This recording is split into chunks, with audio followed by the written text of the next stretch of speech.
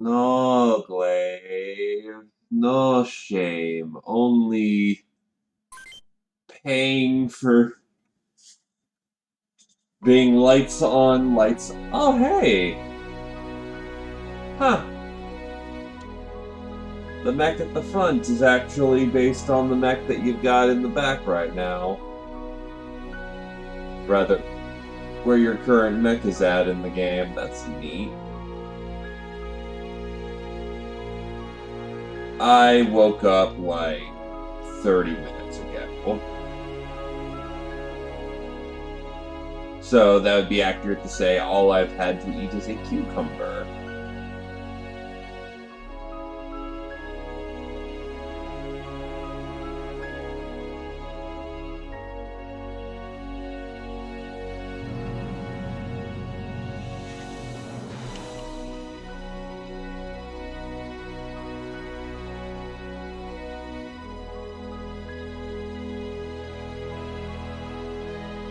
I don't need caffeine, I just need cucumbers.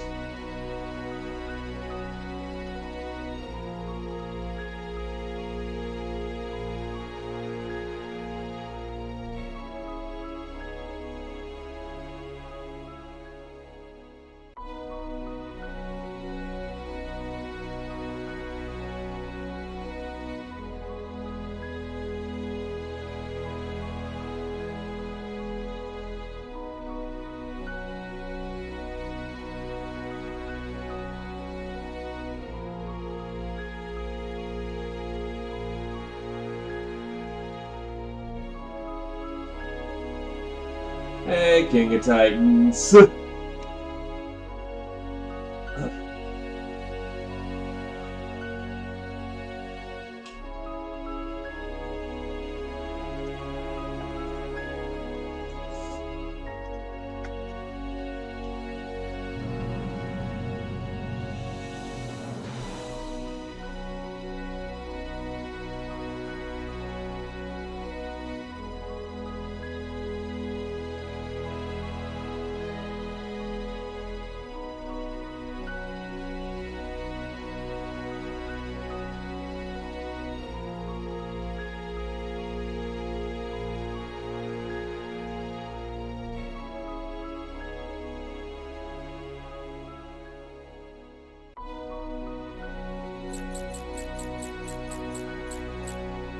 But yeah, I do apologize. I have been. I guess it has caught up with me in between. Well, just getting work done and handling, making sure all the bells and whistles land on time. Yeah, I just apparently dropped dead for a while. Not much you can do about that, though.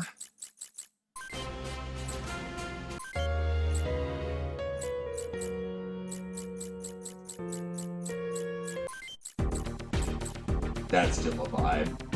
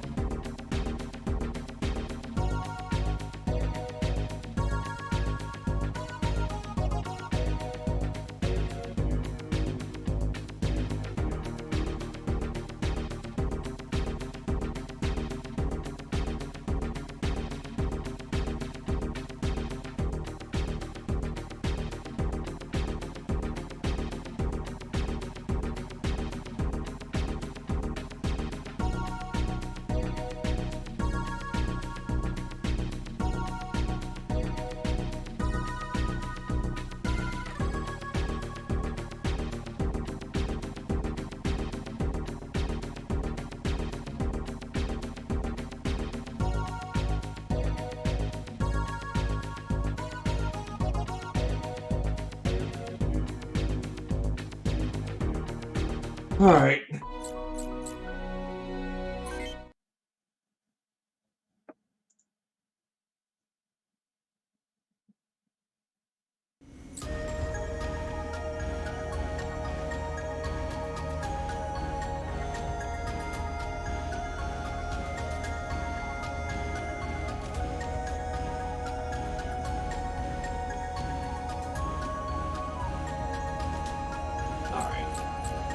Did I already get the objective? Ah. Nope, I did not. That's right, I got setup done. Alright, that's where we are. Freedom of... the liberation of Freedom City from the UCS is complete, but the war is not over yet. It's our turn to advance in enemy territory. Our next mission is to secure the area near the border town of Lock Valley. We're looking for a prime location to establish a forward base. The UCS units may still be roaming the area. Clear them out.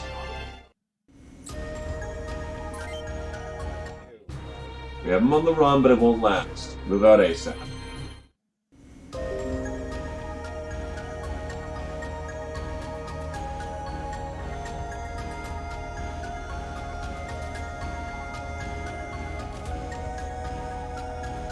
Alright, pull up my hand. Oh, wait, what the hell? Hi, Glenn! You're not usually around. First Sergeant Duvall. I didn't know you were fighting with us. How you been? Glenn, are you alright? Captain Clyde, you're leading a group of mercenaries now, aren't you? Sorry, I tend to forget things. I heard about Lieutenant Maruve as well. She was originally supposed to serve under me. My condolences. Thanks. Glenn, didn't you say you had a friend who's fighting for the other side? Yeah. What do you do if you had to face him in battle? If he tries to shoot me, I'll shoot him first. War's war. I see. I'm sorry. You apologized before, Captain. It doesn't affect you. I have to go. Maybe I'll see you again.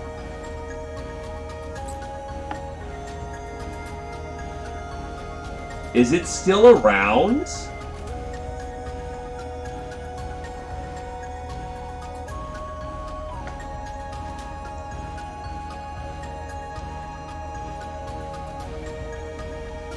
Well, to be fair, I didn't have a title update, so yeah, it's still around, I think.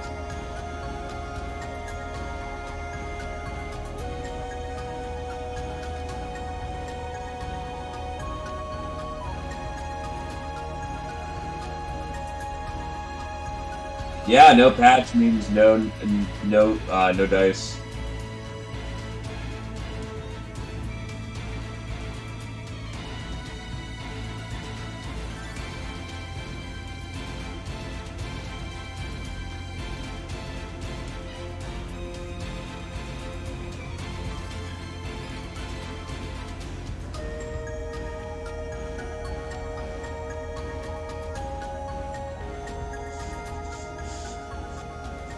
Aren't all missiles side-mounted, though?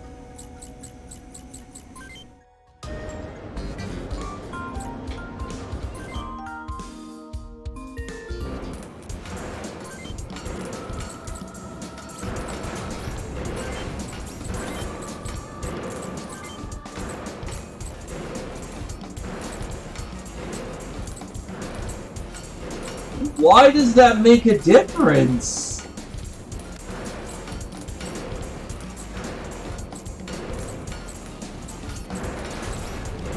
Like, what's the arbitrary difference between an egret and a Goldius?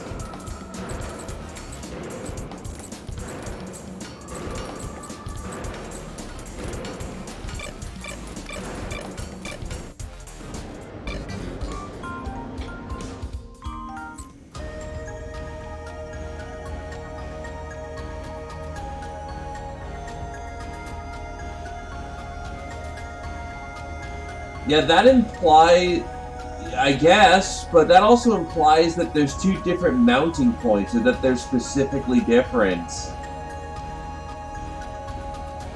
That is genuinely fascinating.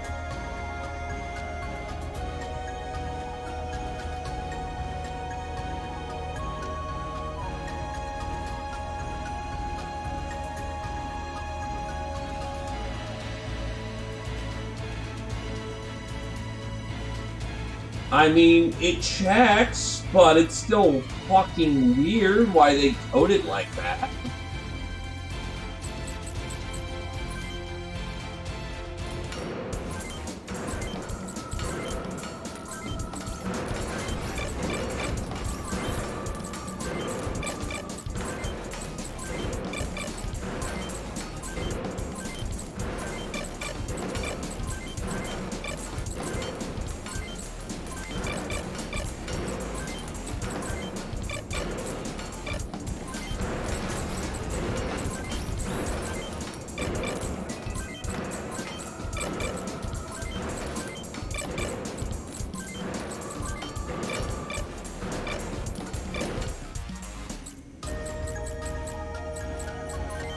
Anyway, let's get us the side mission.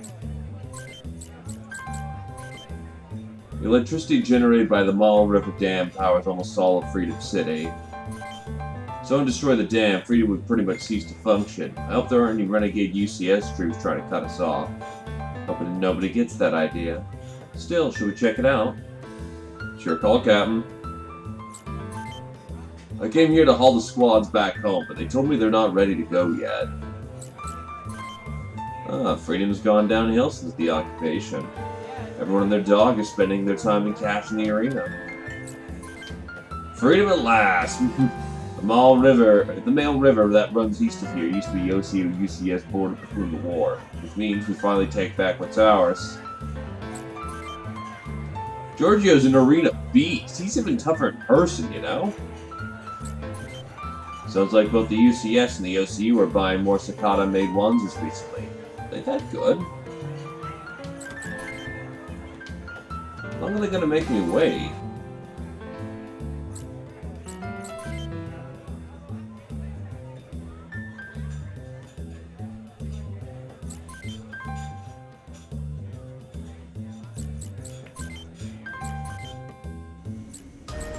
Well, let's go get the boy. And now time for our main event. Freedom Champion Giorgio Kong Myers versus the new star of the arena, George Storm Rain.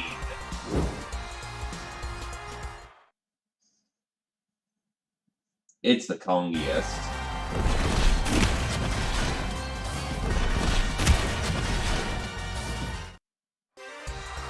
And it's over. Still the undefeated champion, Kong will no one end his reign. Challenge Kong, yes.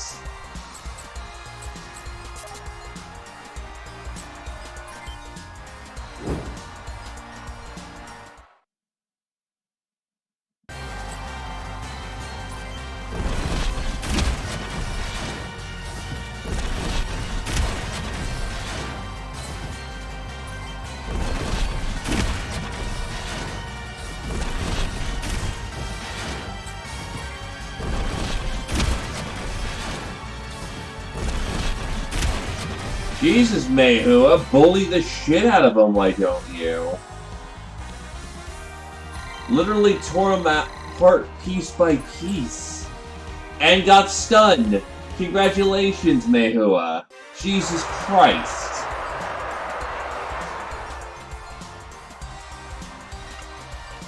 How did you... I can't believe it.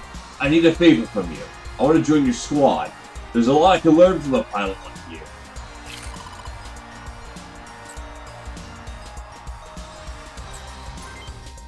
She went full Doomslayer, and she became full Doomslayer.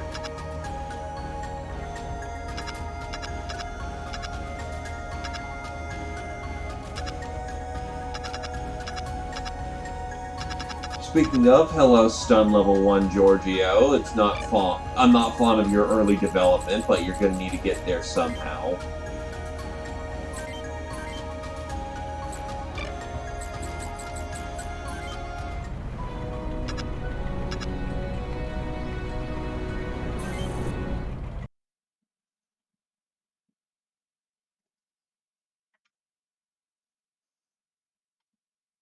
Yeah, the main problem that you run into with Giorgio is that his early game is painful because stun's the worst melee skill, but if you can stick through with it, having a second Mehu on the field is nice.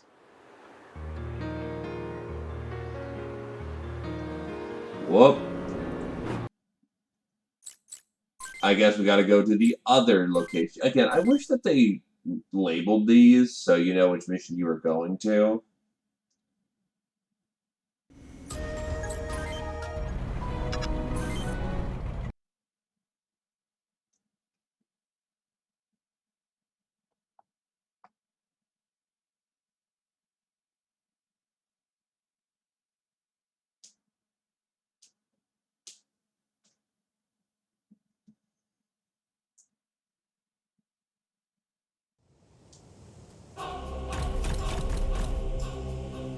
Still no contacts. Guess it was only a rumor.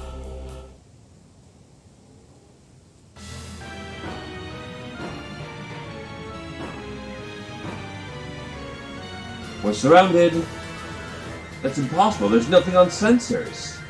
What's this? Were those few troops assigned to the zone all sent to the front? Call up the demolition teams. We need to get rid of these Aussies first. Defend the dam. Don't let them destroy it.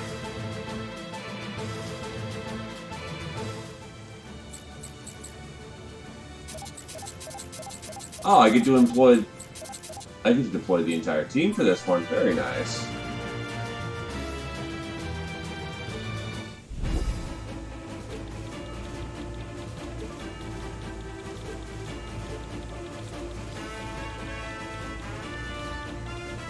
Okay, there's definitely reinforcements coming in. There's no way there's only 3 guys.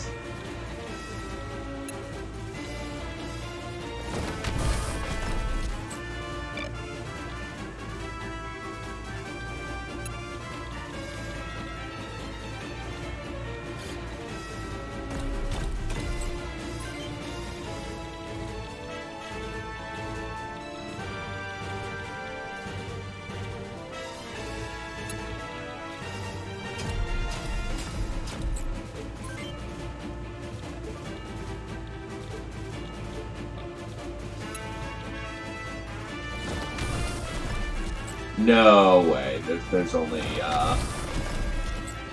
3 guys. I mean, it'd be nice, but again, extremely unlikely.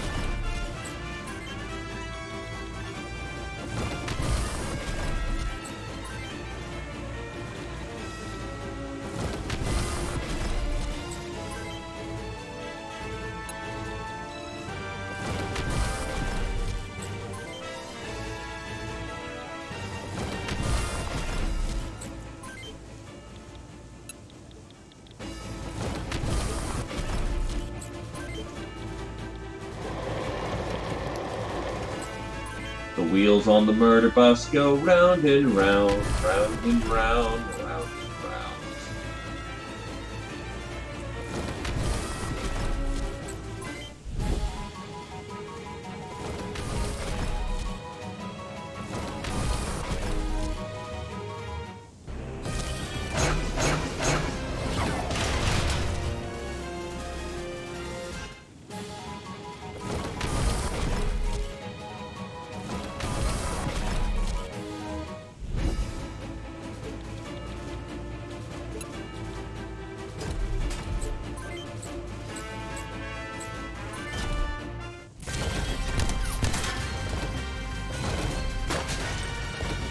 The shotgun, it hurts!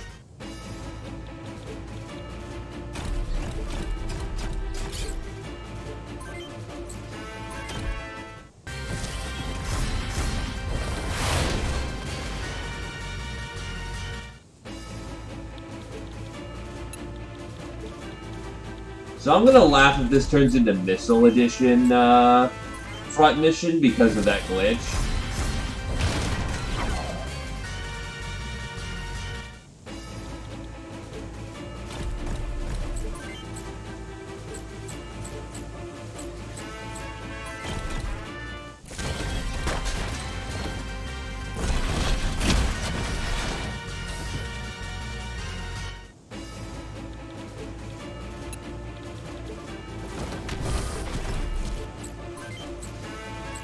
Pull up the graves.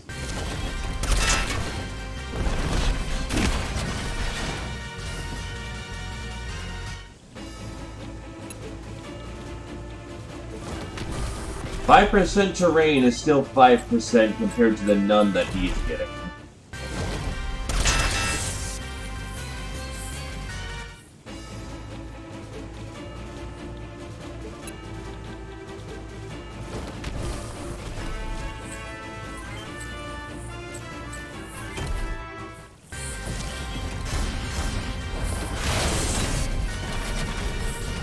That could go boom.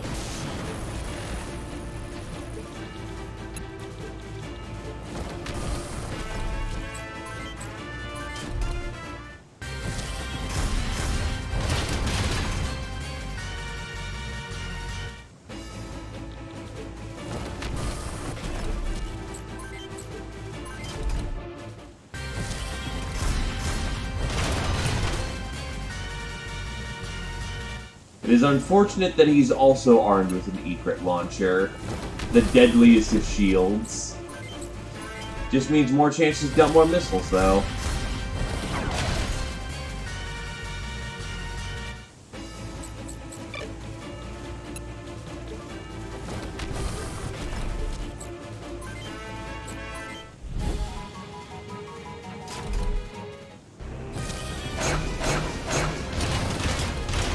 It does mean that 3-shot launches are almost worthless, though, which is great.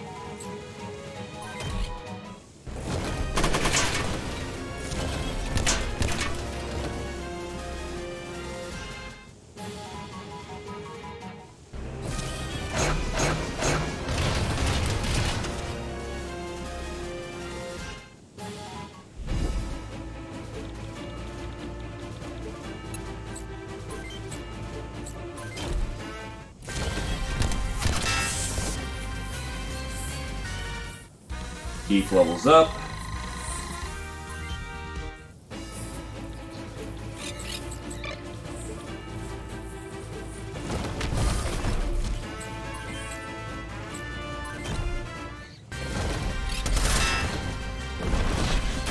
I do not appreciate your Rocky Sock'em.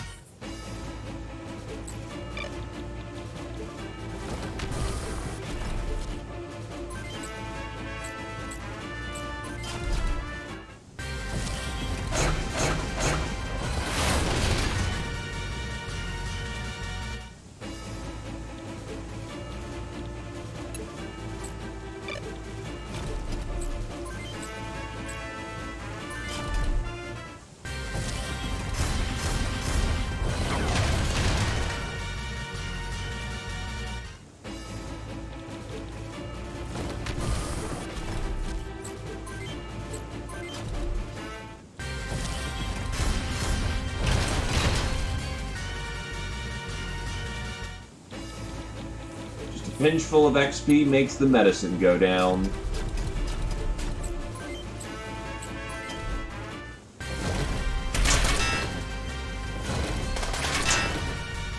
Oh wait, what the hell? You have Switch?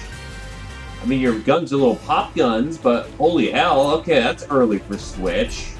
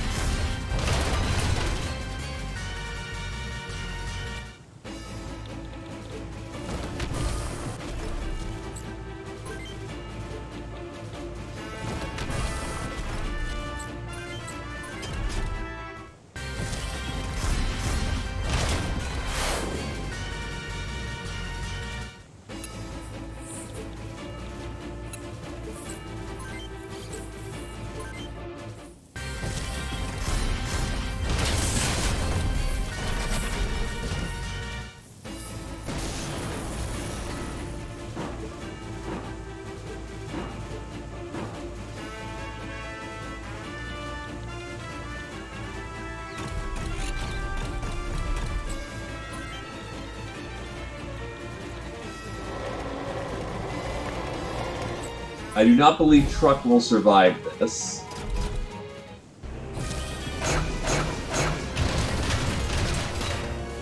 Also, my legs! Also, good God, I have more dodge than short. What in the hell? That's, not supposed to be how that works.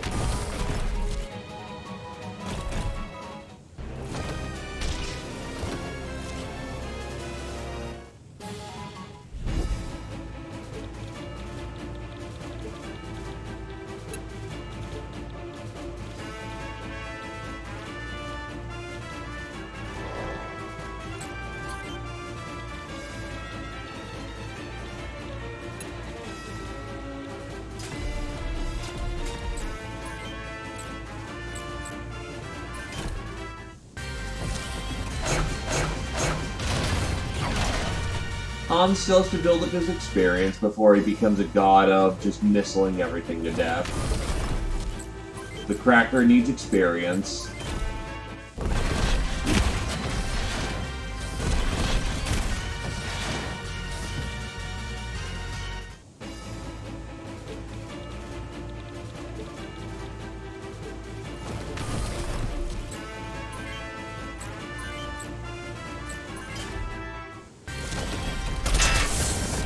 Got another CT hit. Oof. It's hoping to rip off some limbs, but not much one can do about that.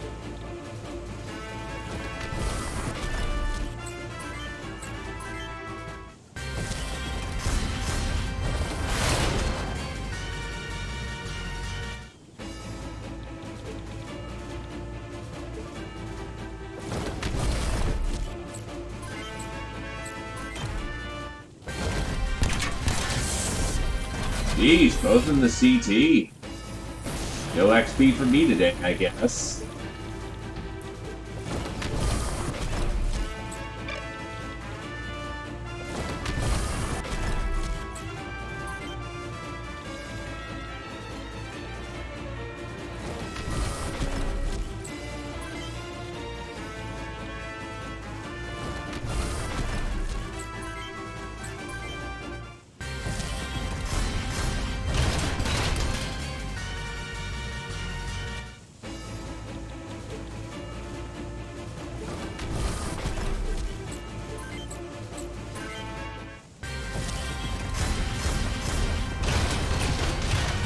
Sir, I've come to deliver missiles all over your face.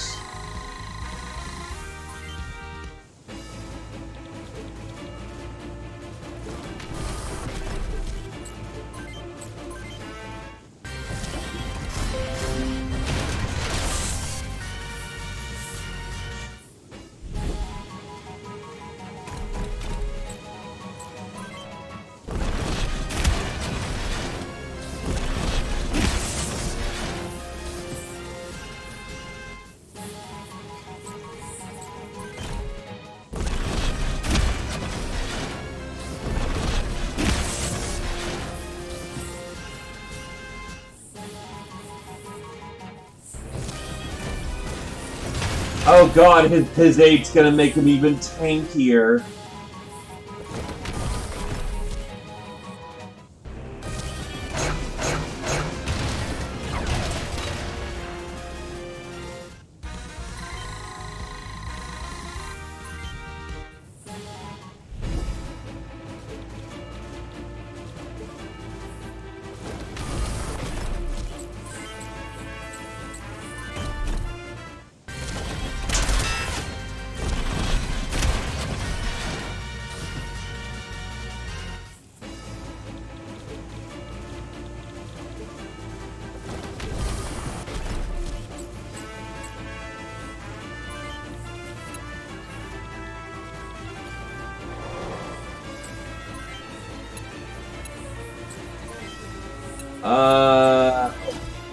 Oops. Well, that's still LRM going out.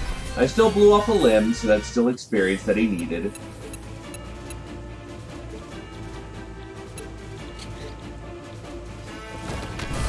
Go and get him, Keith. Speaking of people who need XP...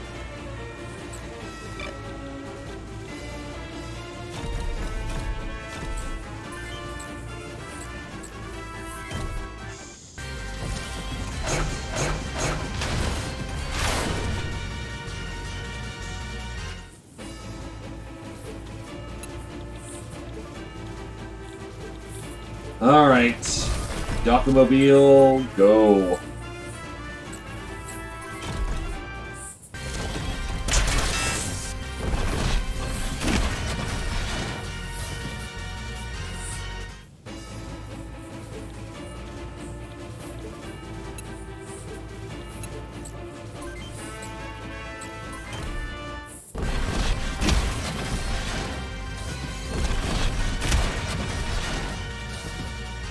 That's not great.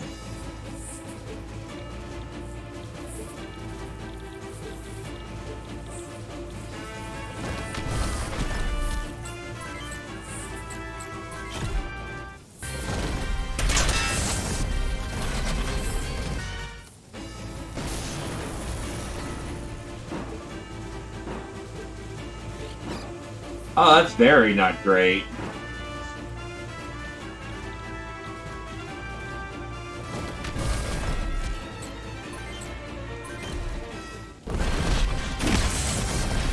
And that's just funny, as Mehua gives him basically a knock upside the head that he does not forget.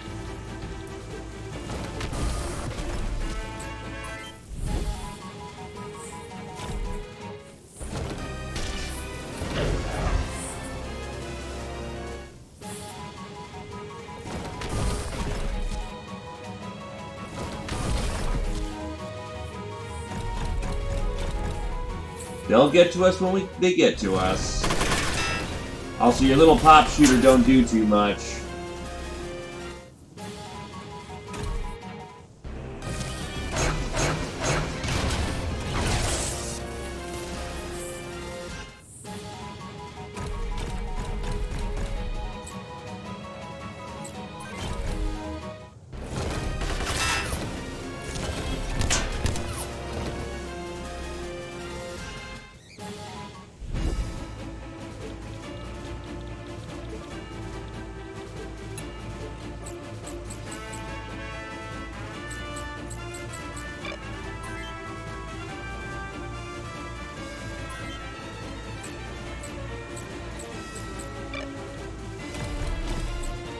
Giorgio doesn't come with items? Oh, that's bad. That's very bad.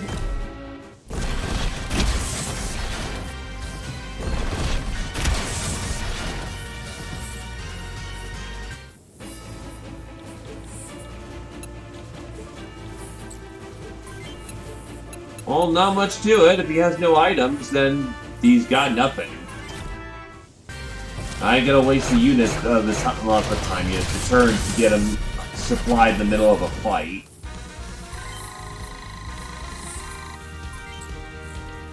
Hans already gets Guide 1, which is awesome.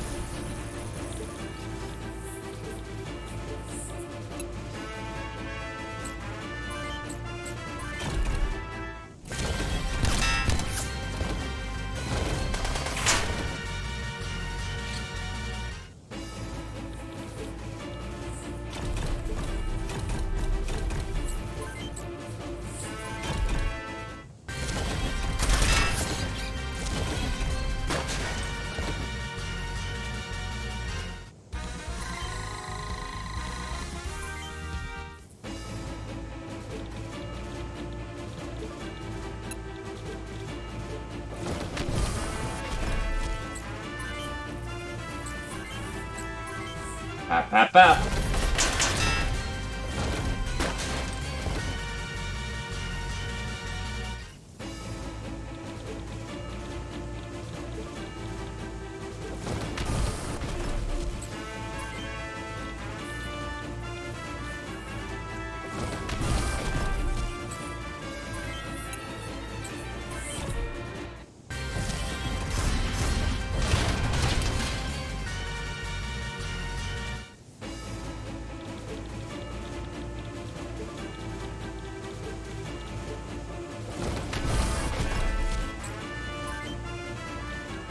You can try to cut through.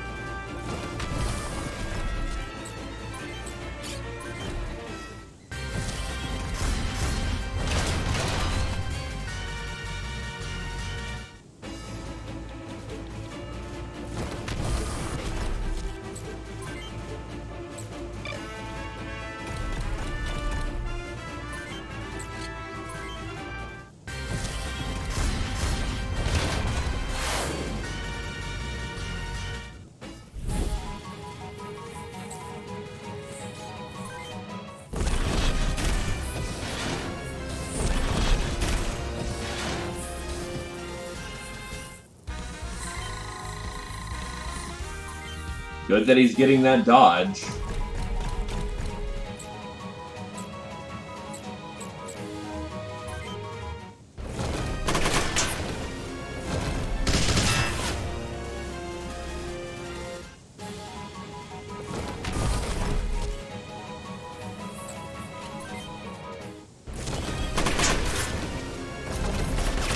Pop, pop, pop.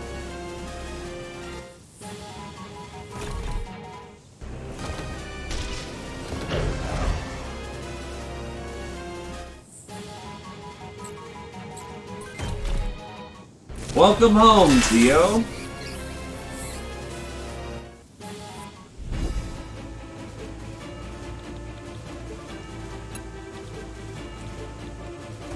I offer my most humblest of welcomes from a man who is probably still asleep on his feet.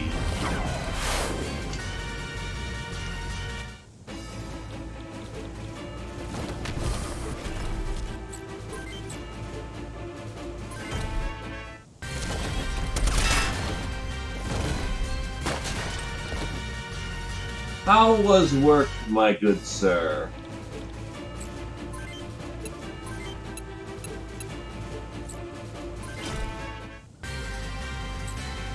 Ah, yes. Guide is now online.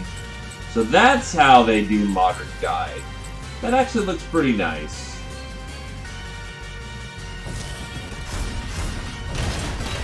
They do indeed offer treads at this point.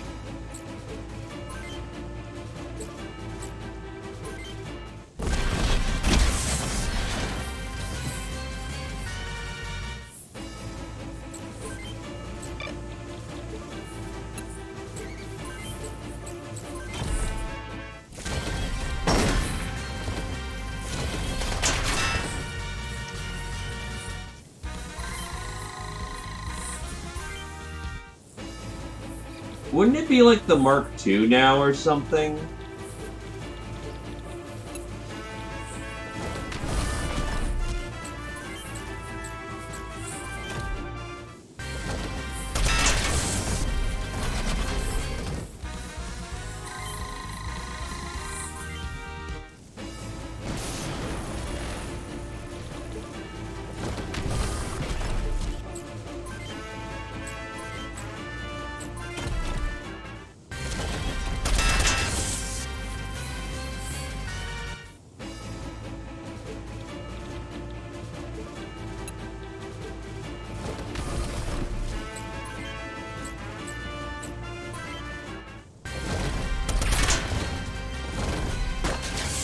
They only hit my legs! Of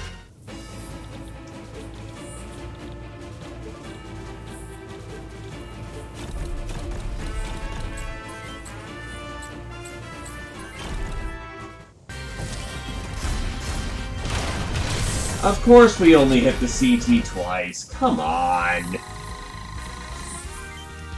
I want to blow off limbs. I want to stop hitting CT.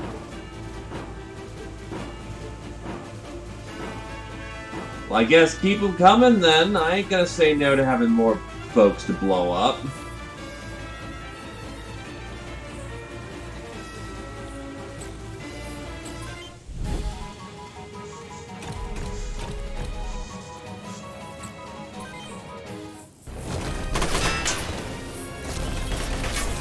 Unfortunately, that PAP 55 is not exactly useful at this point.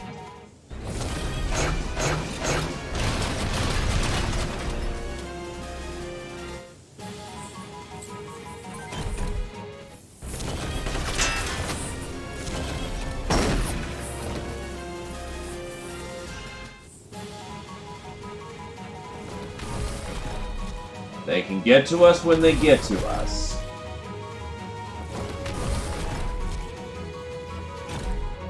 If they're spawning north of the dam, I ain't gonna fuss too much.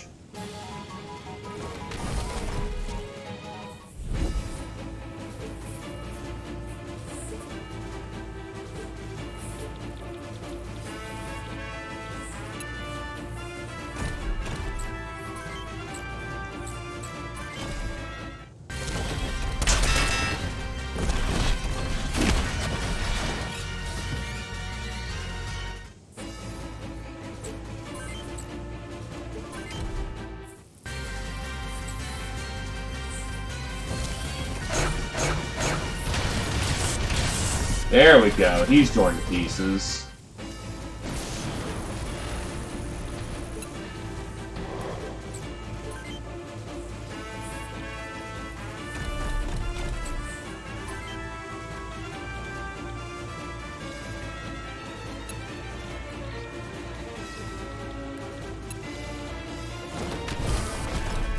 Roll on up and drop some shots.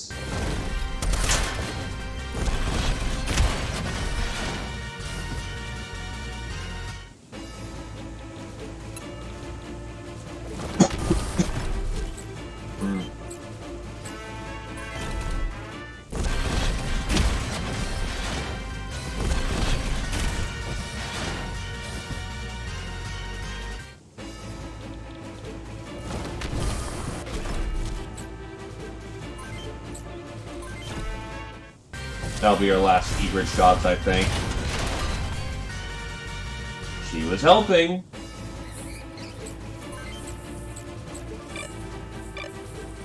I'll use a repair S at this point as well.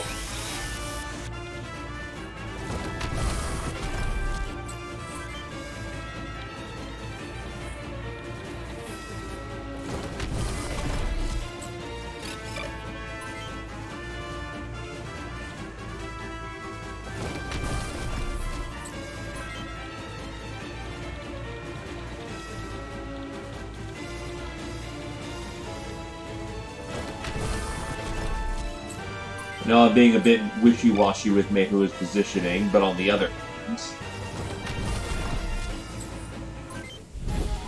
kind of hard to give her a place to go when everything's dying so fast.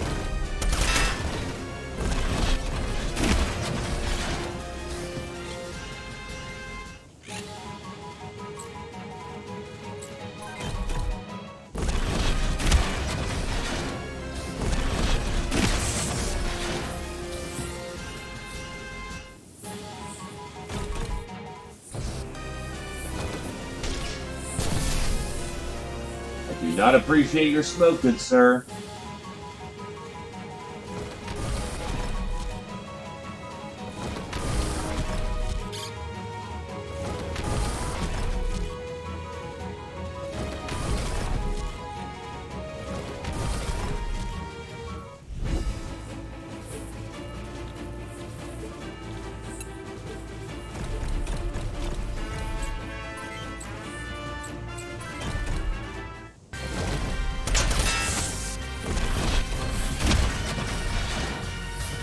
They keep punching your battle fist. It's rude.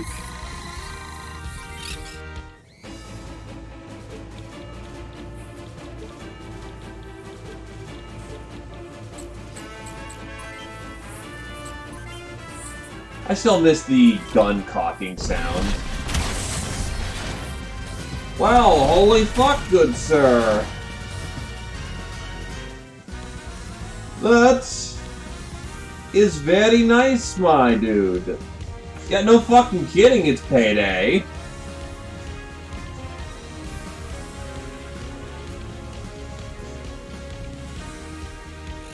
No, it's much appreciated, man. Thank you, you absolute lad.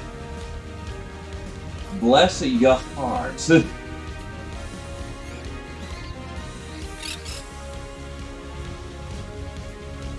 Well, happy payday, and thank you kindly again. Holy shit for the 5 gifts.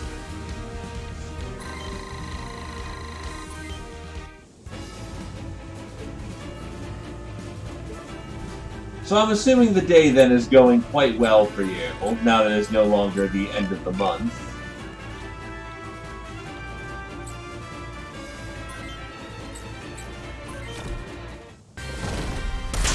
Much love indeed.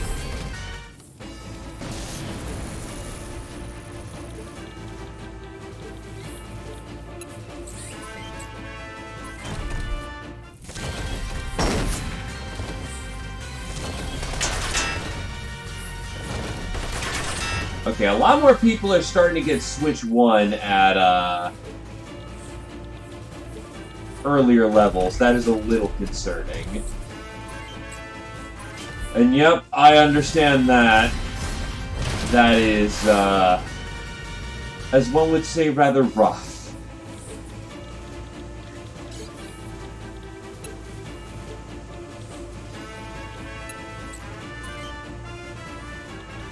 The worst part is, like, most people have worked at basically a term is retail, but everyone just forgets that they forget the experiences people go through in retail, so, like, it sucks to be in retail because everyone's an asshole. And then, when you get out of doing retail, maybe it's the fact that it just passes on like a bad meme.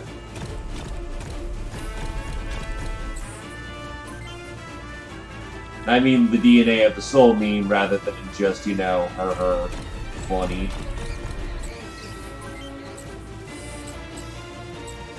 Hello, Kira-chan. Okay, Frederick, stop headhunting literally everyone. I think that's his 4th kill today that's only been headhunt.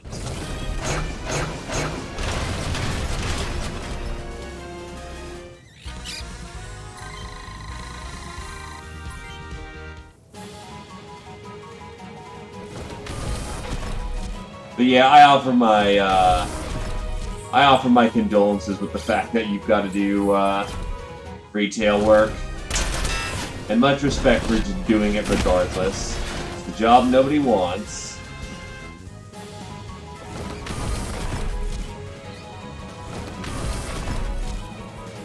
Jesus! Frickin' absolute lad over here. The generosity is forthcoming. The madman can't be stopped!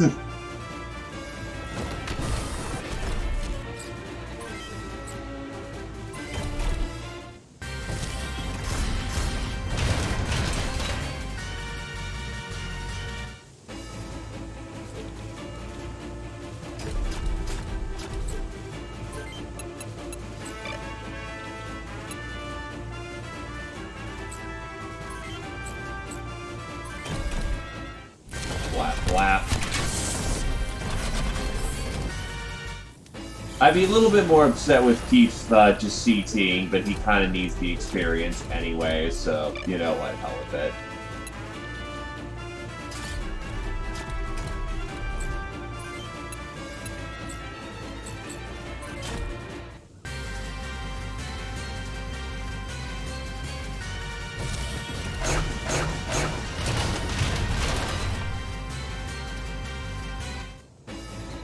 It could be the fact that it probably saw him as lurking because I was in like another tab, or another one of his tabs or something.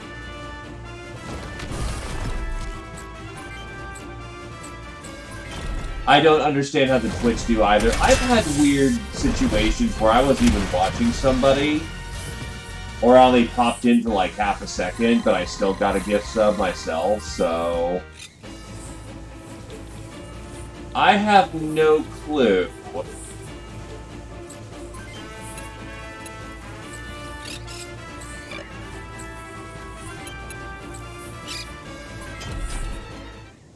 It might really just be how the Twitch do.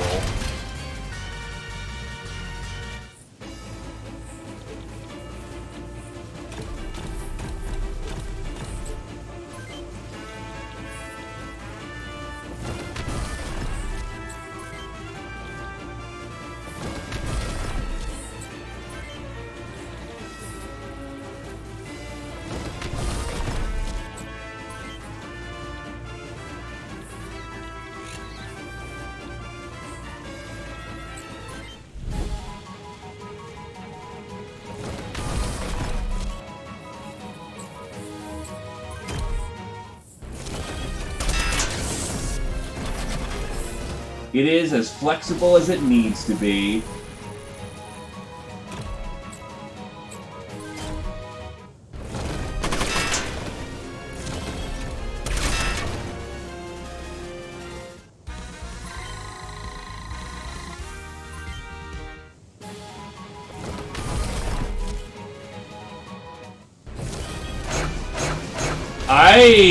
That's a box.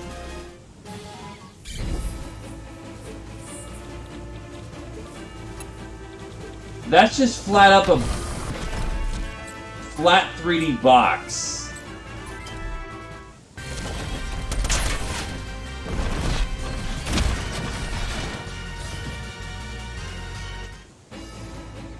Something tells me that didn't go through as intended.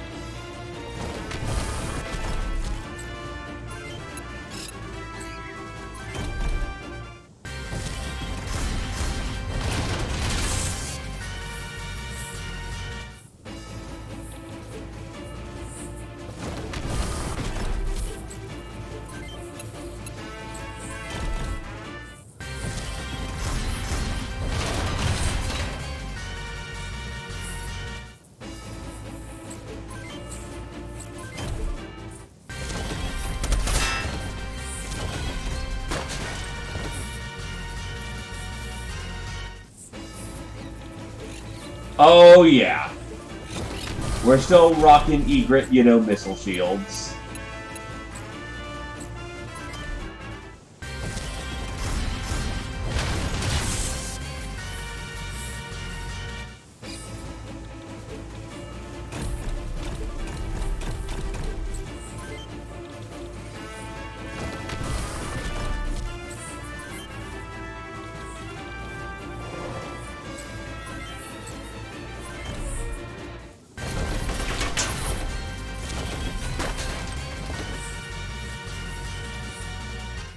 And they are still supremely busted.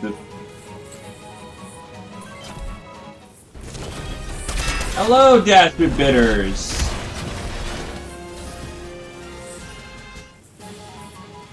So yeah, Dash, I was wrong. I was 100% wrong about LRMs.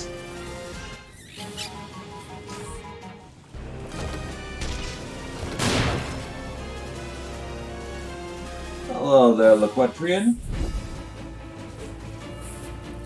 They are more broken than ever. The early missile launchers just didn't feel good because of the cover mechanics. The fact that cover actually matters nowadays.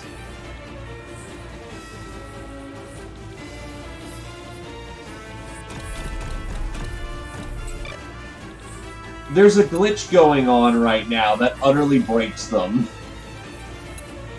So you know the egret missile launcher system, right?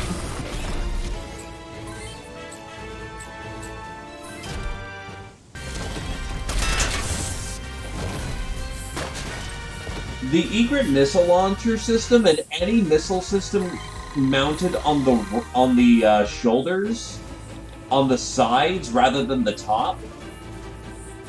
For some reason, this game is considering it to be a shield class item.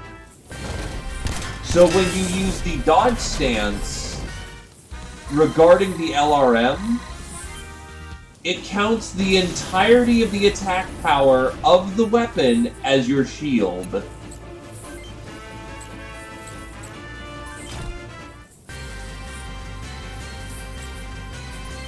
This becomes a lot less funny when you have to do the SAM site mission and every missileer is packing 30 defense. The good news is this works both ways. So if you're wondering why nobody in my team has a combat shield, it's because of that. They are packing the most deadly kind of shield. And Brimcon has done some testing for me.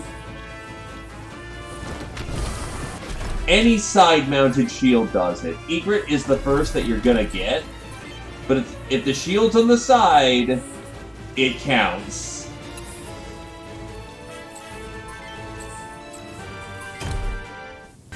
So yeah, your concerns about Hell's Wall got turned into a joke. Greg, by the way, still walks into the center and just doesn't do anything. So I got to cheese him with LRMs as well.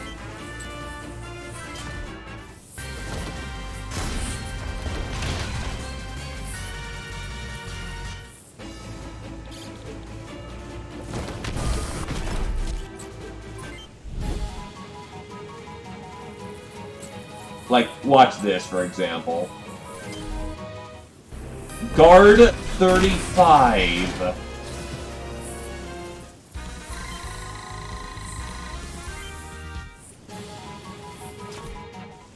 Guard 36.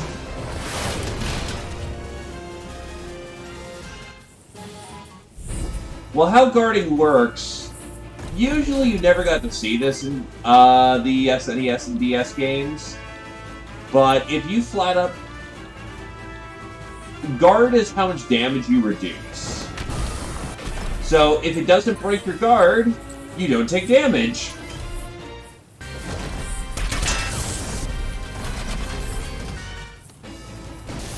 Well, it's not reliable in most forms of the game because most your dodge score, well, your dodge rating and level is what gave you your block.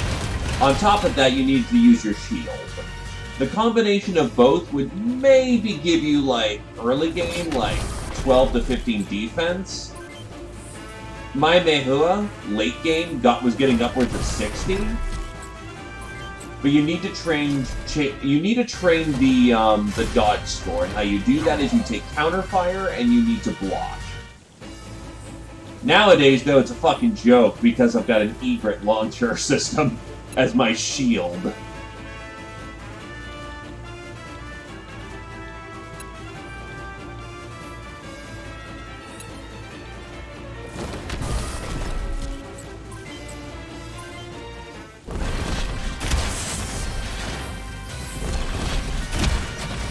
Yup. We're past Freedom... Oh, the last mission we did was Freedom City. As funny as that would be, I'm not gonna push the game. We're gonna attack this at a nice, comfortable pace and have a good time.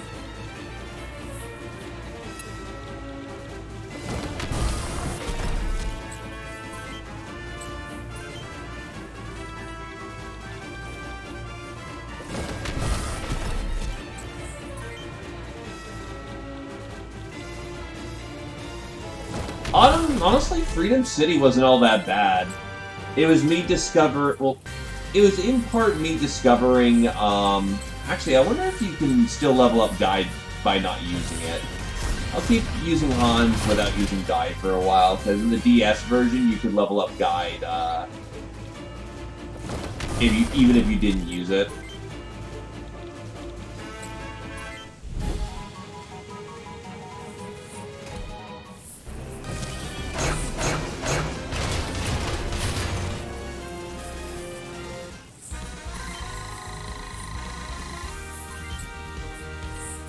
Oh, it begins.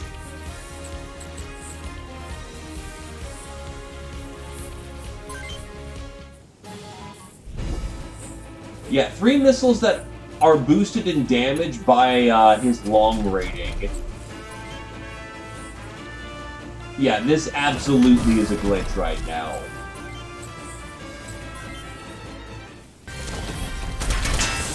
There's no way they intended. And there's no excuse about not fixing it either. Because, you know, they can just title update it.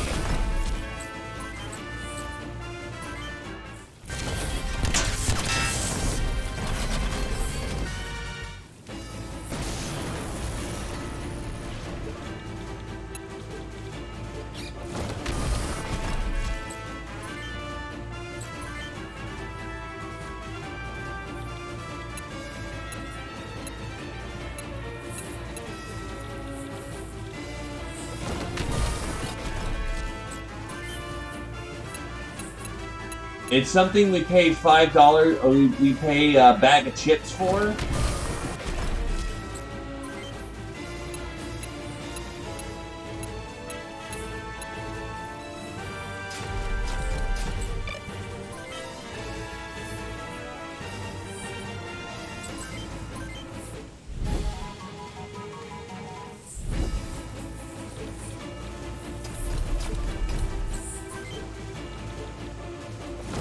Which, by the way, if this isn't fixed, That means things like the Piz 8 and then the side-mounted rocket launchers near the end of the game with like 99 actual attack for a single missile. Yeah, they suddenly become worth it. Just let me block at over 100. Nothing can kill me. But shields only work if you are using them like a shield, so there is some limited effectiveness in the glitch.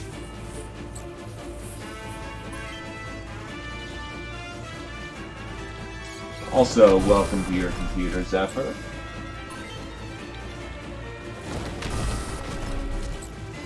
Get all comfy.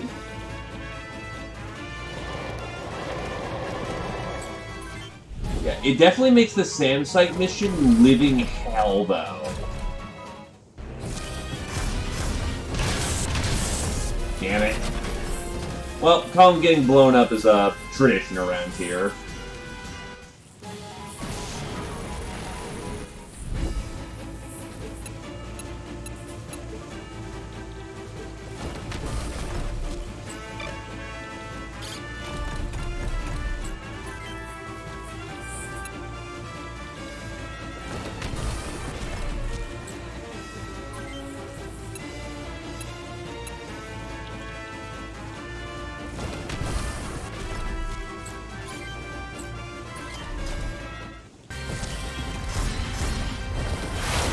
I will say, the fact of the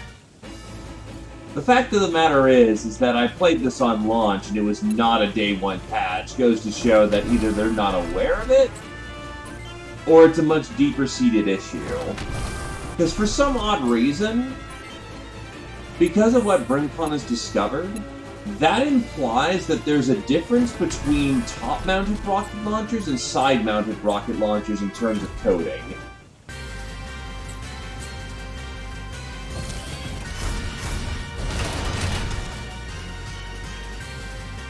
I mean, that's not even laziness, Kier-chan. That's like... Unless you talked about the fact that they should have caught it in playtesting. Yeah, that's just laziness. Yeah, the thing is, I don't get why that's the case. You would think that you would make shield class, or you'd make a specific designator for shield. It seems like it'd be more effort in the long run just to say everything on the side it can be mounted as a shield. I actually do have some programming experience. I don't code video games, but when I was middle schooler, I was a bit more into things before I took a class on it and went, you know what? Nope, I am not having fun doing this. So instead, I just code HTML because that's what pays in misery.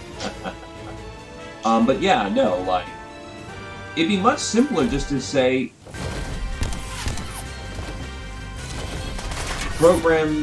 it'd be much easier to just designate classes, like, this is a missile class weapon, it does this. This is a shield class weapon, it does this. The only logical explanation I have for what's going on is that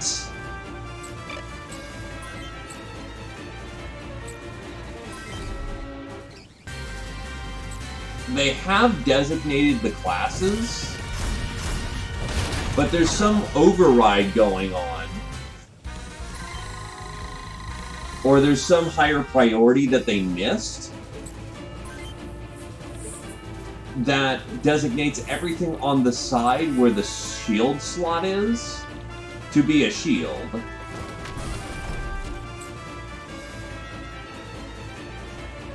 Take it easy, Dash. And thanks for stopping on by, my dude. Enjoy your rockety death.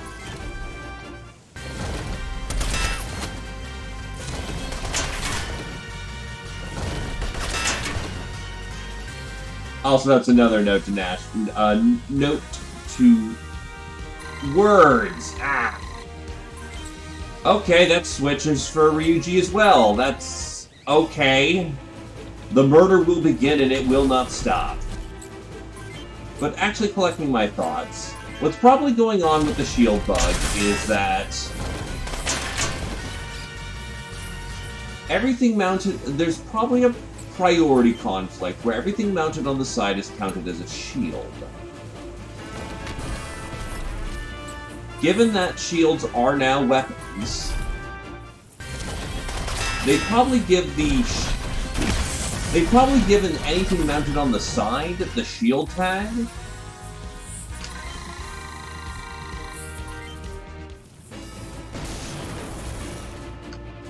First, they've secured all the bombs.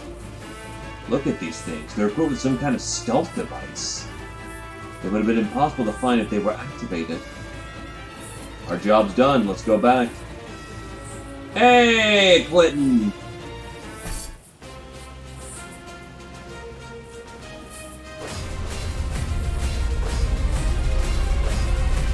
Big money.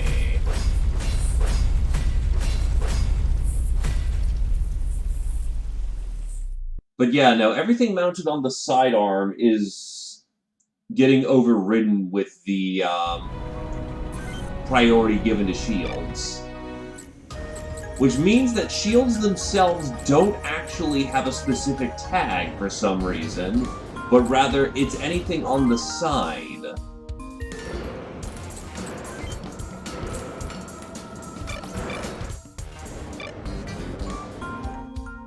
Which is extremely fascinating why they did that.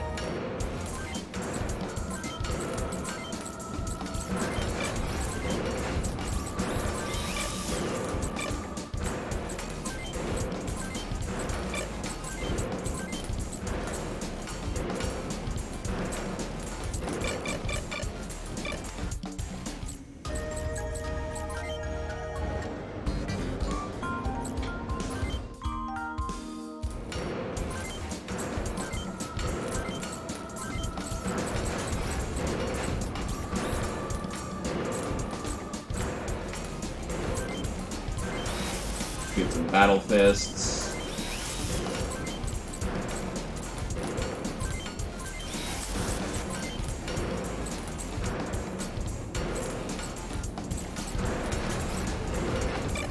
Avenir's fine.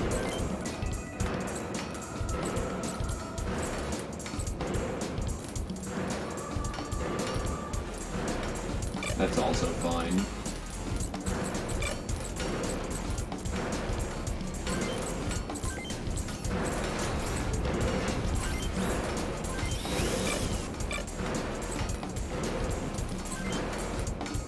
So, Mr. Zio, do you happen to be around?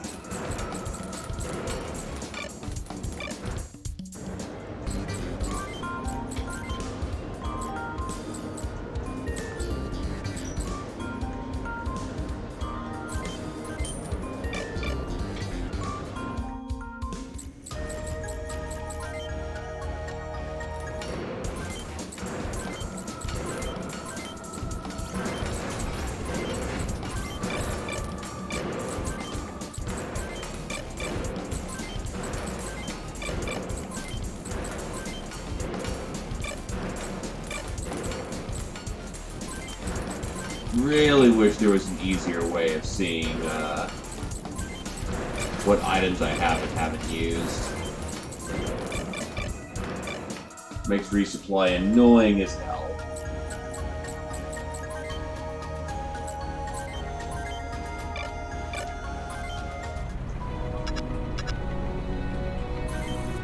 And away we go to the border, where life is beautiful all the time.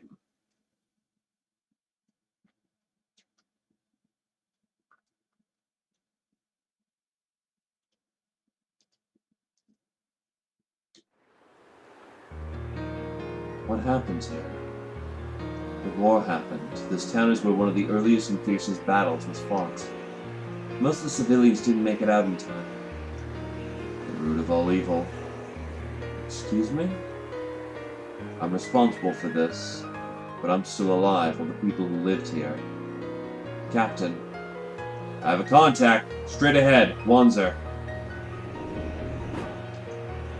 Get out of my town. Soldiers aren't welcome here. What in the hell? A survivor? Didn't you hear me? I told you to get out. Contacts multiple, dead ahead. It's the UCS. Ah, they're back, huh?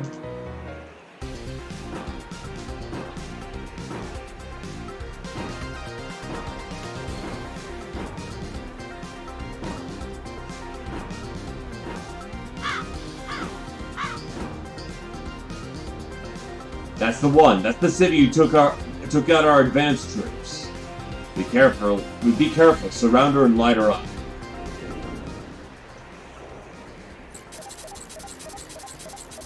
Ah, here's where limited deployments are going to start kicking in.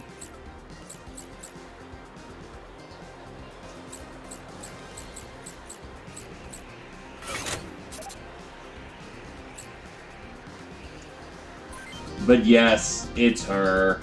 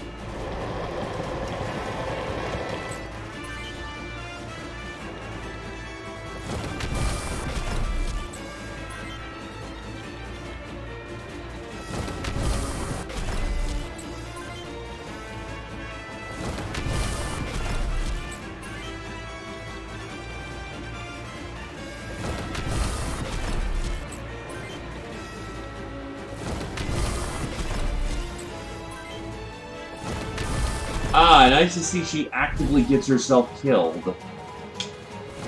Glad to see that hasn't fucking changed.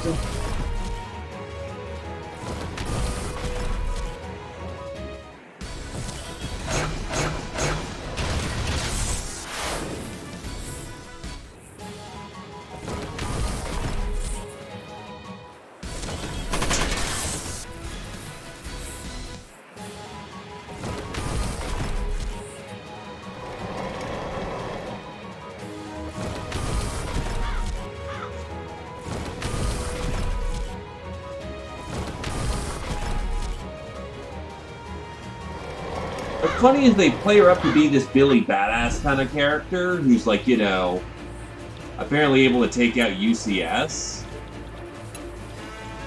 But she's in a Wanzer that's like beginning of the game. She wouldn't be able to handle shit.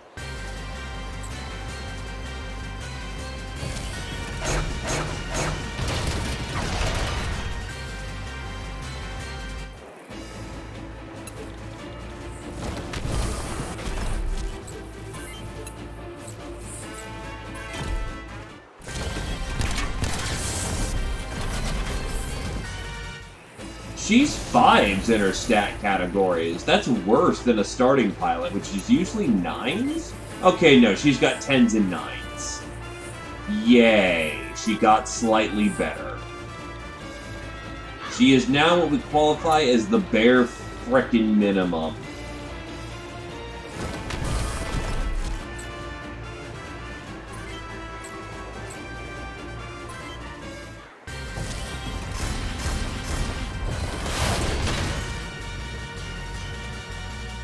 It also speaks for how good OCU troops are, because OCU troops were getting their asses whooped before we crept into the war.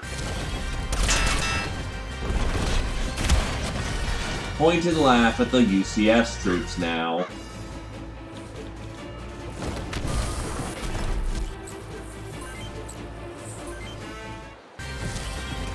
I will say, I actually do like the fact that I thought it was just the guns, but no, the Wanzers are actually getting covered in sand for just being here.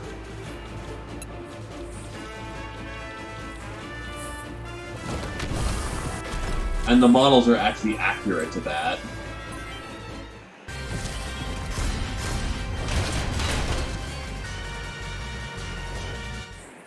Like, that's just weird at this point. Like, the animations are a little lackluster, but they put the time and the effort in to, like, have models covered in sand.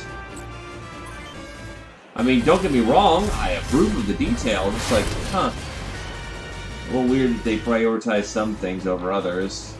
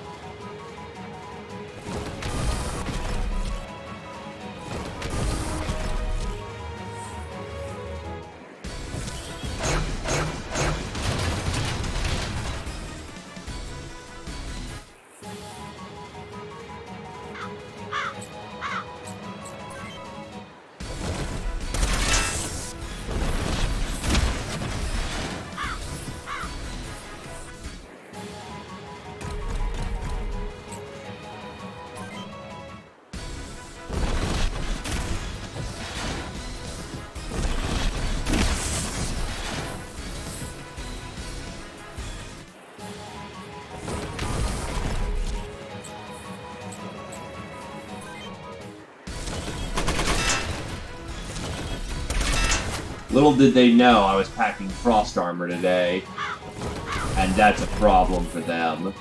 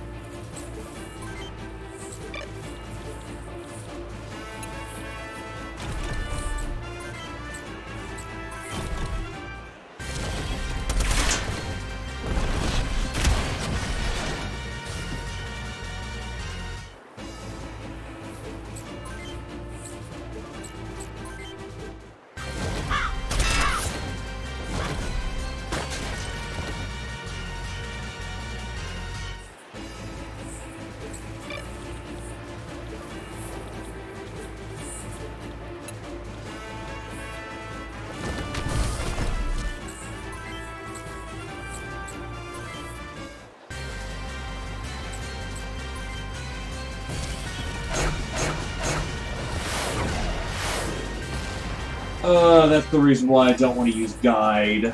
Early guide sucks.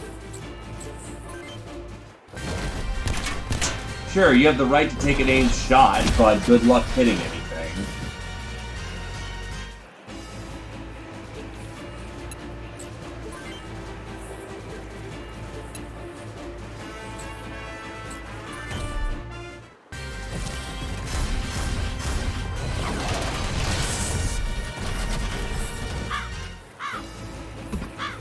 S.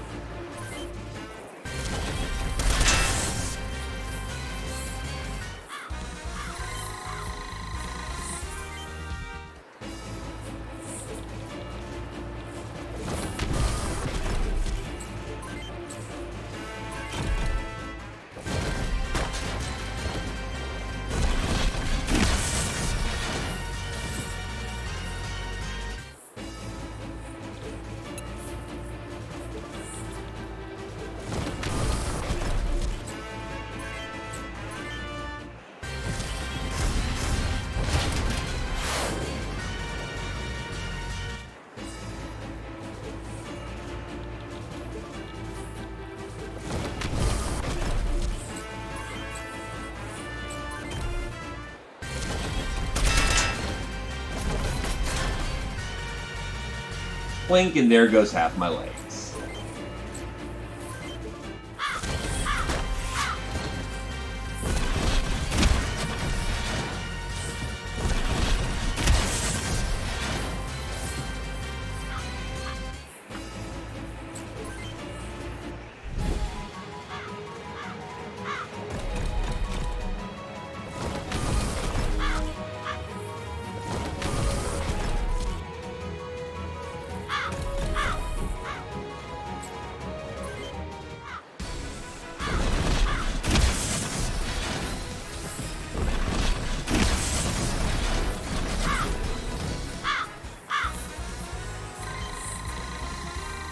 Oh yeah, no, it would immediately just chain into another punch, and it looked really cool.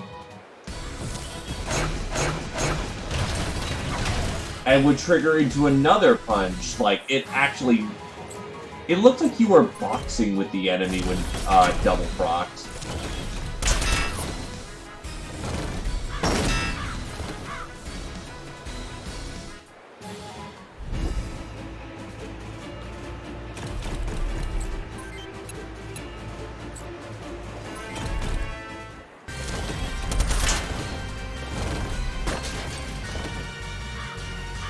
As it stands, everything just looks too stiff right now.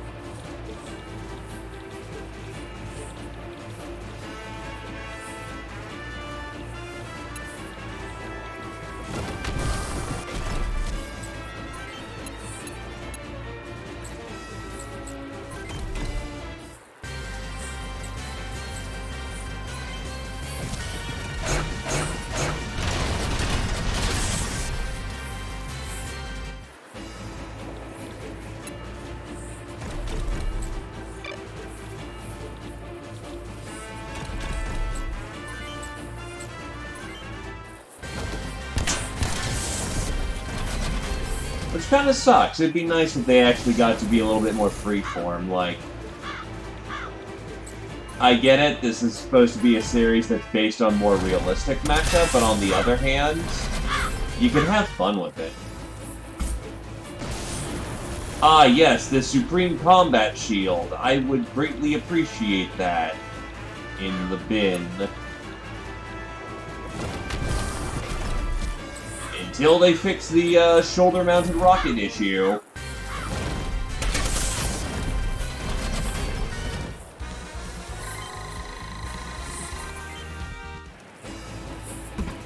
There ain't no purpose to a shield.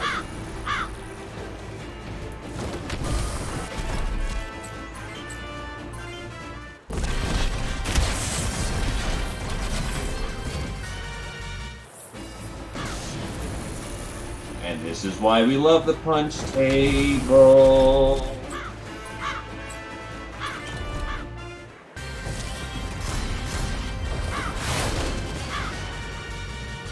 But yeah, I'm hoping with the second Frontline mission remake that they have a little bit more freedom, or they don't feel as stiff with their animations.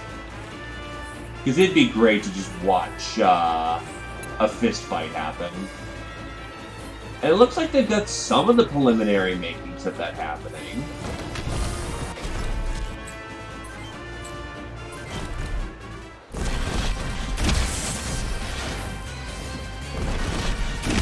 Like, some stuff looks good. He said tentatively.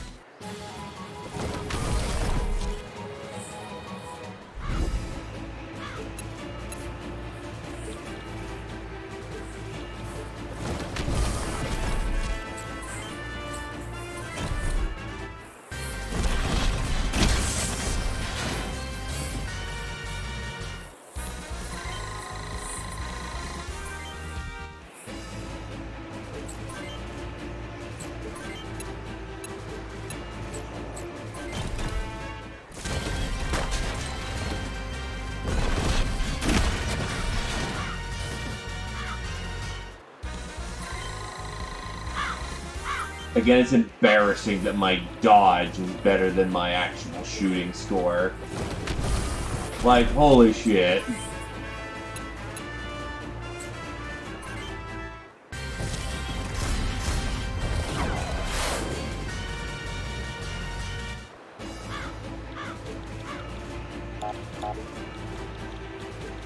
So as I'm thinking about it, and maybe an issue with why some of this looks jank is issue of priorities, or where they put their time into. Because, for instance, having all these sandblasted mechs, those are unique models. Sure, they probably just took a base model and slapped some sand texture on it.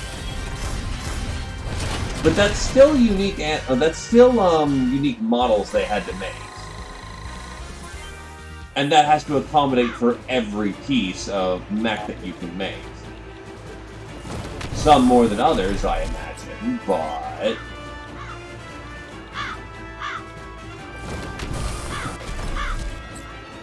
considering you can get things like the Zenith 5, for example. Or, God forbid, you're doing some wacky challenge where you only use Zeniths or something. The Zenith 5 may not actually play in a desert map, but you still have to accommodate for the fact that it is a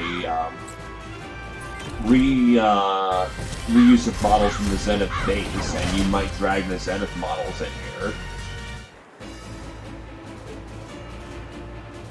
Anything that is possible, or anything that is theoretically possible, must be accounted for. So, if you're gonna have blasted mechs, you better be ready for all of them to be sandblasted.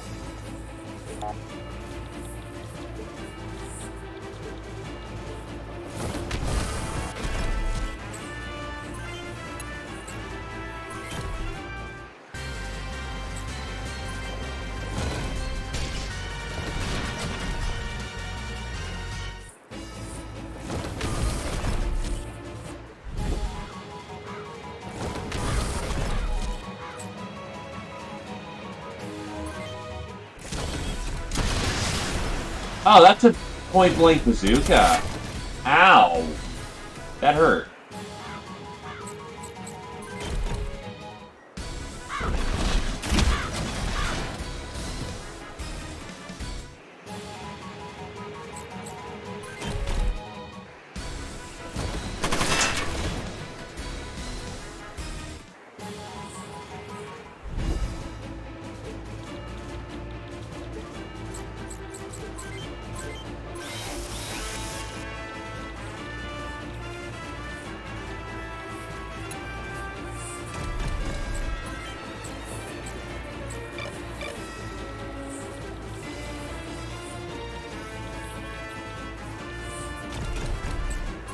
Well, he'll get to destroy 2 parts, so... Very nice.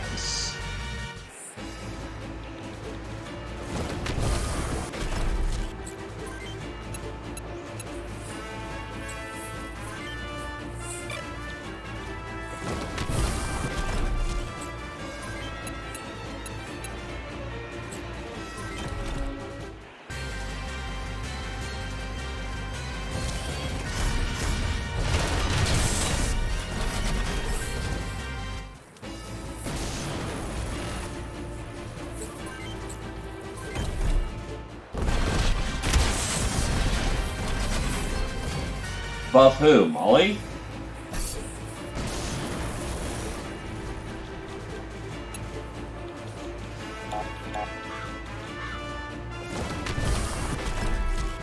They certainly buffed her suicidal tendencies.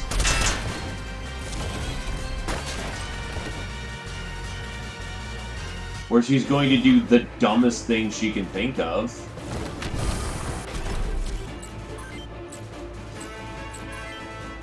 Insignia, the Canyon Crows, we're doomed!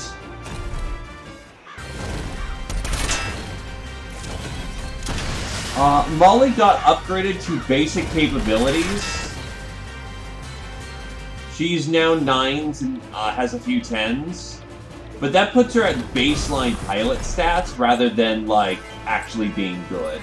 Compared to in the DS version where she had 5s. Which made her incredibly shit.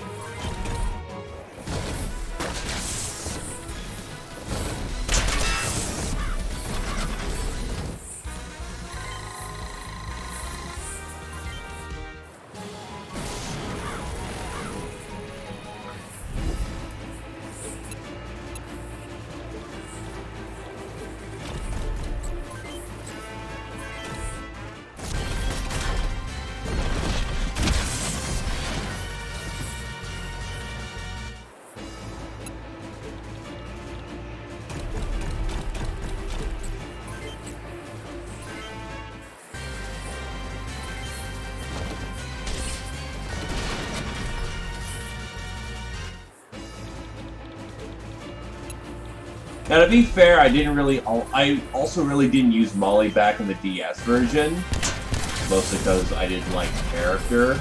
She's just there to essentially give you whippings.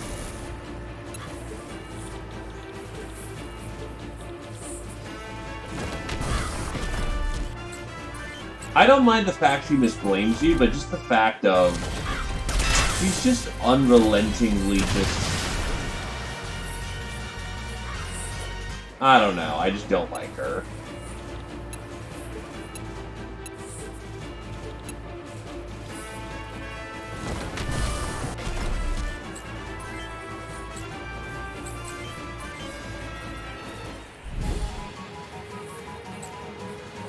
She's there to flaggerate you and nothing else.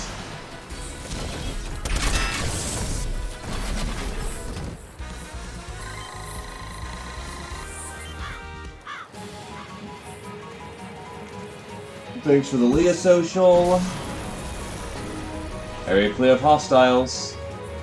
Olsen's not gonna be happy. After her bawling out by Olsen over that old lady's ghost haunting me. You alright, lady? Stay away. I'm fine.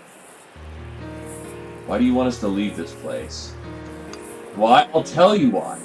It's because of people like you that the women of Lark Valley lost their children to this war, and even those monsters.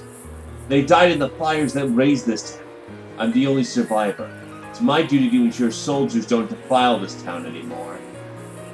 And kill me. Captain? I'm responsible for starting this war. Kill me and you'll get your revenge. You? So if it wasn't for you, all this war, the children... No, killing you now won't bring them back, and it won't sate my anger. I'll see you dead, alright. I'm coming with you. I'll make sure to be there to watch you burn and die in battle. That'll be my revenge.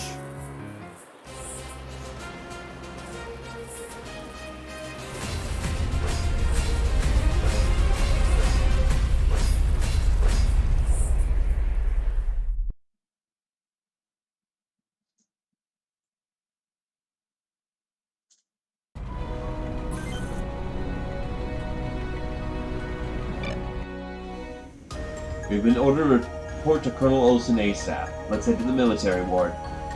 Me and JJ have some business to take care of. You guys knock yourselves out. Fine. I'm sure Colonel Olsen won't miss the constant interruptions when you're around. Let's go. Report. Was the location suitable? No, all the buildings were gutted out. Unusable. You have better luck building a base in the nearby swamps. Alright, I'll relay that to Brass. We've got solid R&R until I get further orders. Dismissed. You're not impressing anyone, you know. Excuse me? I'm talking about what you told your colonel about Lark Valley. Telling him to find some other place to build a base. You thought that'd make me feel all better? I just told him what I saw. That's all. Thing is, I believe Roy here. And even in this translation, he basically just flat out says, yeah, the buildings are bombed and it's not a good location. With previous translations, you could maybe get a vibe that he's lying. Here, he just flat out tells the truth. So, it makes her look even more just flagellating. We have to go after Keith and JJ. What? Where did they go? They're going to attack a UCS supply convoy north of Lark Valley. Tried to stop them, but you know how they are. Those greedy bastards. Get ready to move out. I'm going with you. Get some rest till the next mission, but stay in comm range.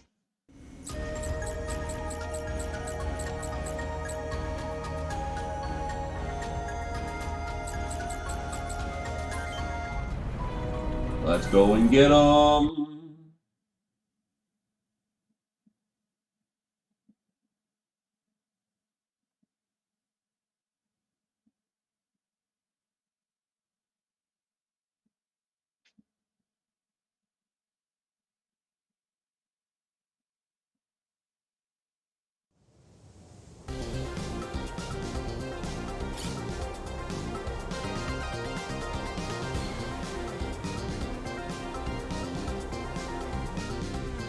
Molly was right. She didn't say anything about wands, though. This may be rough. Let's just hit the trucks and get the hell out. Keith, JJ, stand down. Stop what you're doing. What do we do? What choice do we have now? We stand down. Over here! There are OCU troops over here! Molly, you old hack! You selling us out?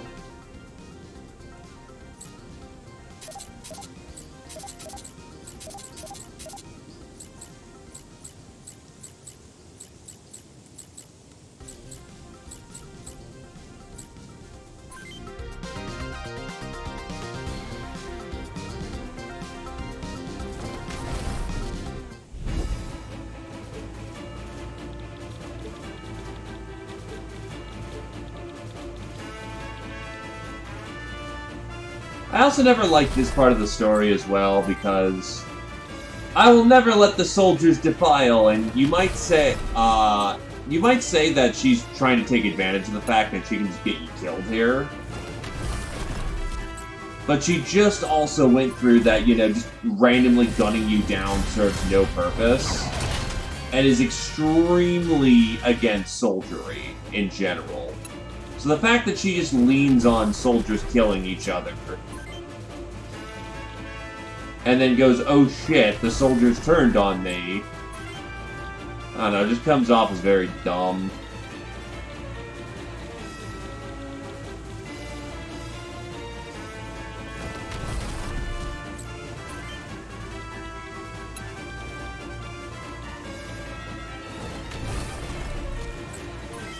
She's also Frederick levels bad in trying to get skill development. You have to try to use her, which... Why?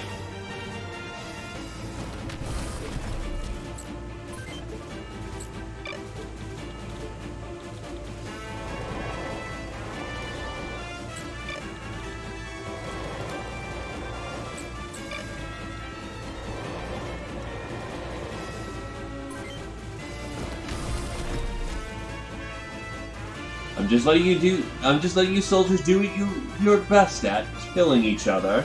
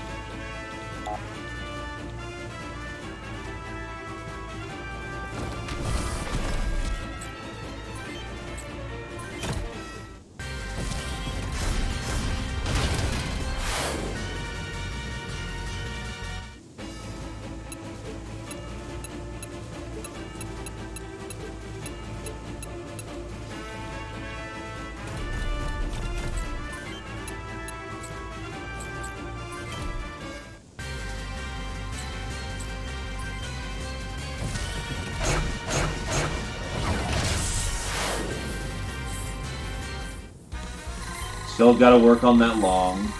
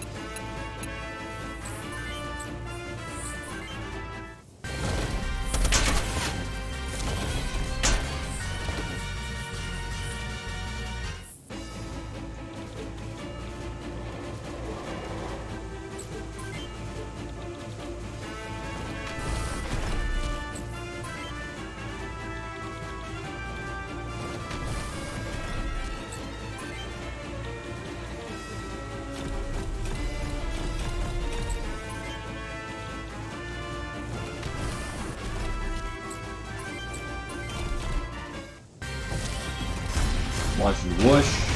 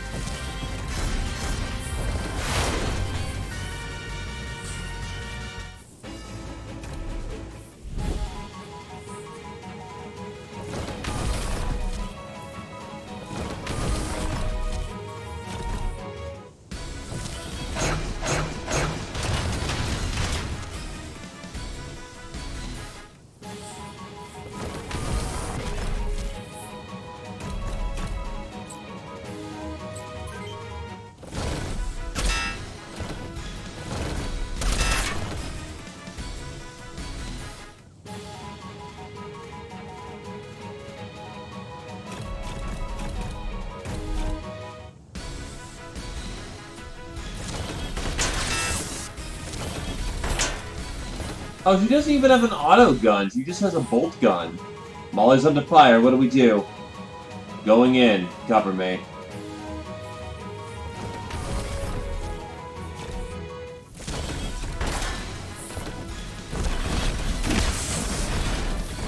Come on, move, you piece of junk.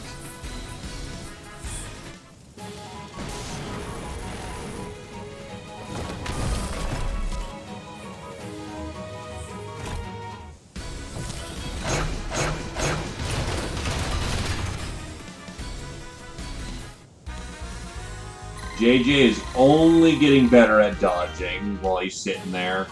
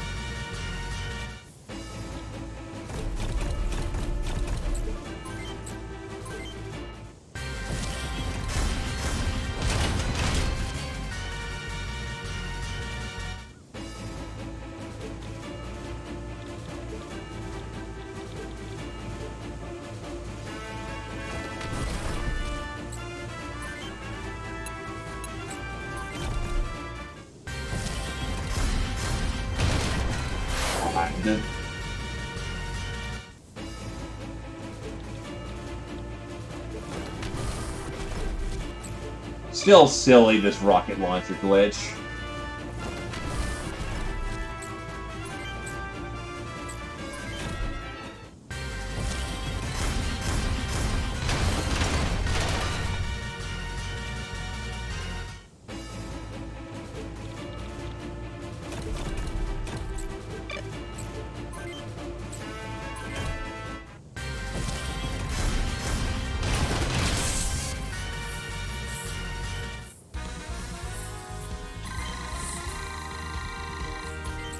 And there is double.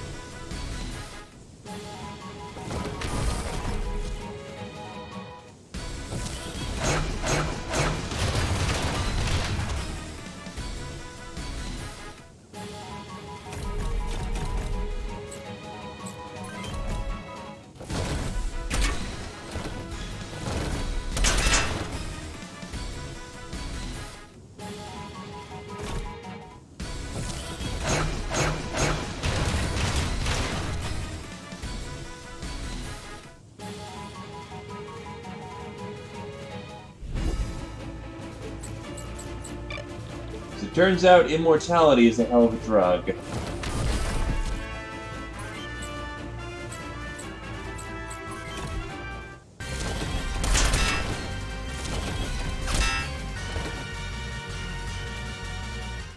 And that's not good.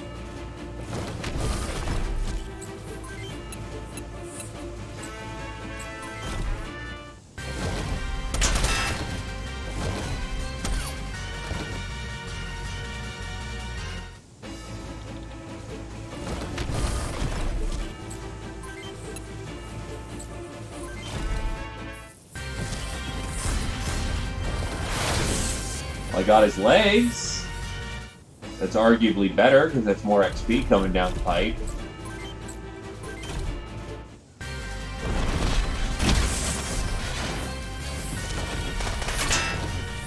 Your pop gun is cute.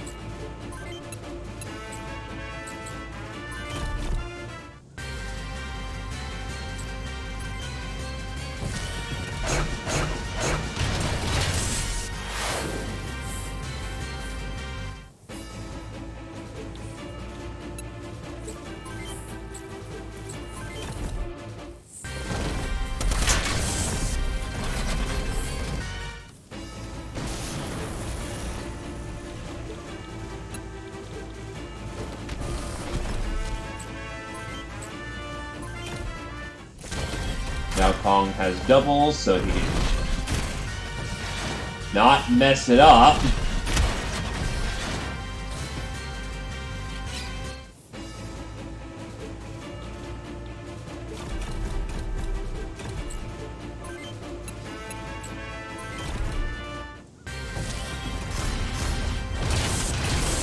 Nice double tap.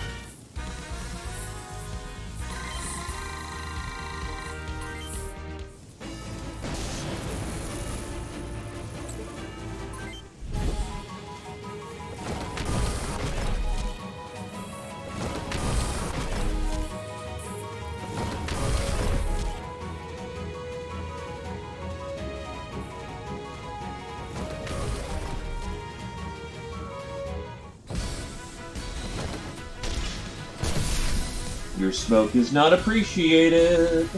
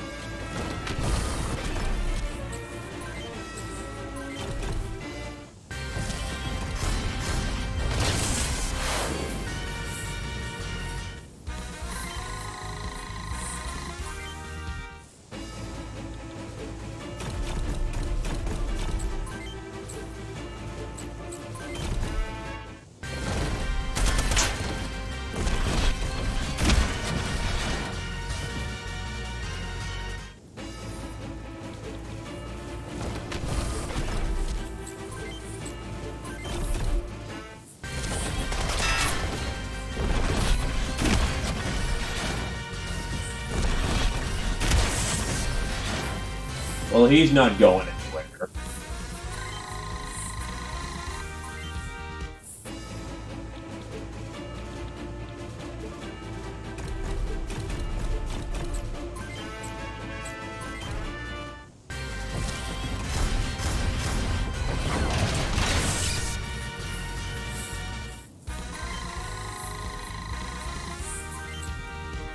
Died level 1.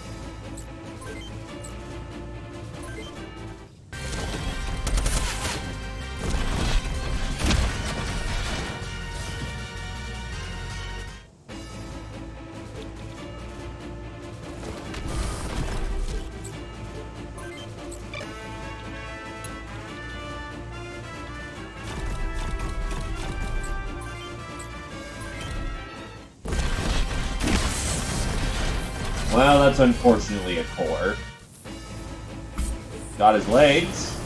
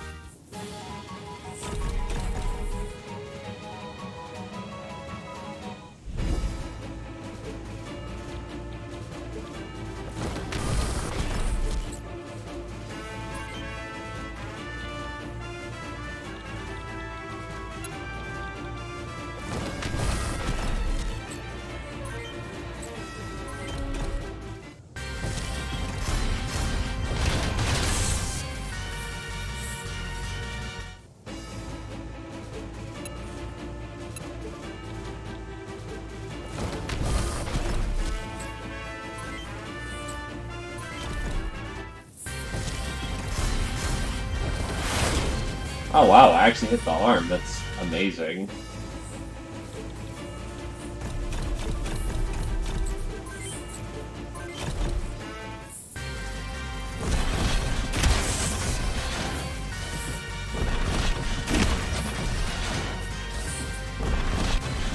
Watch this man, who beats a man to death. God damn, basically took him off piece by piece.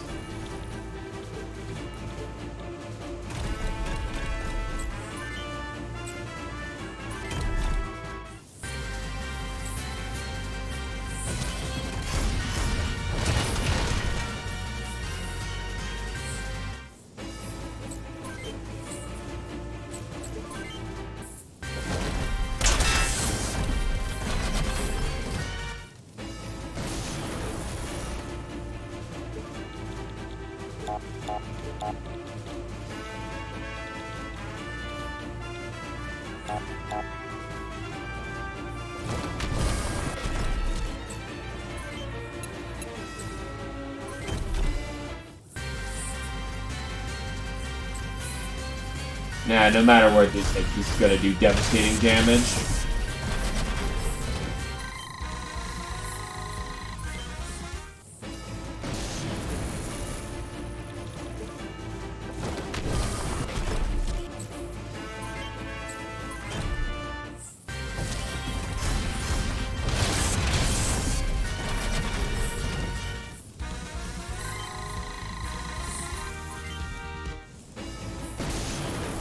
And everyone's going to wonder why all of my pilots have some stats in long.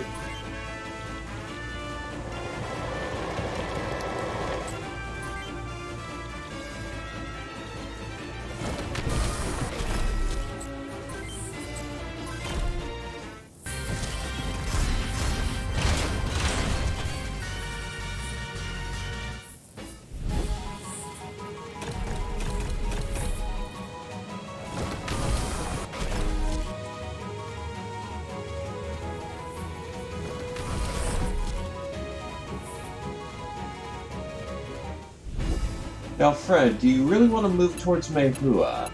I understand you're panicking, but now is not the time to, make foolish maneuvers, so to speak.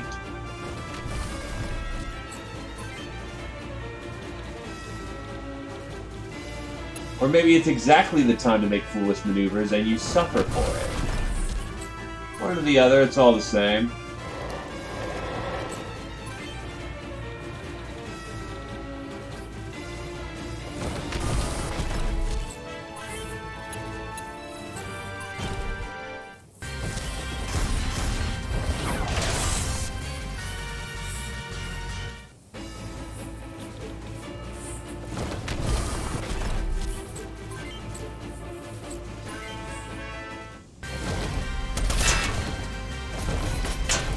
Ow!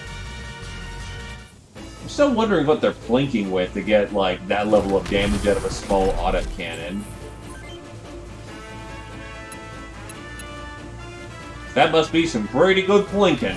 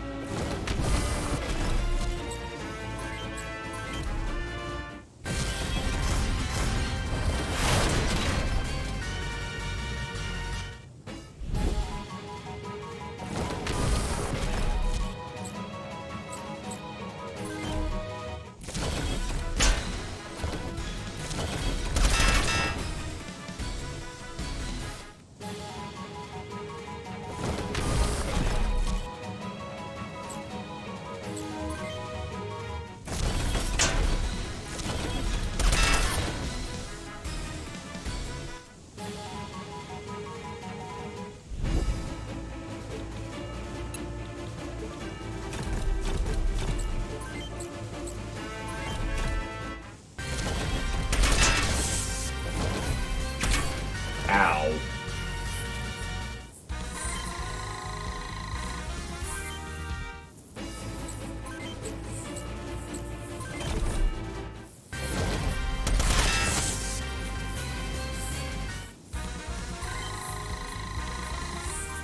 I think at 3,000 she gets her first skill. Primrose's a little slower to grow.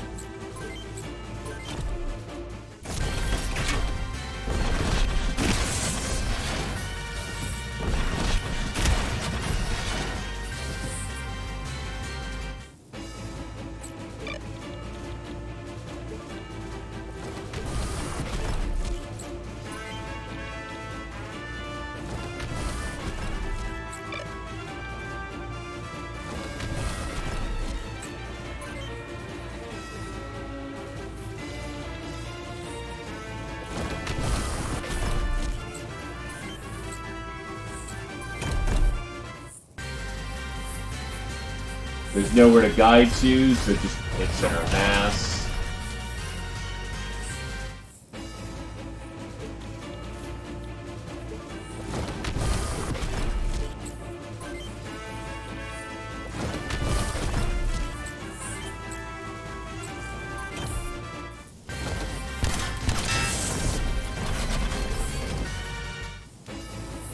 Another Leah social.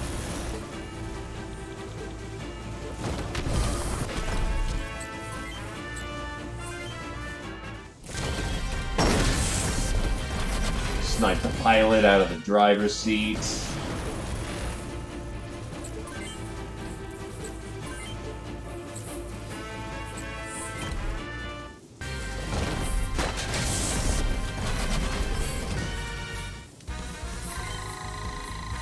God, I need so much more short training. It is pitiful how far behind I am.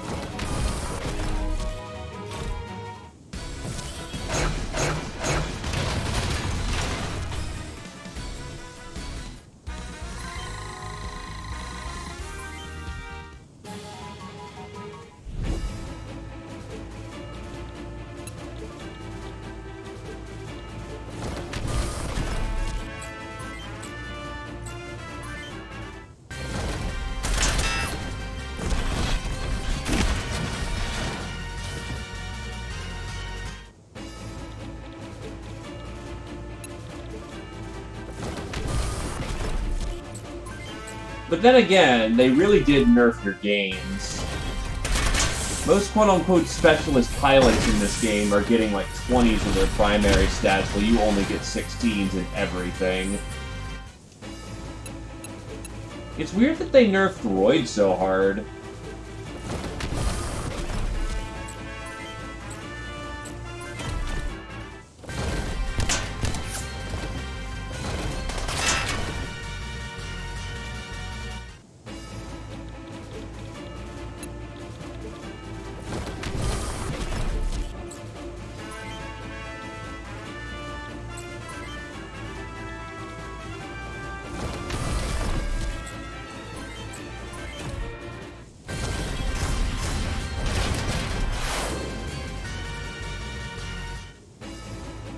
Like, yeah, you're mostly facilitated by what fighting style you use, but those pilot level ups help you get there faster.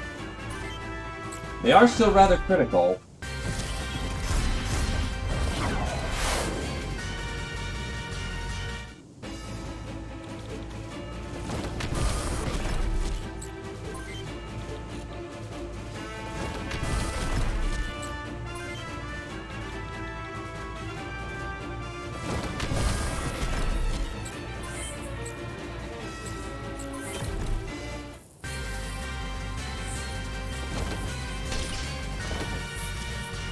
Grenade go whoosh!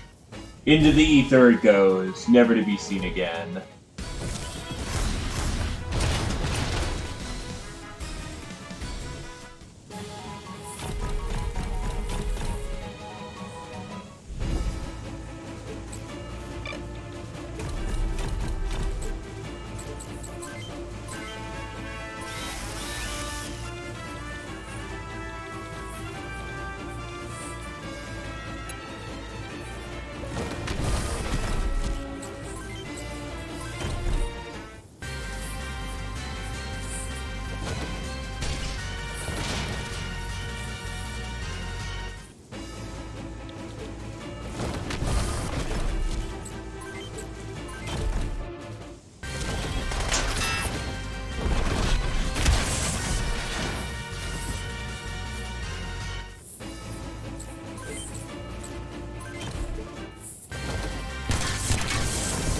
Hey, show off 2 bits. Very nice.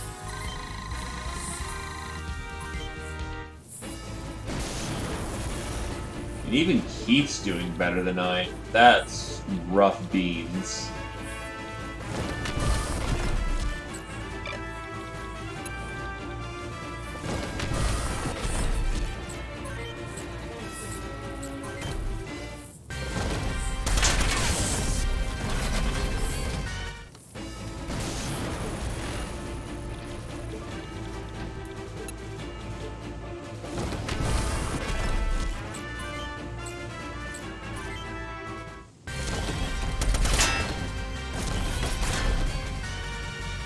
Oh, crap.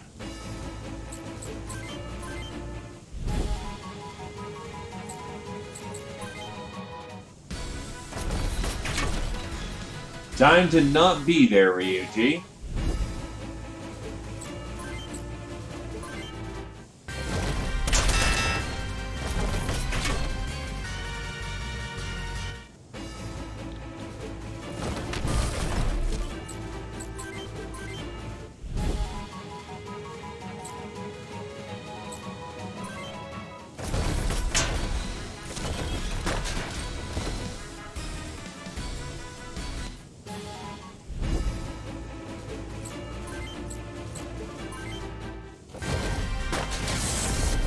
And there we go. Map cleared. Well, that was something. Why did you help me, after all I've said? Why wouldn't I? You can't let her come with us, she's a liability. Yeah, who knows when she'll set us up again. We can't take her. Not anymore. What? I still haven't forgiven you, but I'll give you my word I'll never betray you to the UCS again, so let me come with you. Do what you want.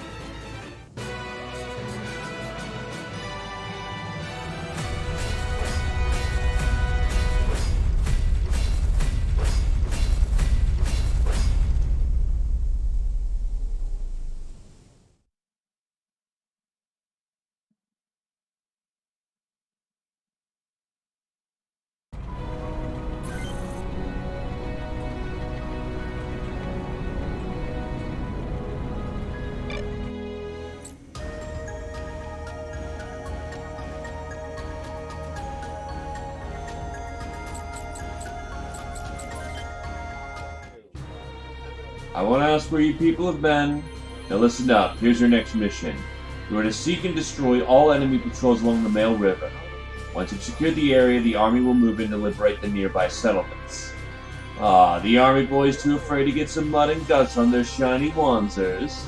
Why are we always doing their dirty work, huh? It's because you're mercs. You and everyone in this room are expendable. Don't watch your mouth. I can see to it that you are expended first, Keith.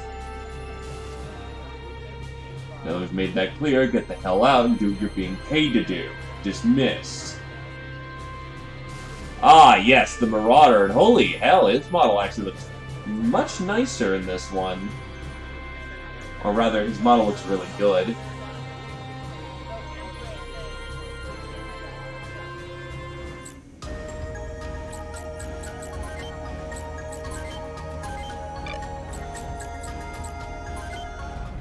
I'll get my upgrades in the next town, which should happen, like, I think right after this mission, so we should be good to go.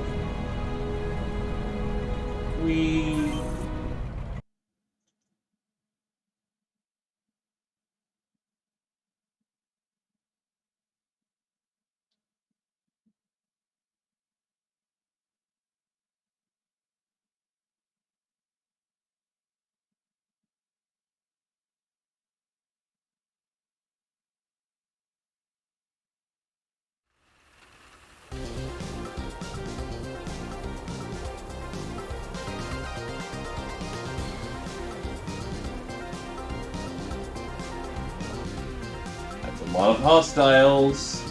Of course, we get across, we'll be standing on UCS soil, and the morale would take a big hit. See. Also means the OCU has to get through at any cost if they want to win. This place, The intruders are retreating, Captain. Looks like we're the only ones left again. But once you're wrong, sir. The new recruit is still standing.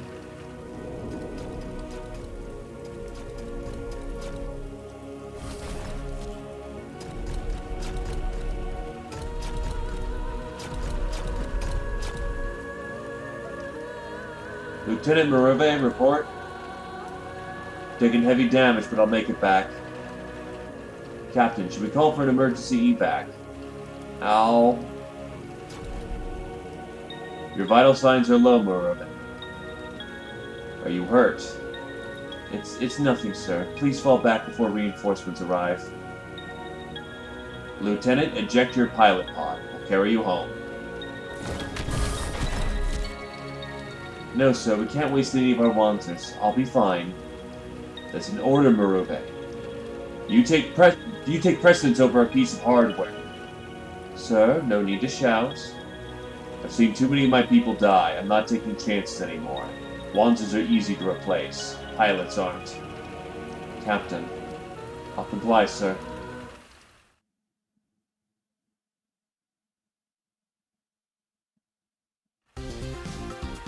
Karen, we protected this border together. How ironic that I'm the one to breach it. They got floaters. Don't stand around in the river. They'll catch up to you fast.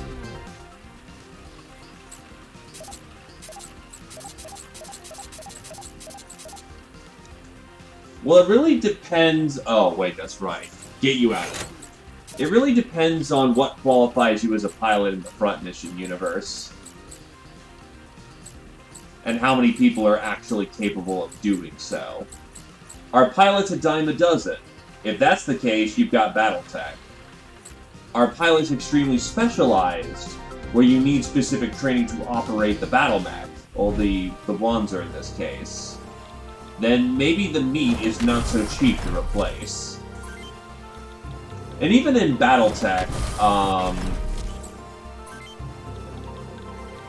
it's actually surprisingly difficult to kill pilots. It's it's very easy to die, but it's also hard to die. For instance, if you don't have case, but have an apple explosion cook off in your mech, the pilot automatically ejects unless he turns off his auto-eject.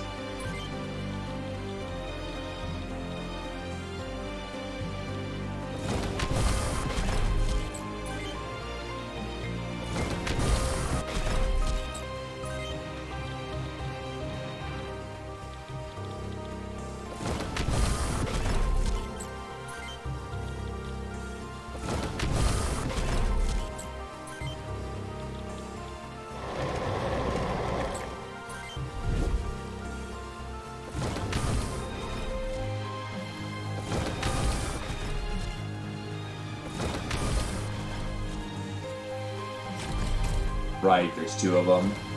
Hey, hey, honey. How's it going?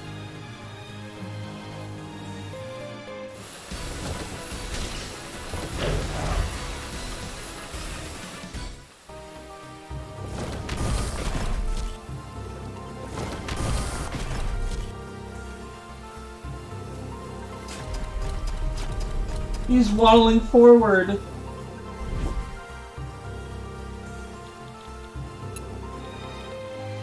You are looking at Front Mission First Remake, also known as Missile Spam Edition.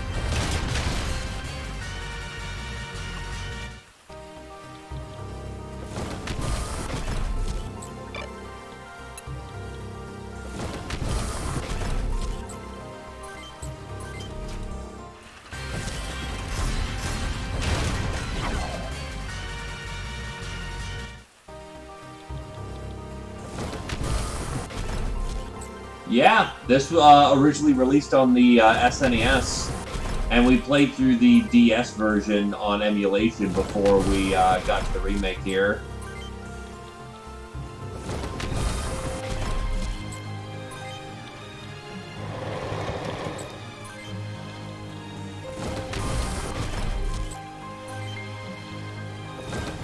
Yes, yes it is.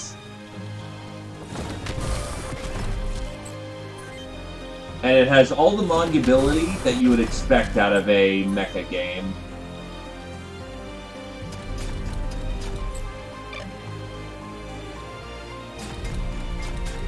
Ah, yes. Use buffs, retard.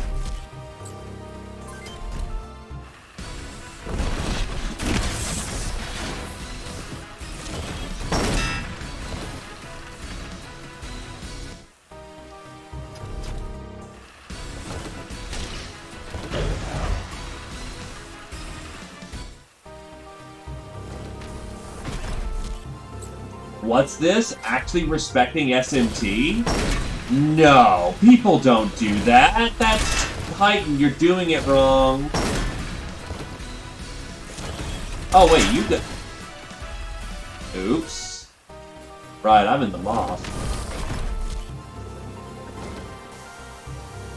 Oh wow, holy shit. Okay, that's a problem. The hover actually remembers that it's capable of being on the aggressive.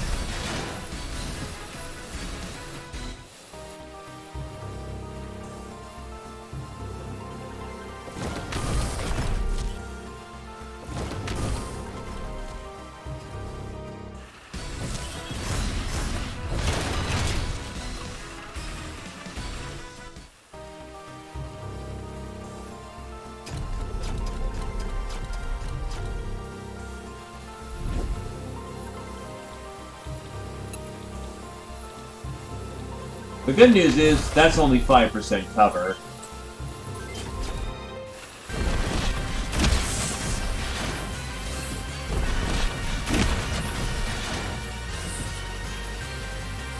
Oh, what do you think I'm gonna do?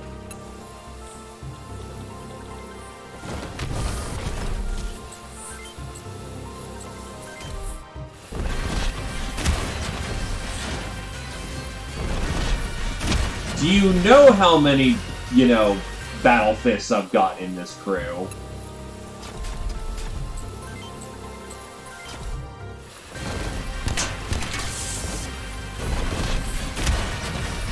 Yes. Enough to be substantial.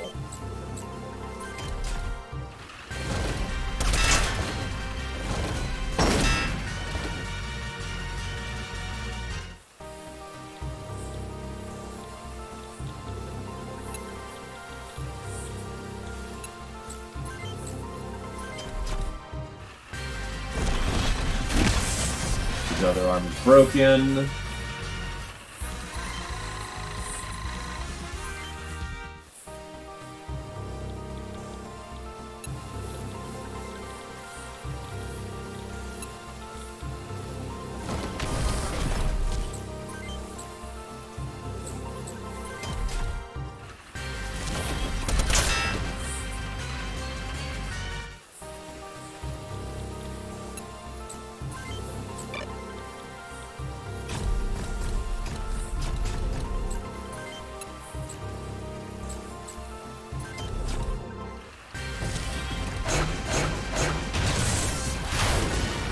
Enough to substantiate the word, gonna break his Nico Nico fucking kneecaps.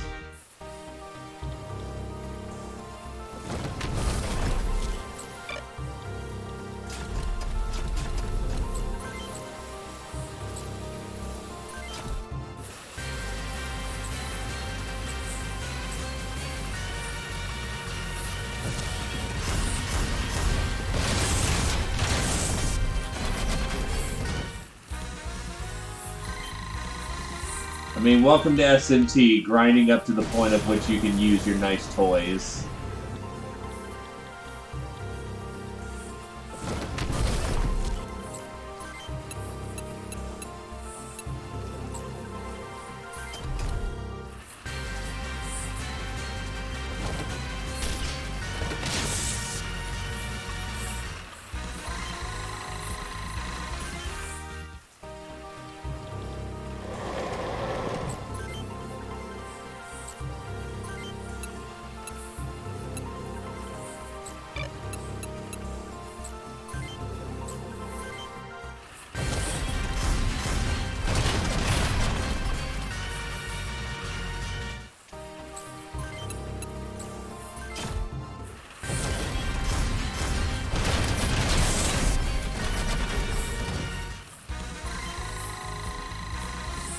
Welcome to SMT.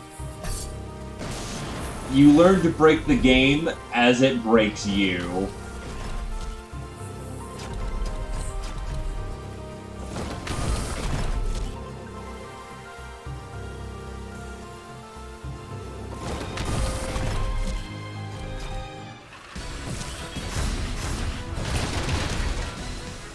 Oof, alright, he's hit hard.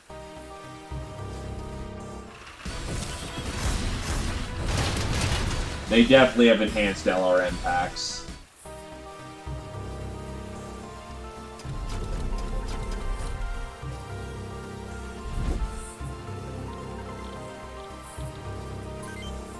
And of course he's got Switch 1, because they've been adding that to a lot of enemies.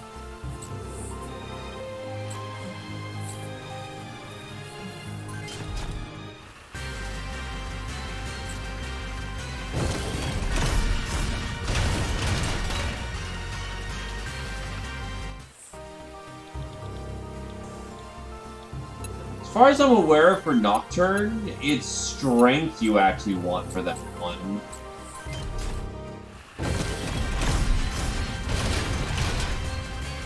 But yeah, no, wait, I just reread that. Sorry. Yeah, no, you're doing it right, you're doing it right.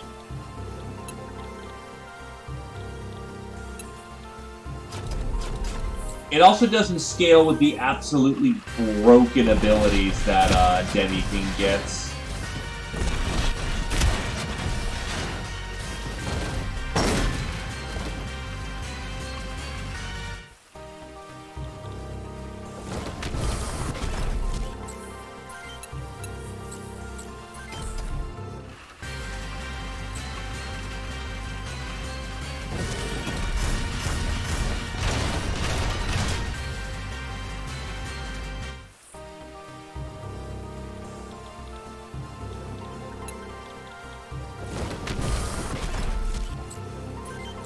Because SMT, my dude. SMT.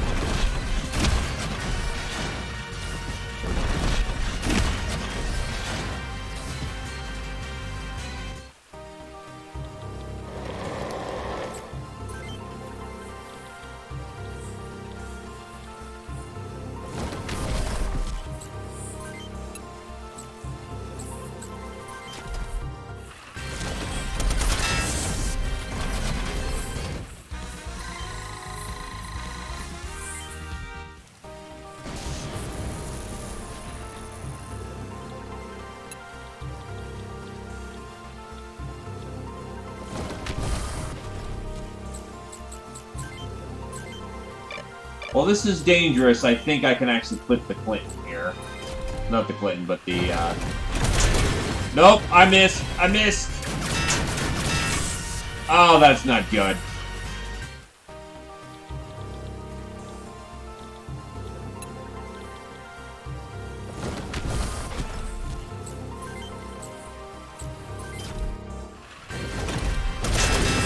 There we go, defanged.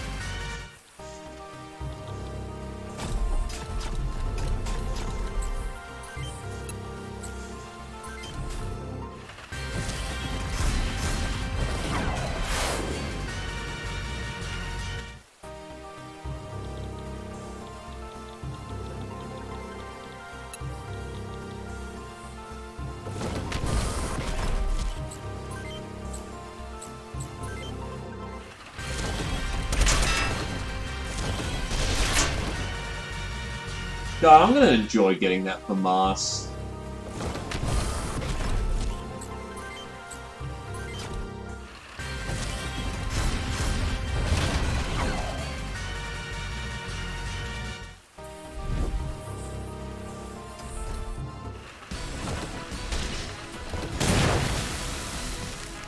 You splashed me.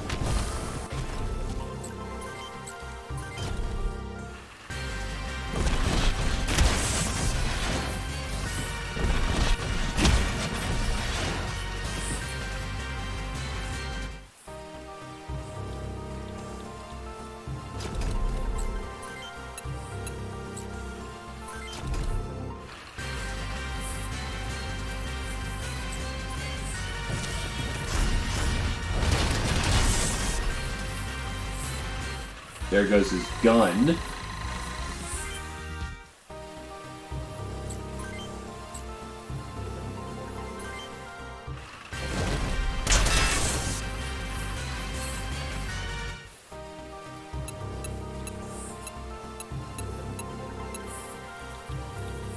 Talfoofer! Hello there, sir. LRMs are still completely busted.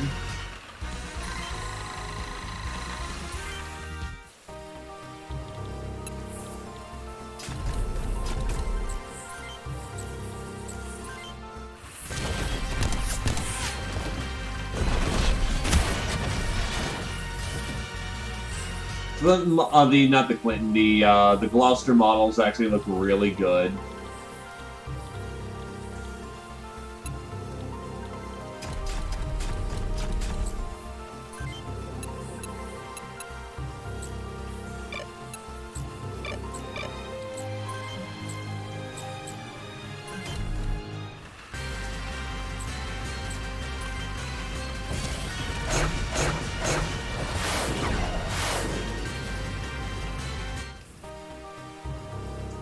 Right?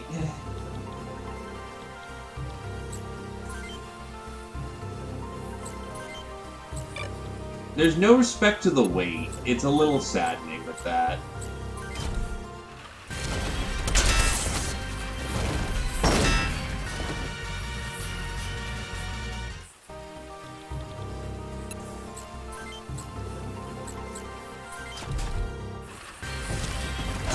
Well, they're only compact and chibi due to the sprite style, and they still look bulky.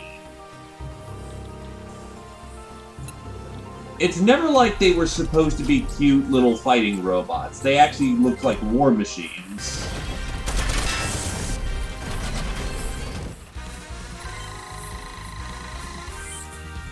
Hello, Switch level 1.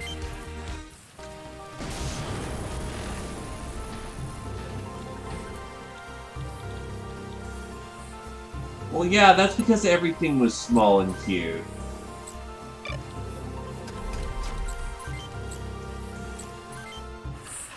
Small things tend to be on the cute side.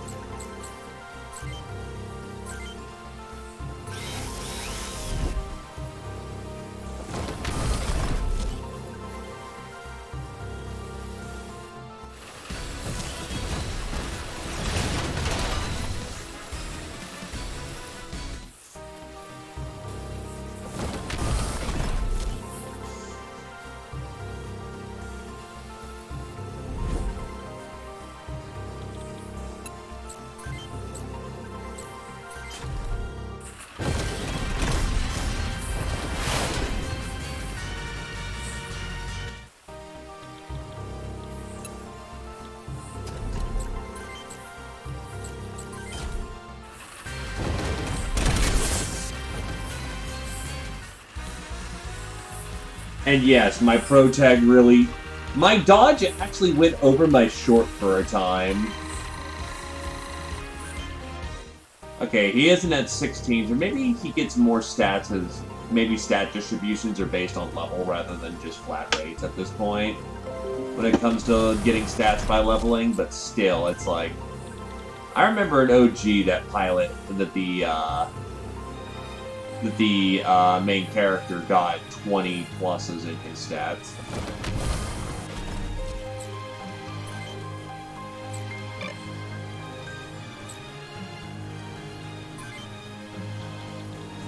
Look, things don't want to die, man.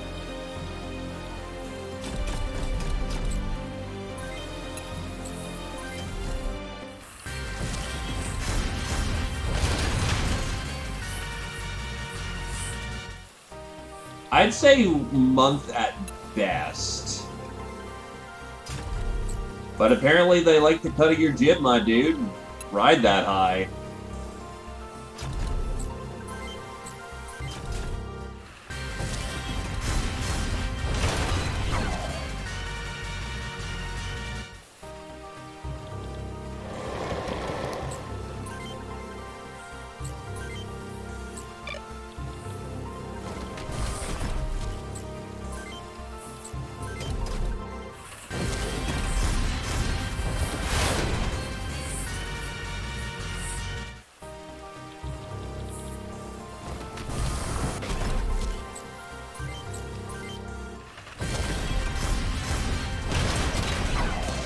Keep this up and... Oh.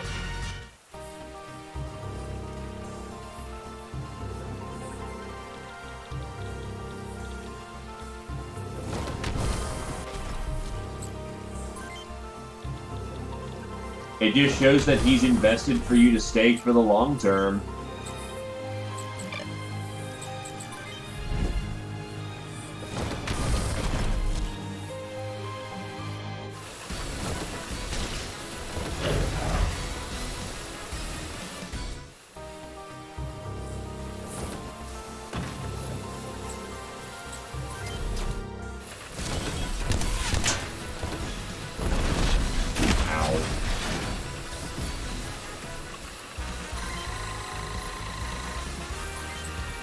Oh, Keith just got Switch.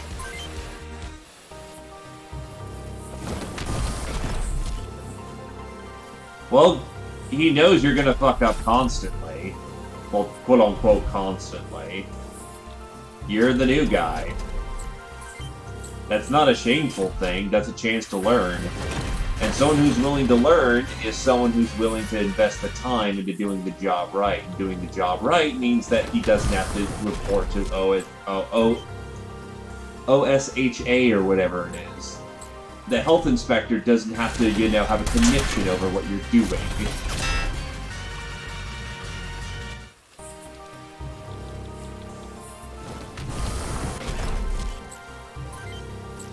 Mistakes are as much a protocol to understand in the butchery business as is, you know, getting it done right.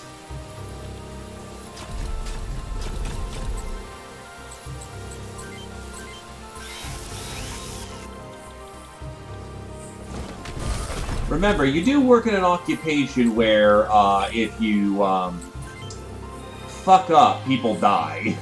Or they can die.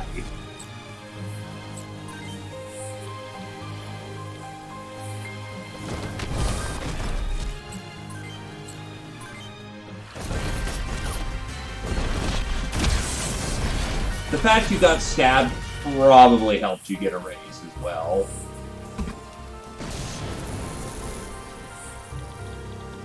The fact you took it like a champ and just, I would hope it isn't on purpose. Oops, I just shanked my, my coworker. Oops. I'm not committing murder, I swear. Need me a pound of flesh. Not like I'm surrounded by it.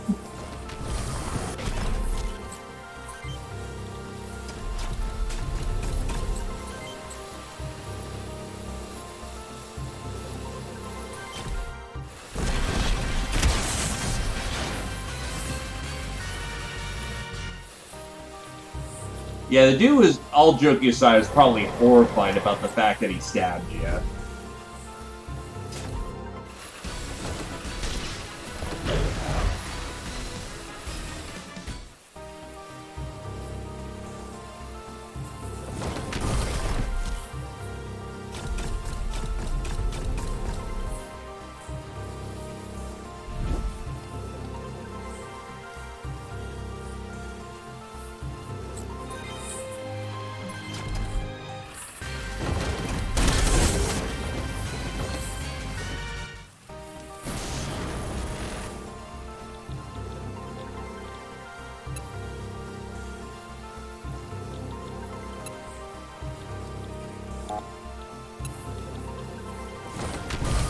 That is a nice thing when that works. Oh, yeah, no, like... Even if it was an accident, he still stabbed you, and that could have been a lot more lethal than that could have been. Needless to say, be more careful, bucko.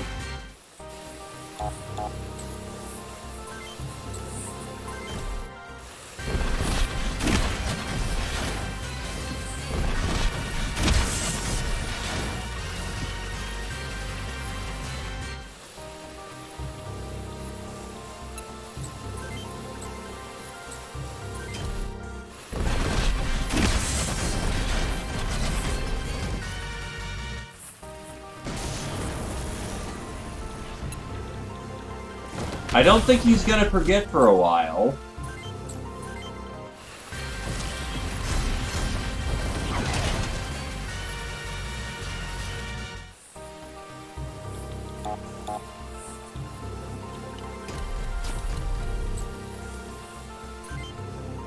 A dog puddle? What's a dog puddle?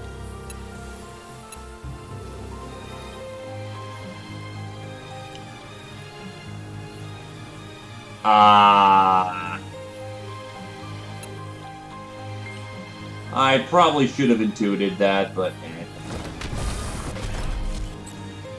I'm sure you'll be fine, my dude.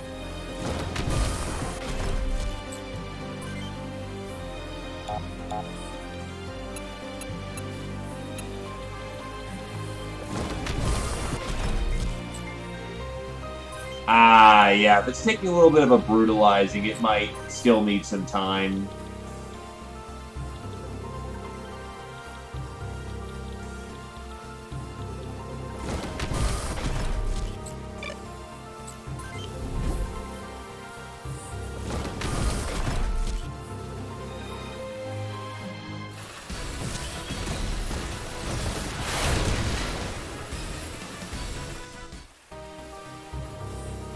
Though it seems like nothing is broken, and that's the important thing. Make sure you eat decently well.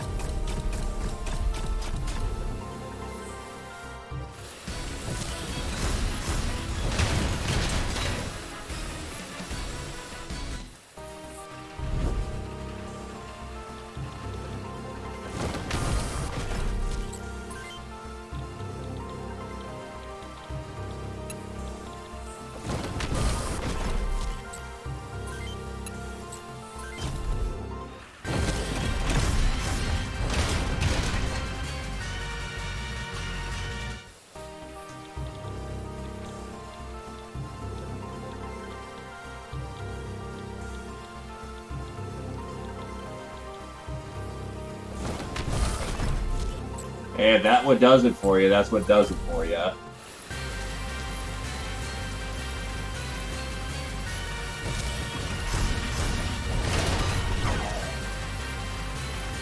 Eat plenty, eat robust. Does wonders.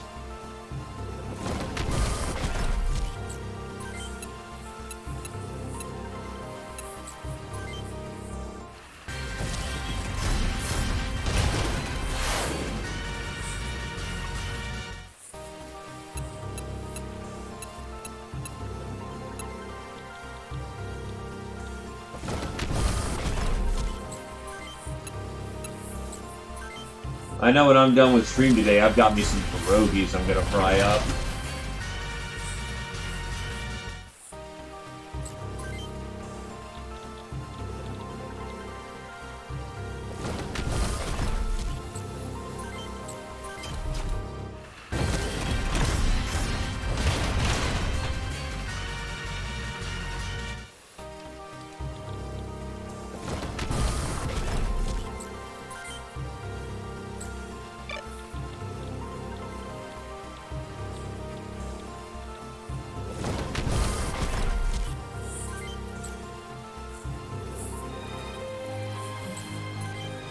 Aw, yeah.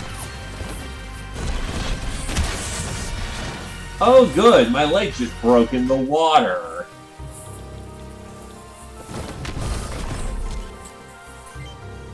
Thank God this isn't Battletech, or else we'd have some real problems.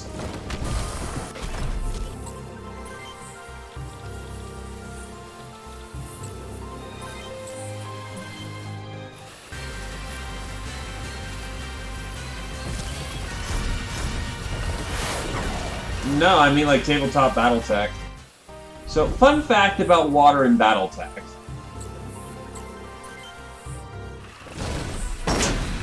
When you enter water, you have to make a piloting check to not slip in, and you have to make a breach check, I believe.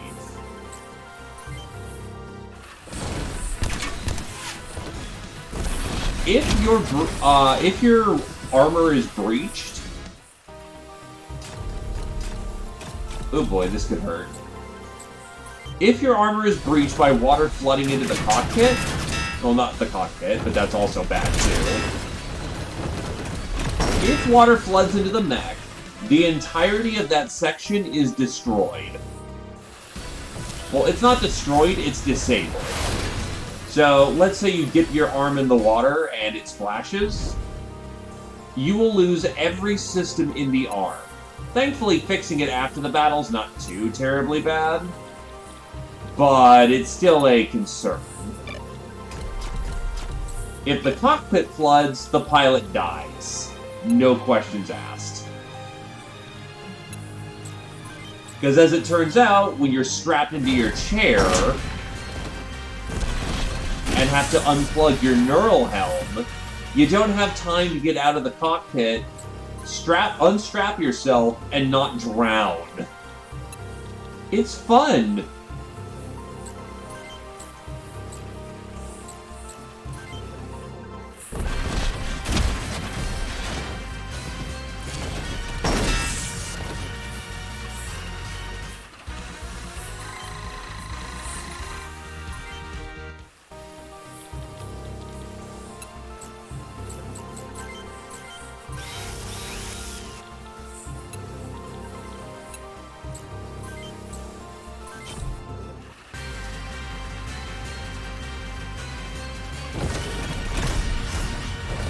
But yeah, no, if you have no armor on the location, and you're already in internals, the section just floods.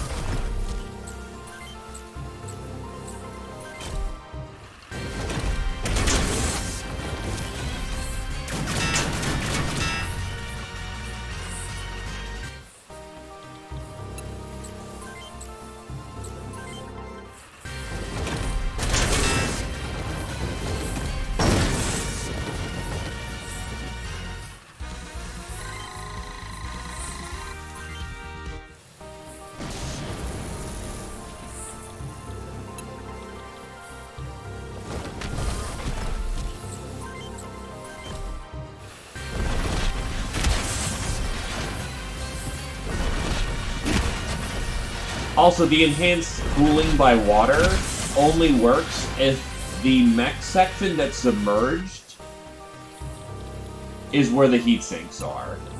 So, if you've got heat sinks in the legs, standing in water actually helps them water cool better. And if you're completely submerged in water, then the heat sinks from your body also count. Otherwise, water doesn't help you cool down worth a shit.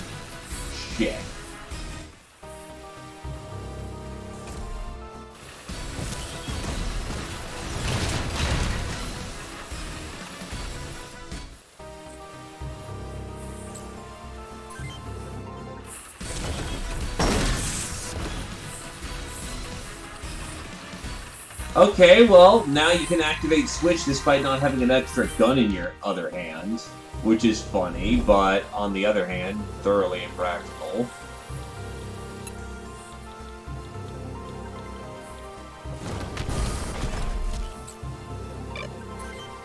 You're out of ammo.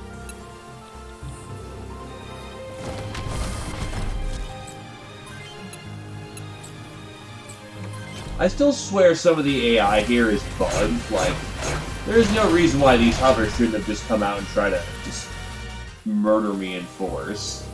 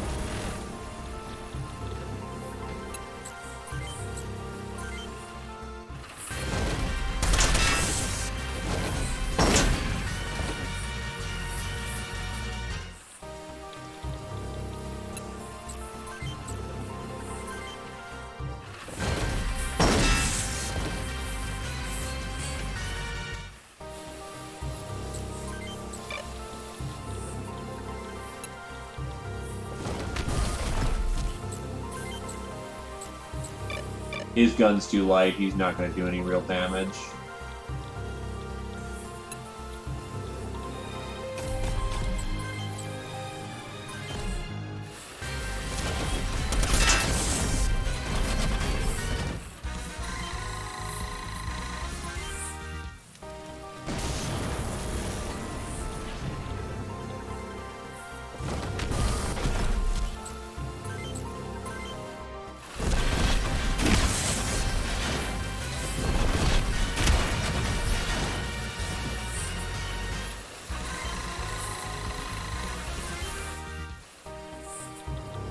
Ah, yes, we've reached the portion of the game where the high-level people can just keep popping off levels. It's great.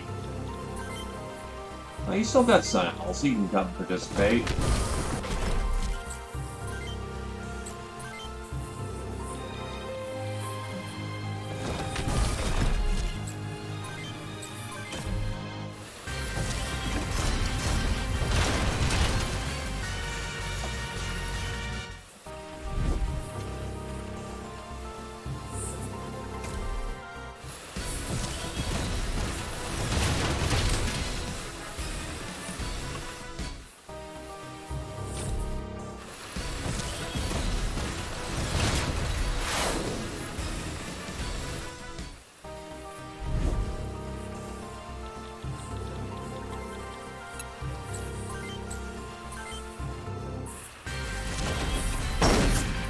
Really, my dude?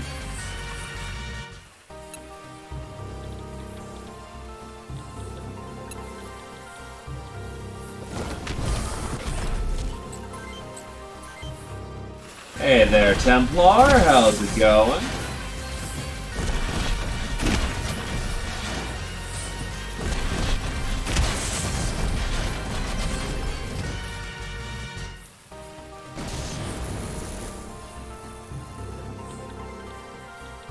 Honestly, he's not as bad as everyone makes him out to be.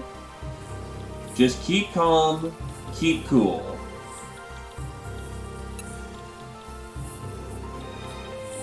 Even playing on hard, the entire point of the Matador fight is to teach you to use those mechanics. Make sure to use buffs, make sure to, be prepared. The fact that you are over-preparing is what the game wants to teach you.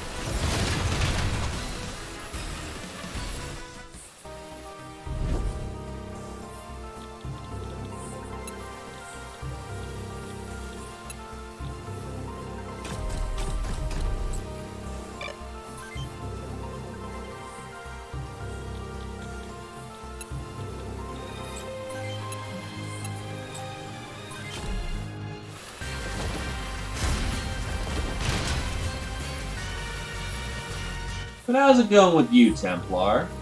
Hopefully been a good Friday so far.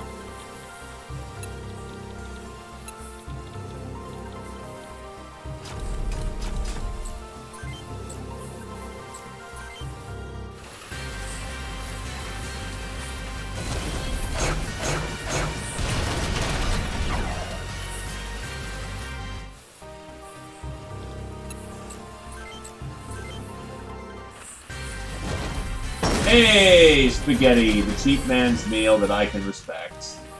Having dined on spaghetti quite a bit the past week.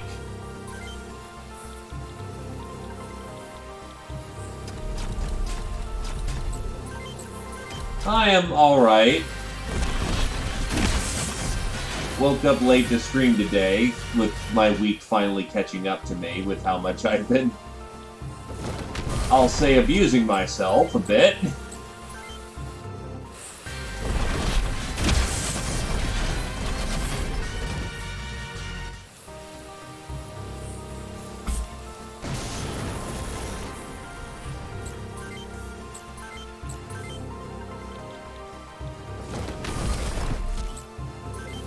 Unfortunately, nothing that fun.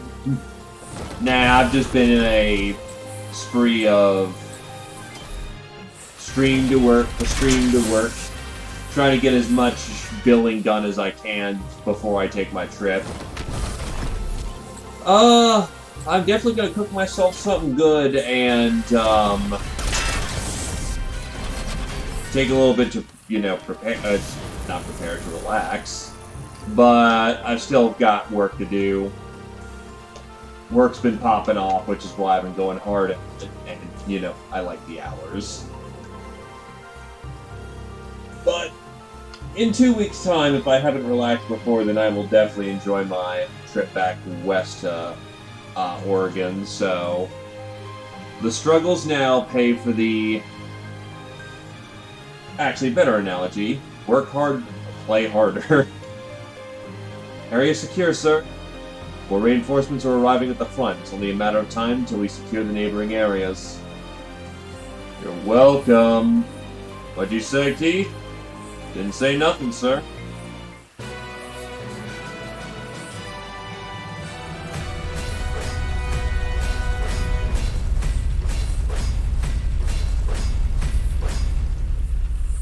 Now that's money.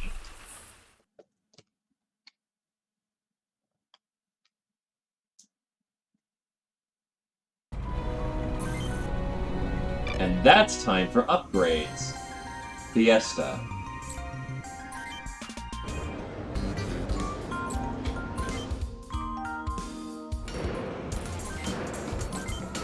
Let's get us some parts.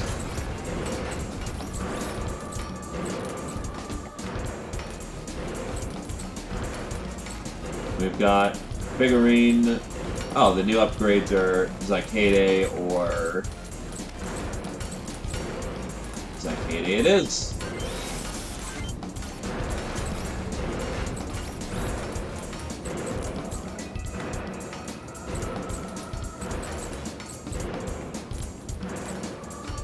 Oh, good. It's one of those no-brainer upgrades.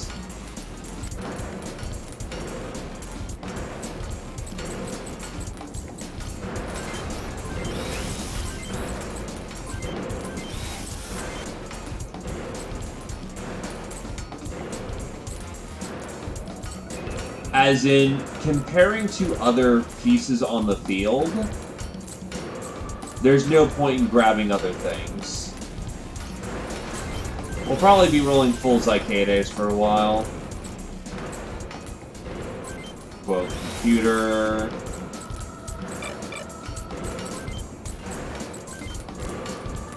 We can strap up with, let's see, how do these compare to egrets? Functionally the same, so we'll keep the egrets.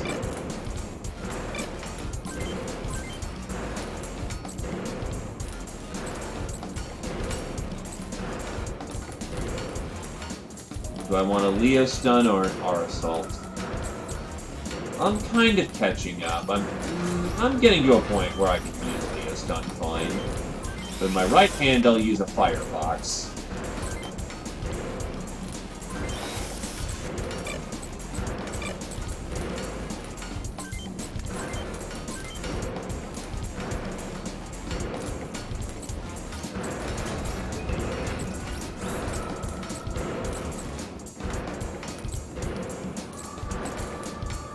probably actually keep the... Oh, okay, that's the problem.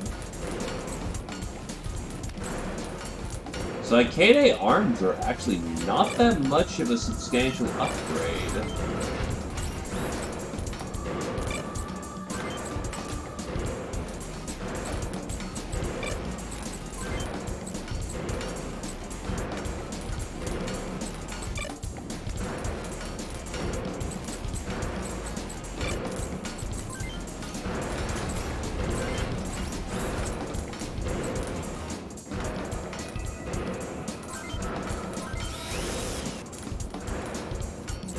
I'm pretty sure you can tell them to not do that.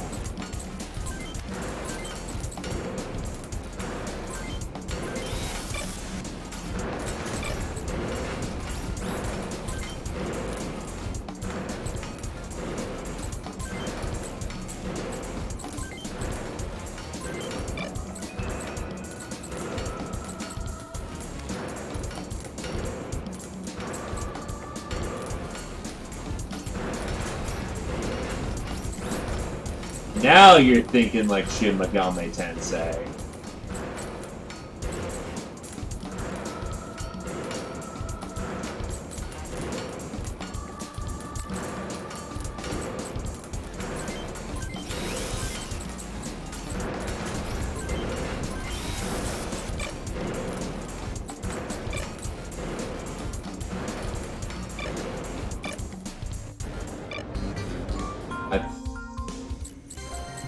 I think they've got Switch? Yeah, they've all got Switch at this point.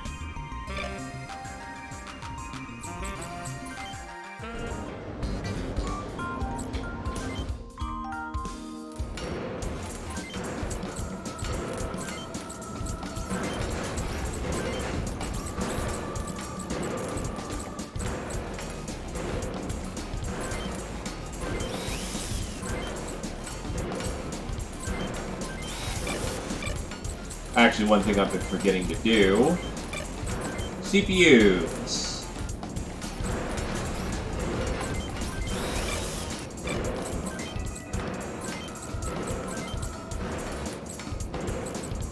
Get us some striker packages.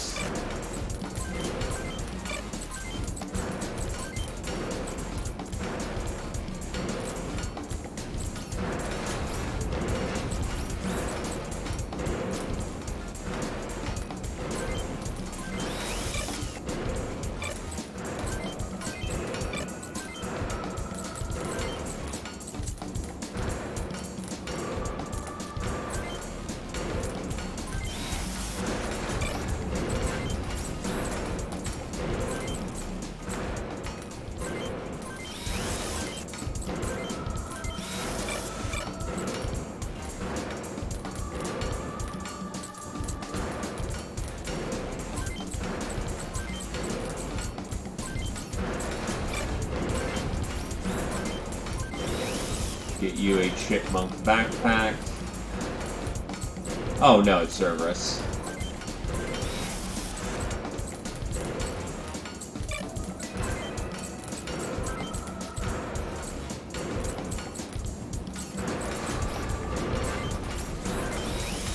Basically 2 shield arms.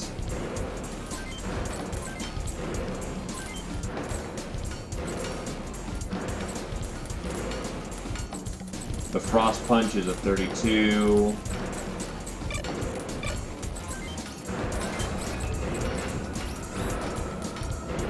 And that is a very minor upgrade for something that won't last the longest.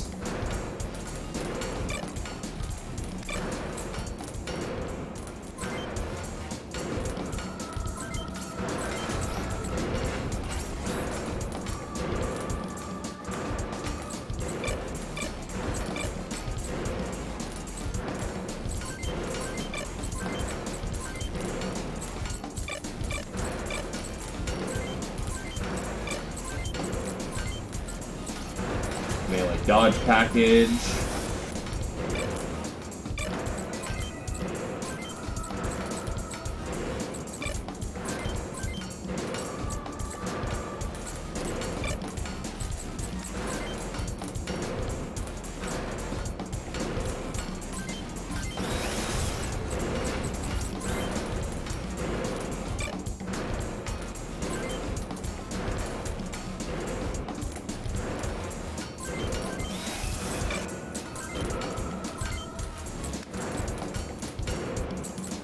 Get him the bazooka.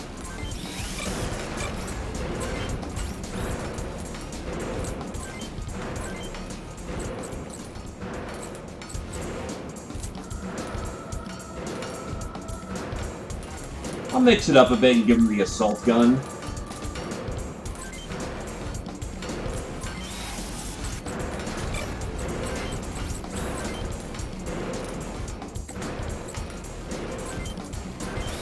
On Remake, my two biggest problems are that, one, I think the soundtrack is trying to be a little too extra. They try to put on bells and whistles that didn't need to be. And two, the foundations are great. It's extremely faithful, but the animations are not exactly up to par. It feels very stiff.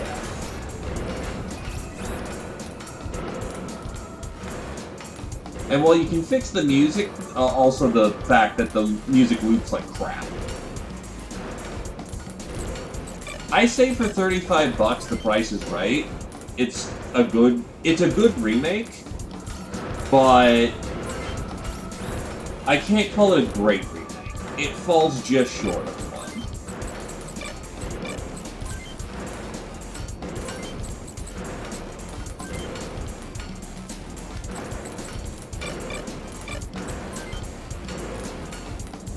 I would say it's probably better than the Tactics Ogre remake on a principle level.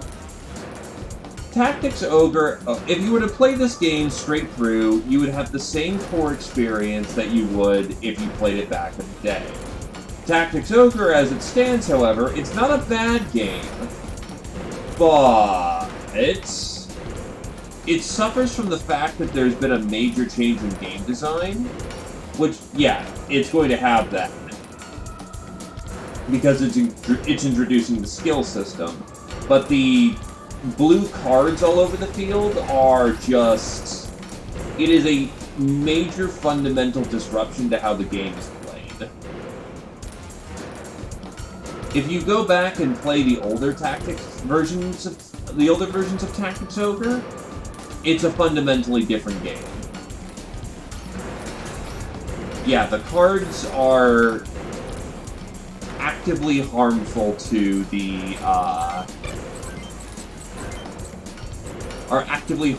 game's enjoyment.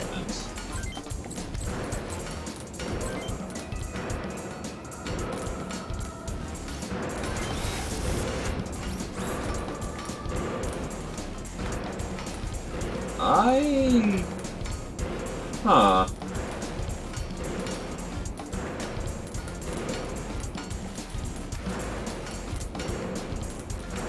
That is kind of a good question. It's like, I'm trying to see it, I don't doubt it, but it's like,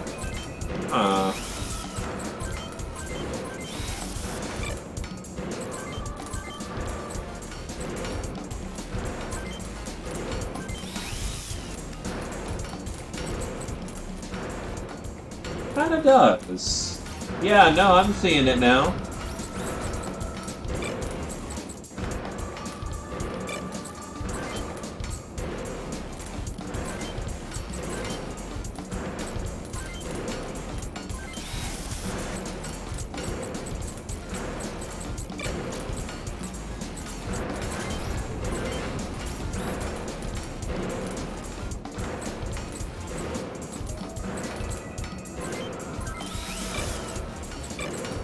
And you get nothing.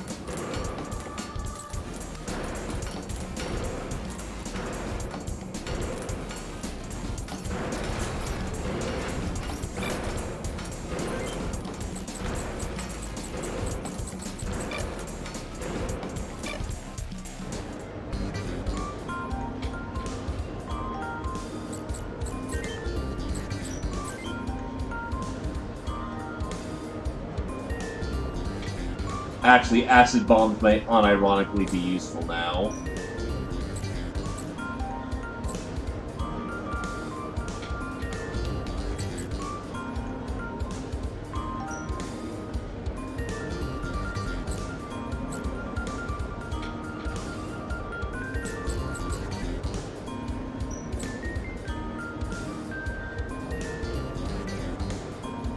They are nice, yeah.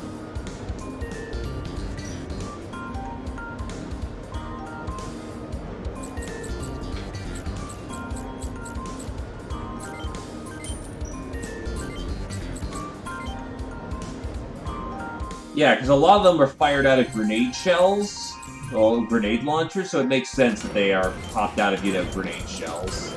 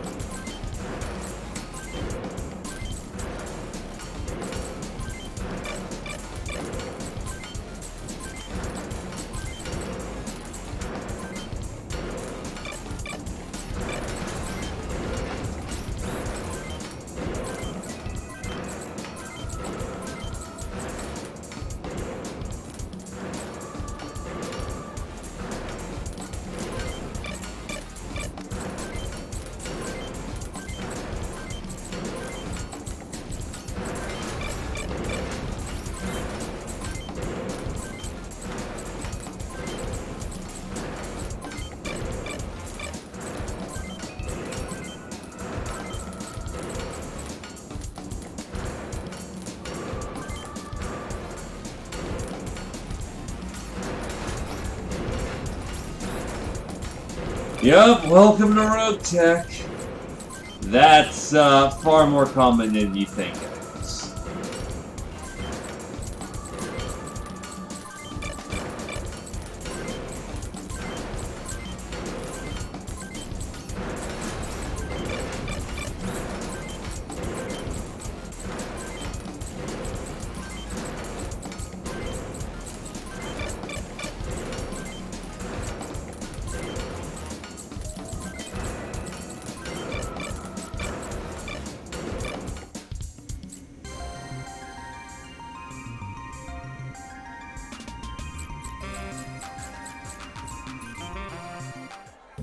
The scrap heap.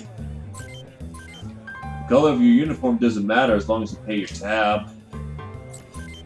My brother Saban is a soldier like you. Hope he's okay. That's an interesting name.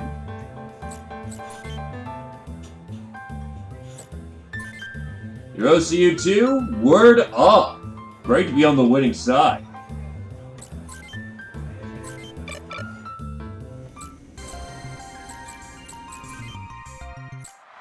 I think Ralph is here, but I'll double check.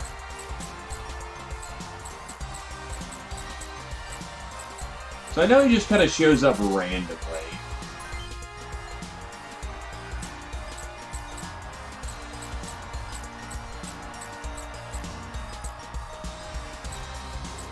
Ah, he's not here.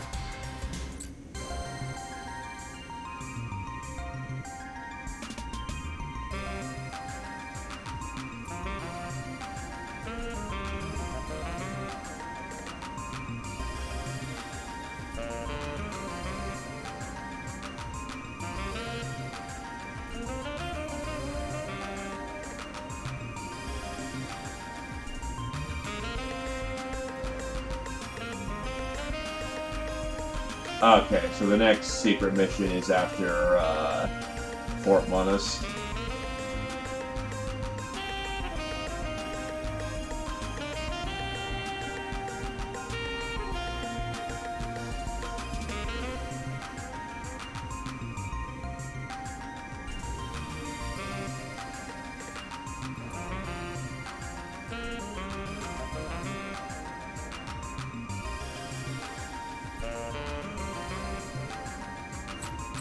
So we're kind of clean cut for a series of missions. The Statesmen are using trains to ferry equipment back to their new defensive line. Your mission is to cut off the retreating UCS forces. The target is a railroad bridge that spans the Basque River. Load up along with any trains crossing it. Dismissed. Here's the mission intel.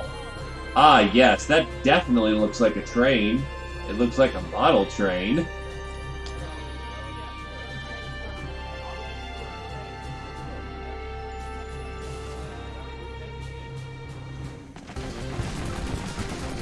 Horrible noise. Over there, two monsters are duking it out.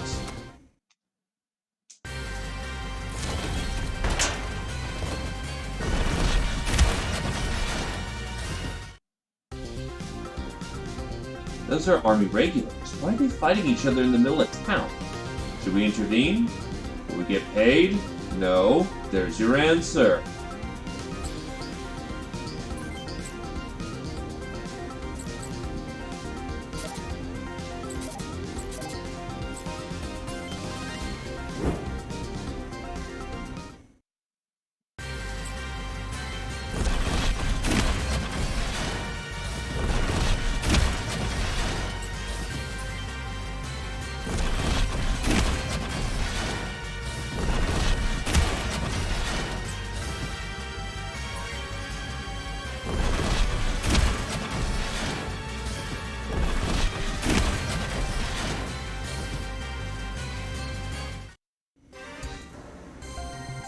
What the hell was that all about?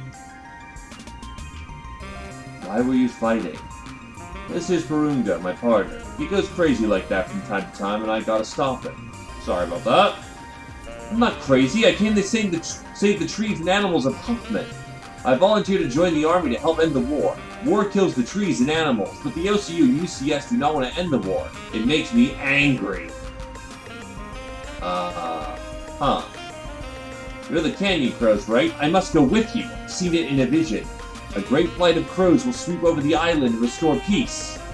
Sure, I don't mind, but what about your partner here? Bobby, you come too. You know my visions always come true. Alright, fine. I'm Bobby Hopkins.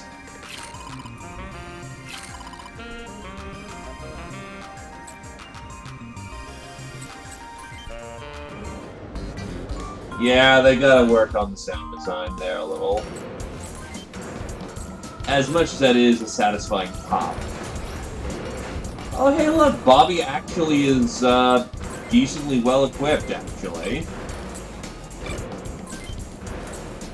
Full Zeriad's perfectly fine.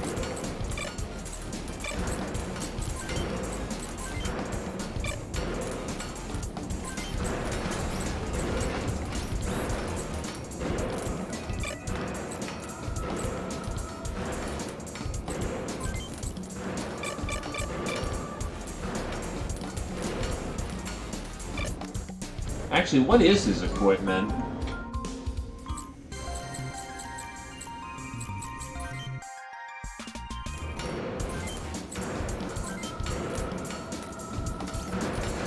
What the hell's on his left arm?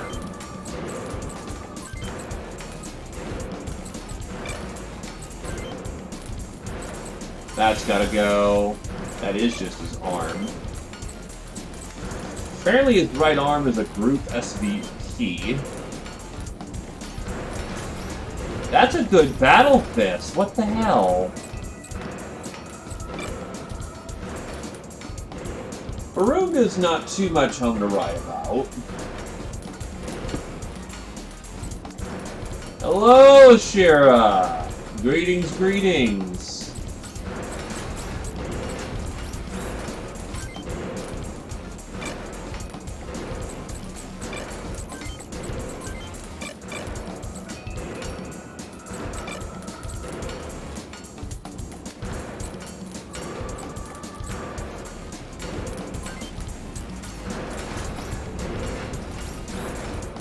There was a felt absence. Let's see, Monstro is a 5x5 SMG, that thing sucks. The Type 52 is... yeah, you need upgrades.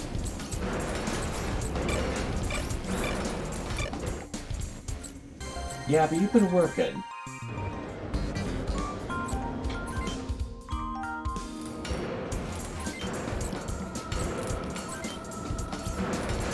Honestly, he works as a short.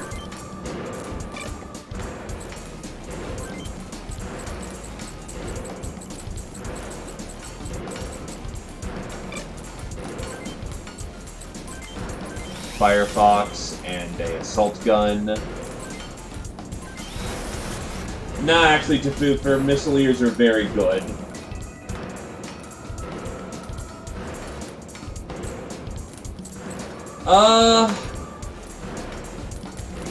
Well, that was more me catching up with making sure I hit, timelines rather than weird awkwardness where all of a sudden, I drop something to do its same instance. I'll actually probably be going about 9 to make up for the time I slept in. But take it a little easy and actually, sleep. But even then, yeah, no, work's just been popping off. Do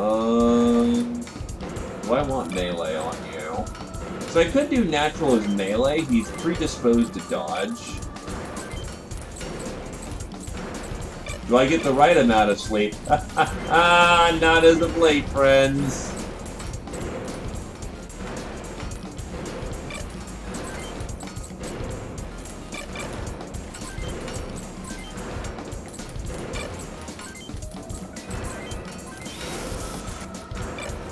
He's in Nova Raid. Or Zero Raid, or whatever it is.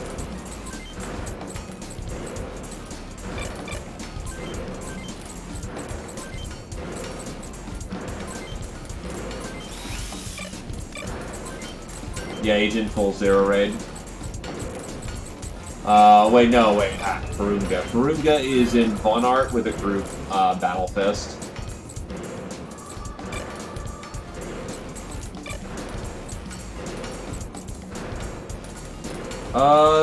Do I want him as a punch bot? I honestly don't know what I want out of Farunga.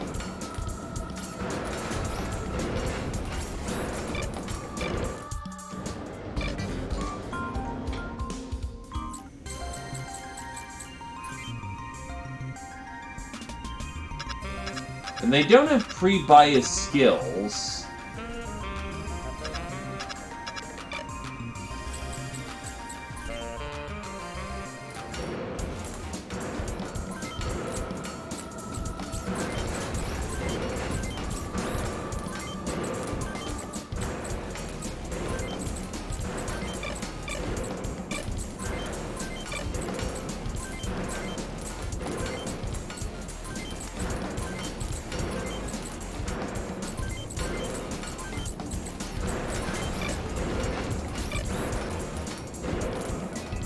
And sounds like he's gonna be a melee boy.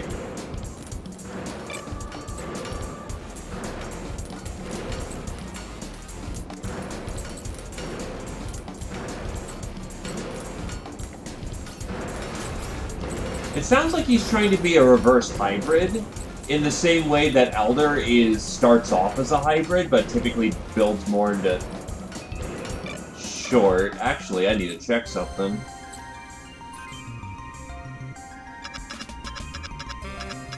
Alright, still hasn't learned anything yet.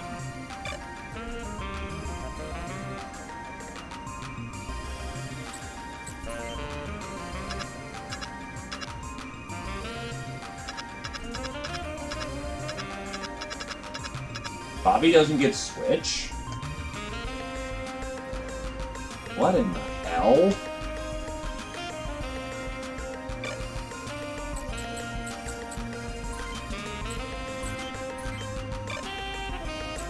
Okay, I'd argue she's better. Oh, in the remake, she's better than Royd.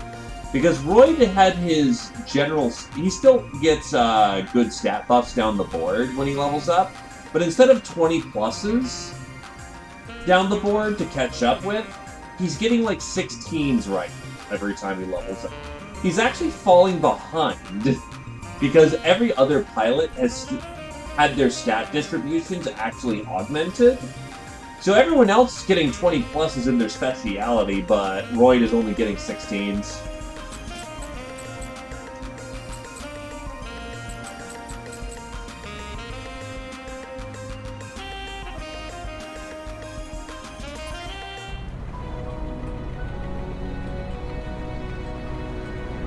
And once it gets going, he perfectly devastates the field, so...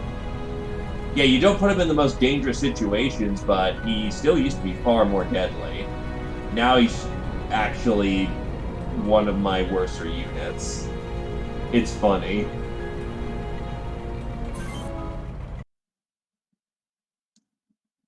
Okay, you probably didn't need to grind for Matador for 2 hours. You just need buffs.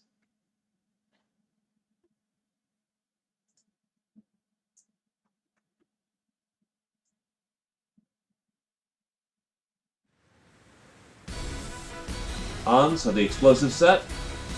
Yes, sir, they're primed. First charge will go off once the train's on the bridge. Second charge will drop the section of the bridge behind the train, cutting off its escape. Third is set right below the train. Wait a minute, we're gonna blow up the train too? Those are the orders. What about the cargo? Who knows how much it'd sell for? Well, there's some time before the third detonation. You can go retrieve the cargo during that time. Train's coming. Right on time. Detonating Cilia. Well, Sila.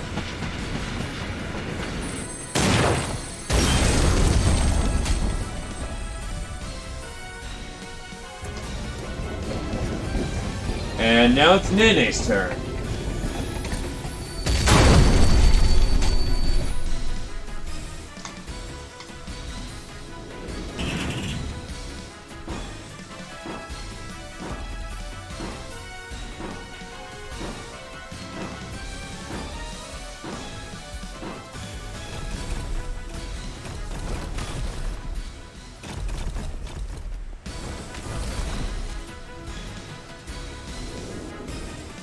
Onesies. Let's move. Cargo's mine. Don't forget about Pris's detonation countdown.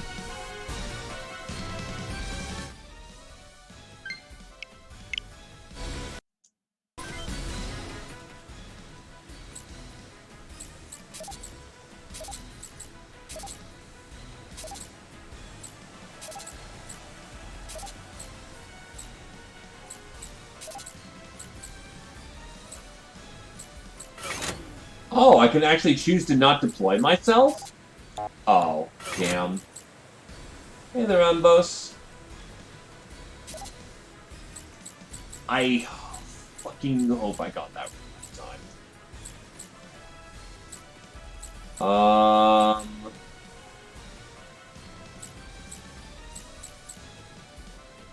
It's going alright. Let me see.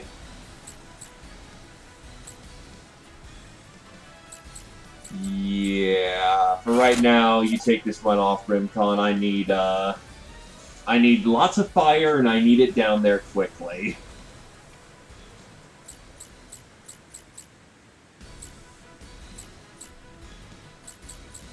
Salt Force is ready to go. Let's do this thing. But I'm doing alright, other than being Sleepy Bean. And how's it going with you, my good sir?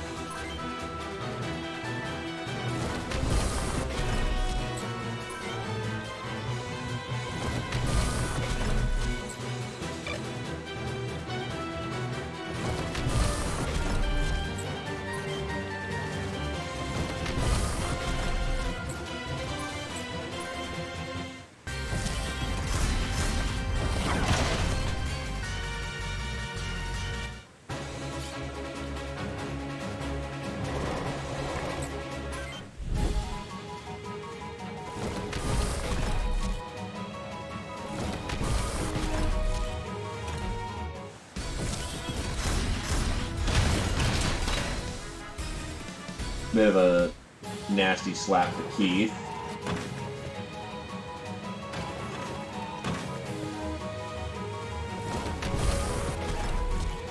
I have not seen Bubblegum Crisis, unfortunately.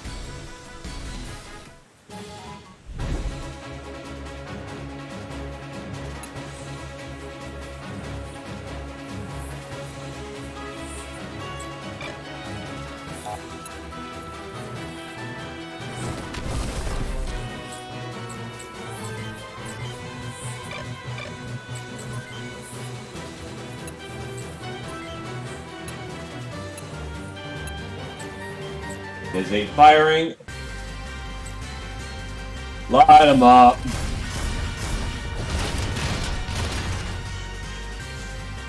What is Bubblegum Crisis? I'm guessing that's an anime then?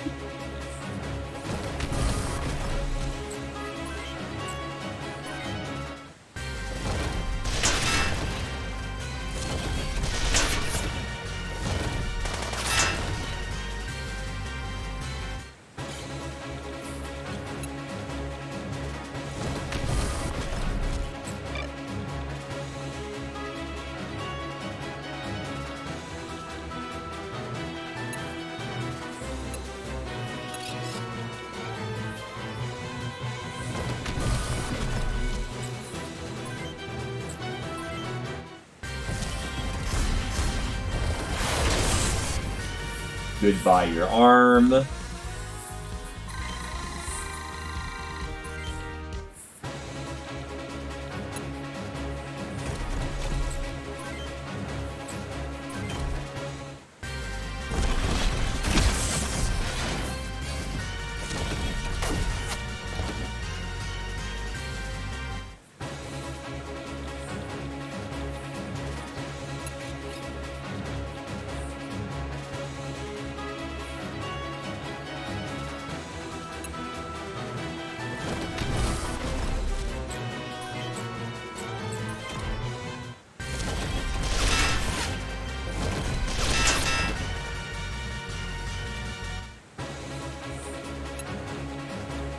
You know, that is far more funny nowadays than it should be.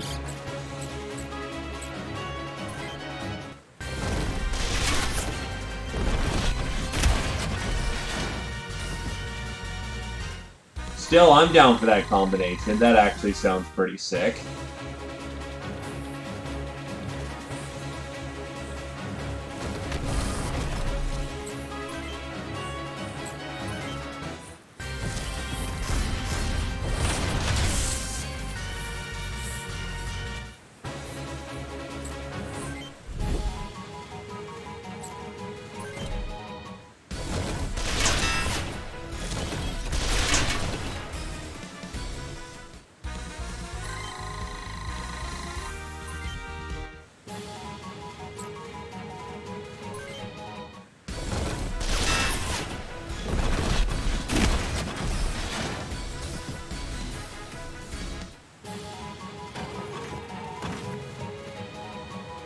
You thinking with a name like Bubblegum Crisis, it'd be a bit more tongue-in-cheek.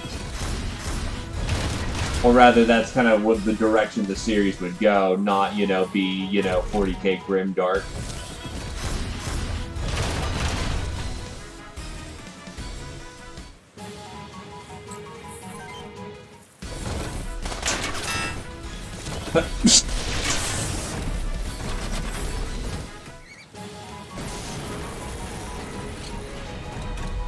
I should be able to take it up.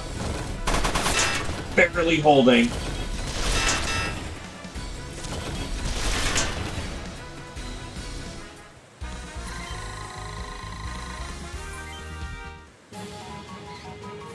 Well, I mean, a little bit of darkness does enhance a story. And I don't mean like, someone's gonna die, so grim, but like,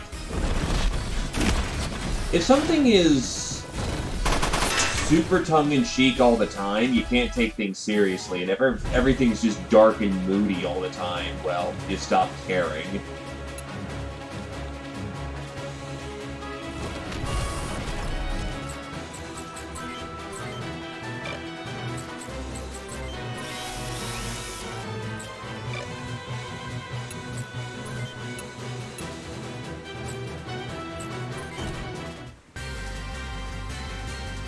Just blow him to pieces.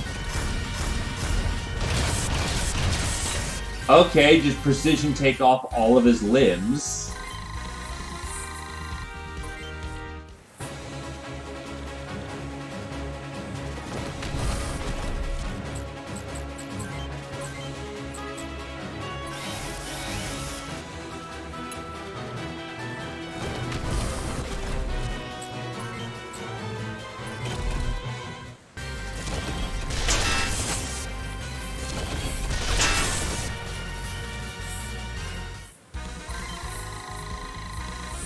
Remake's going alright.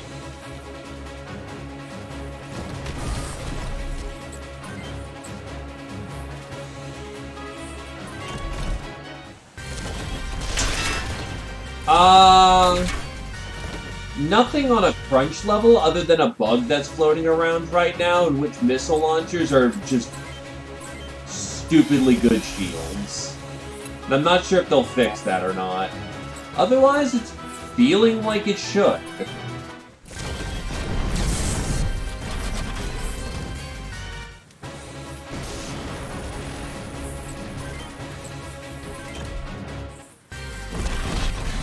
It's a very faithful remake, so take that as you will.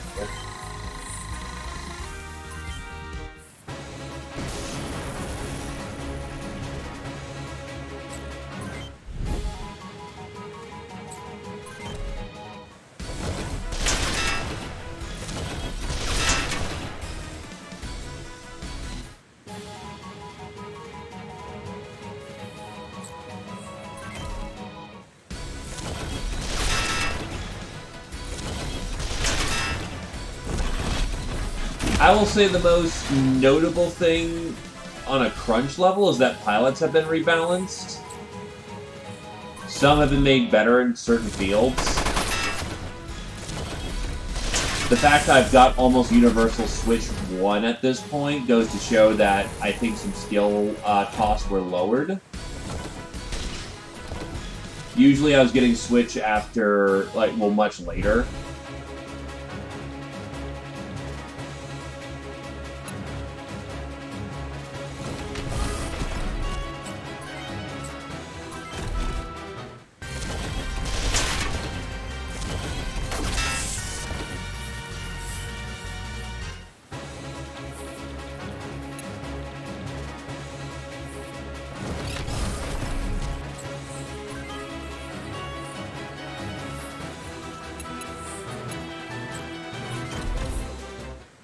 I'd even say the fact that you can control the camera and whatnot, it is a specifically designed, you can make a choice on that matter to play it in the old or the new style, so...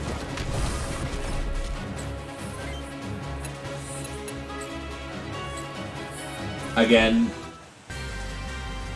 your call. I'll actually aim for the body. I want to get through this these assholes as quickly as possible. Yes, you can attack yourself to apply, chaff.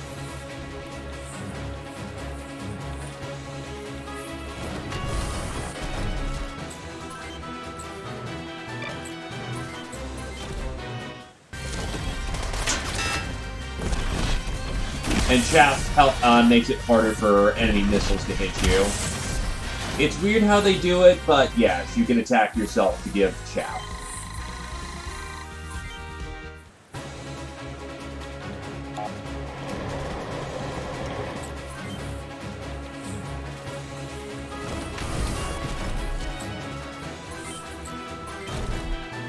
Awesome. Hey there, Fire Guard! And goodbye, Mr. Mech.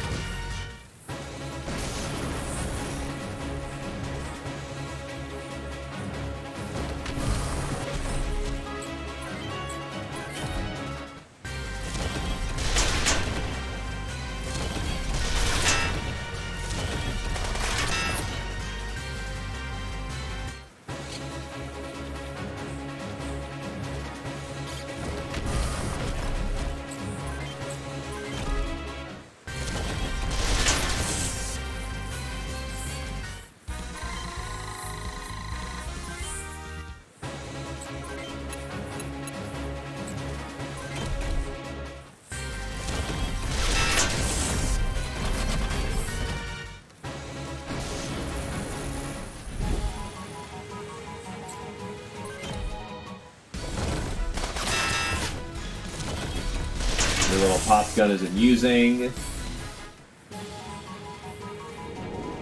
4 turns till detonation. Alright, let me count my squares. 1, 2, 3, 4, 5, 6, 7, 8, 9, 10.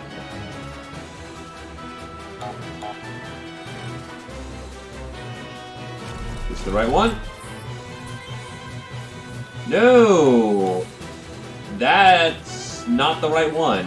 Hold on. Let me check something here.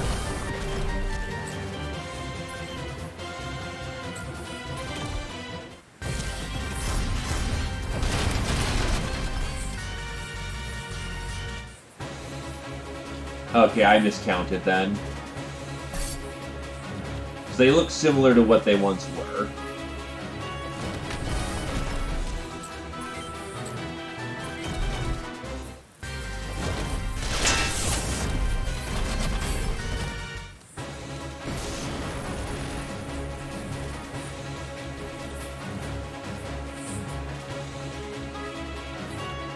So, counting from here, 1, 2, 3, 4, 5, 6, 7, 8. Hold on. That should be the right square then. 1, 2, 3, 4, 5. Unless it's 1, 2, 3, 4, 5, 6, 7, 8.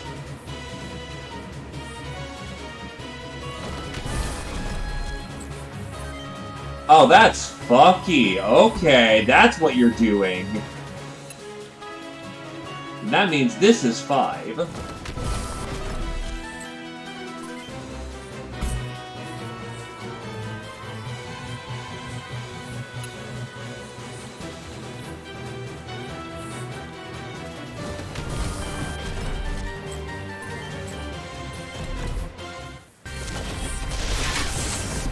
No, they don't count the center as 5 anymore. On the DS version, that was counted as 5. In this one, it's now 2 cargo crates, which points to them for being a bit more realistic in that regard.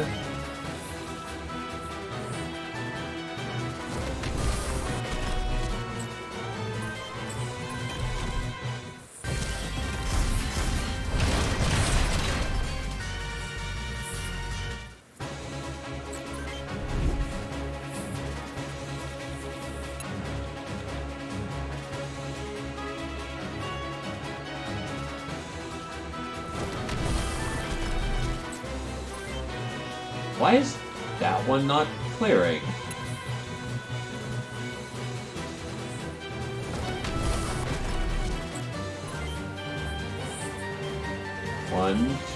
One, two, three, 4.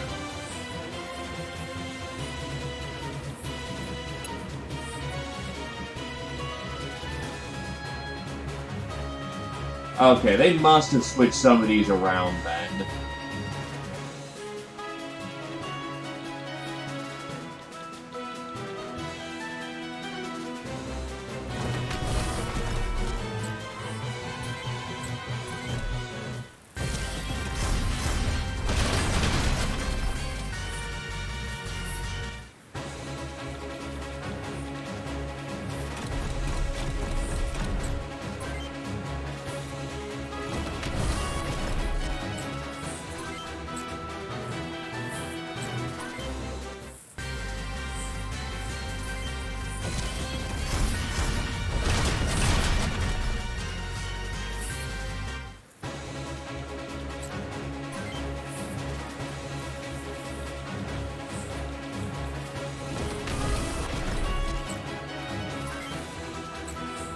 Yeah, I'm pretty sure this has to detonate first.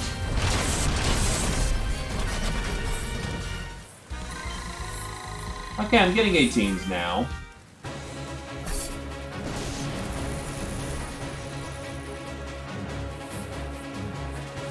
Oh, well, fuck. Hey, message from Olsen. He says Belchka is OCU's now. We're supposed to meet up with him there.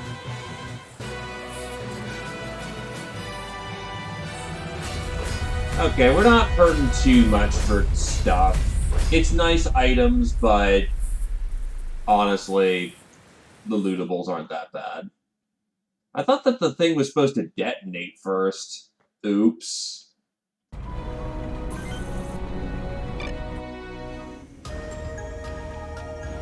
OCU Army HQ has moved to this town. We've been ordered to report in.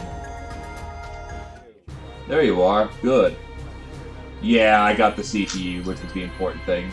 General Blakewood just arrived. General, these are the members of the Canyon Crows. Your trust in them was well placed, sir. Glad to hear it. I don't think I've met most of you yet. I'm General Willis E. Blakewood. I'm the man responsible for creating and overseeing the Canyon Crows. What's funny is that this is supposed to be a big reveal at this point, but Natalie introduced herself by full name way before this. That's the boss? He's kinda rugged. What? Come on, man. How can you say that when you have a fine young specimen of the male gender standing right here, huh?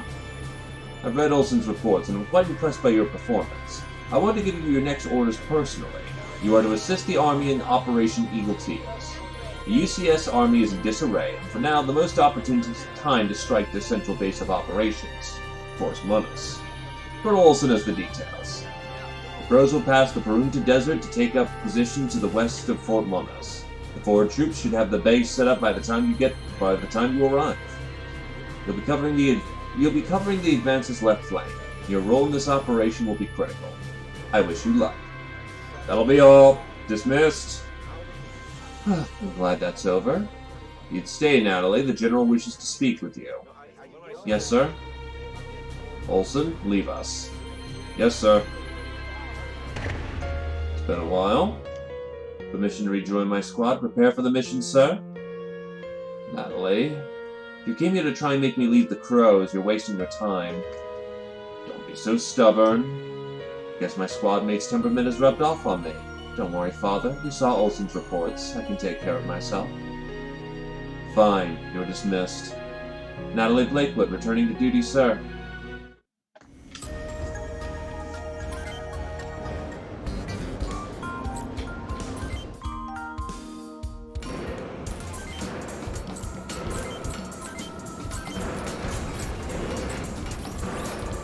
Now these are some upgrades.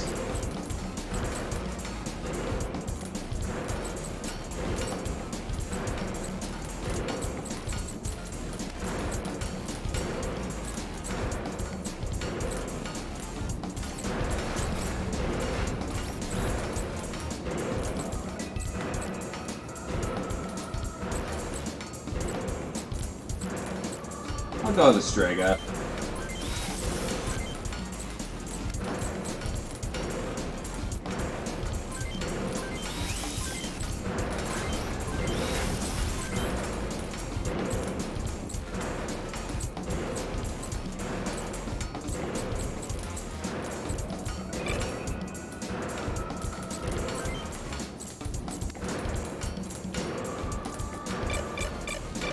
We wide, boy, with little stubby legs.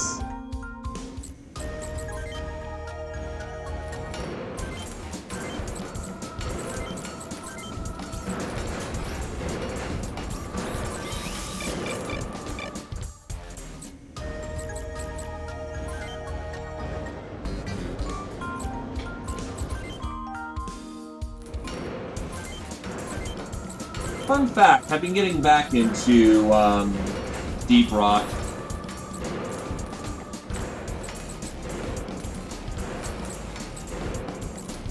Oh my god, you can go even stubbier! Rockin' stone in the hearts.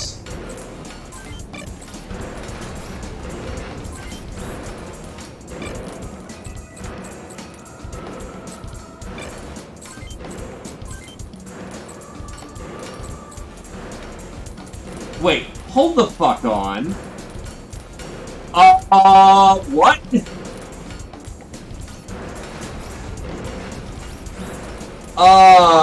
Wasn't the strongest Daka gun, like, 5x10 at the end of the game? What's this 5x11 doing here?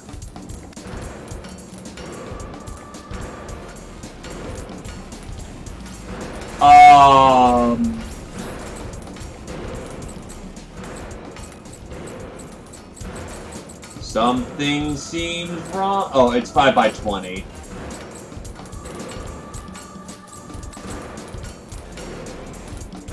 Okay, I was just trying to remember. Because that is absurdly powerful for this point.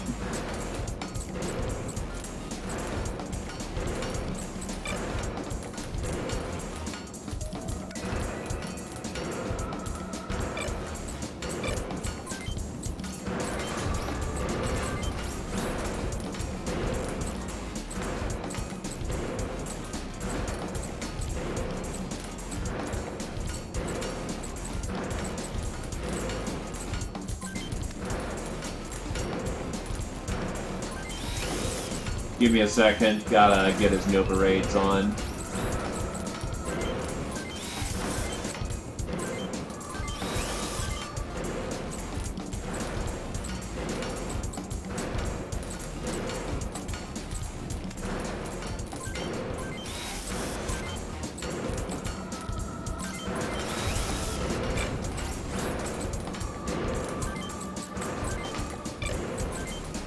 The Piz 8 is 3x22, the Egret is 2x22.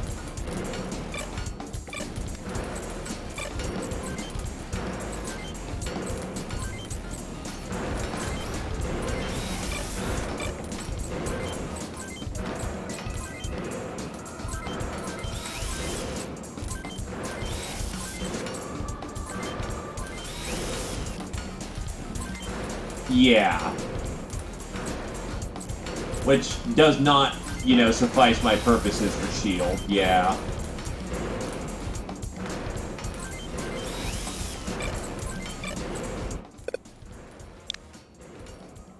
That's a mistake. Here I can.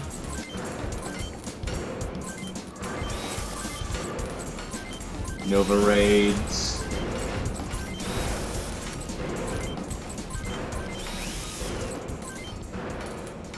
Shooter package.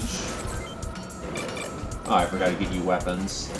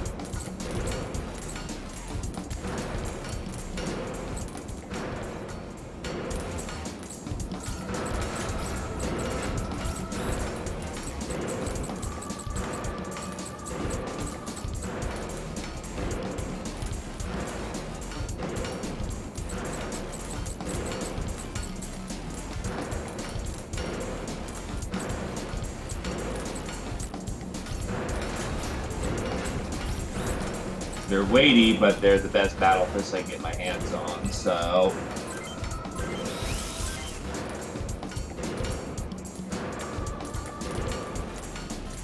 Two cicadas.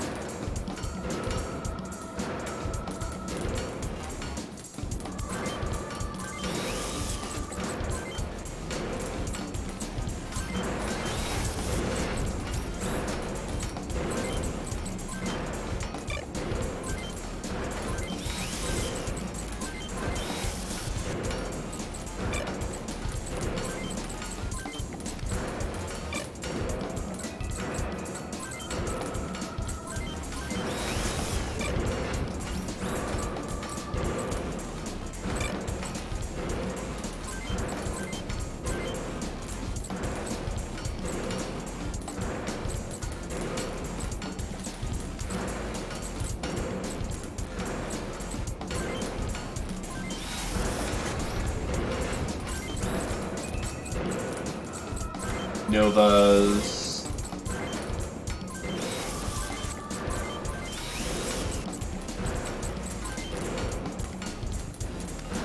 Gunnery package.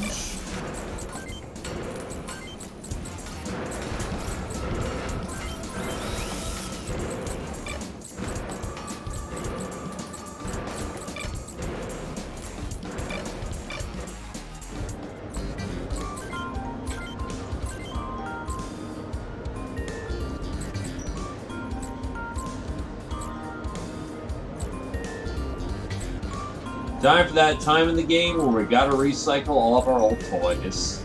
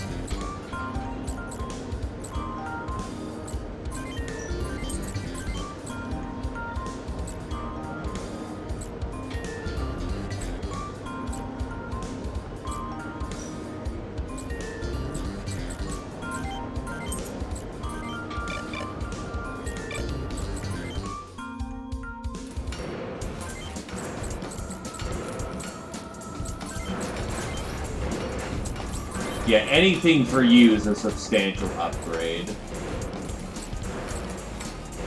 Given you're not expected to see as much frontline combat, we will go with Nova Ray Body.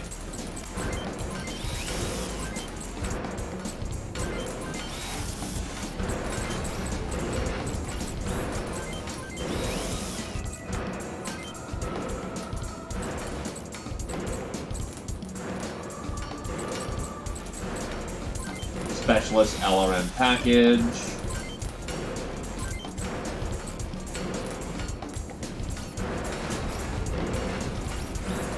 Nicer grenade launcher. Don't need to upgrade your missile package.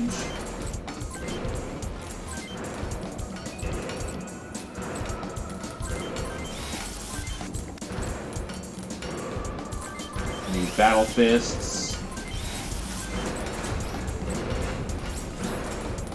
Nova Raid.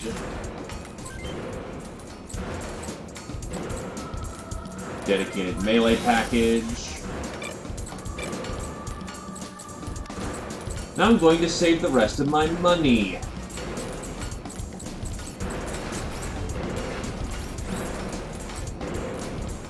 Oh wait, you need guns.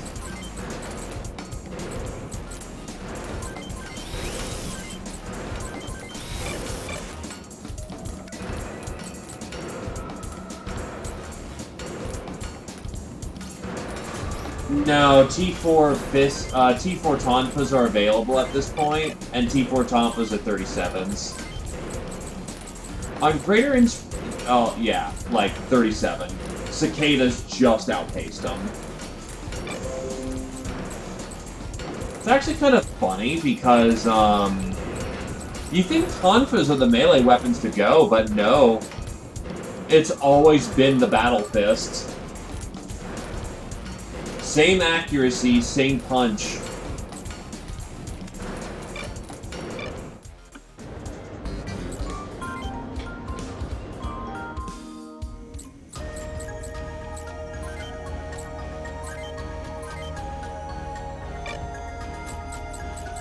Did I hit the bar here? The Absolute. You'll have trouble crossing Perunta Desert with walkers. You'd be better off in a car or tank. All I want to do is live in peace with my dogs. I was Belchika's ace pilot once, until I lost my eye fighting 4 enemy Wanzers. Guess I got off lucky, but... The army's been losing contact with squads crossing the desert. Hope my husband's okay.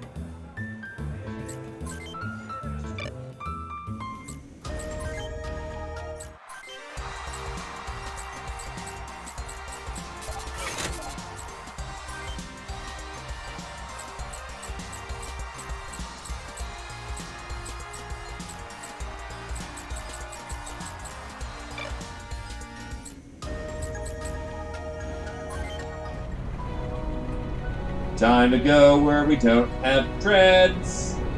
Not paying for a round of treads. Just to make this one easier. This one isn't all that bad with the missile launcher spam.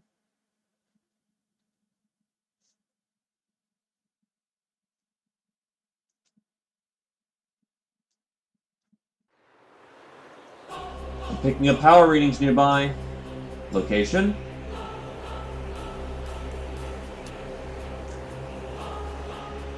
They're everywhere. We're surrounded. I don't see anything. Ah! Look! Look!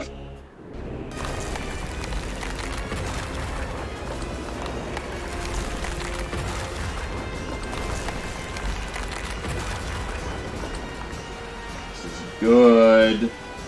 Kickstart the Wanzers. We're making a stand.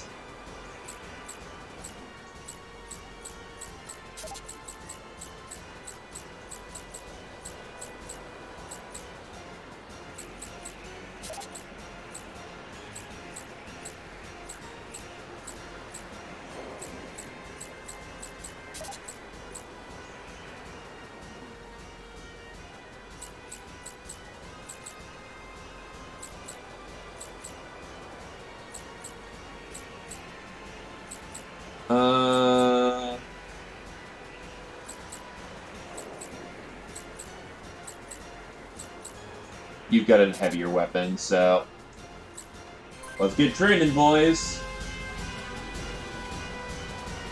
Another OCU squad that fell for our trap.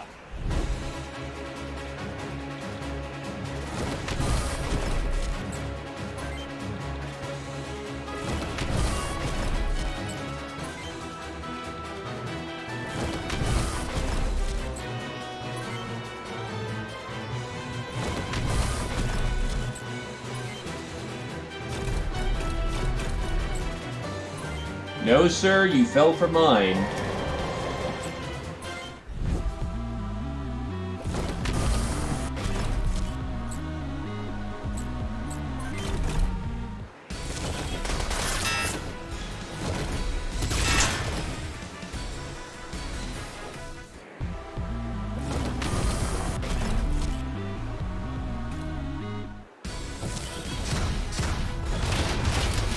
Right, they're packing super heavy missiles at this point.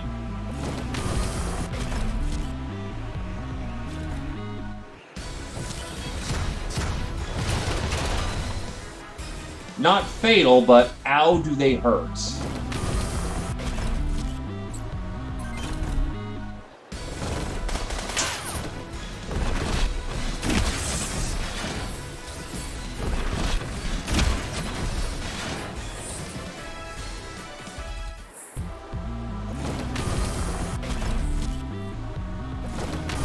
Yep, 4 days for Dwarf Fortress.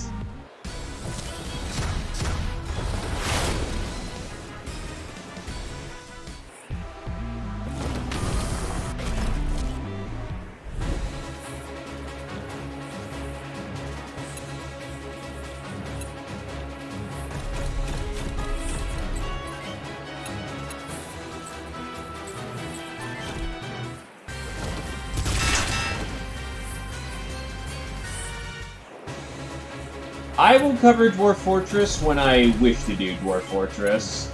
As it stands, though, everyone's gonna be, you know, just rocking out with Dwarf Fortress when it launches, so I will handle other matters at the time. You know, no, I don't need a guide for this one.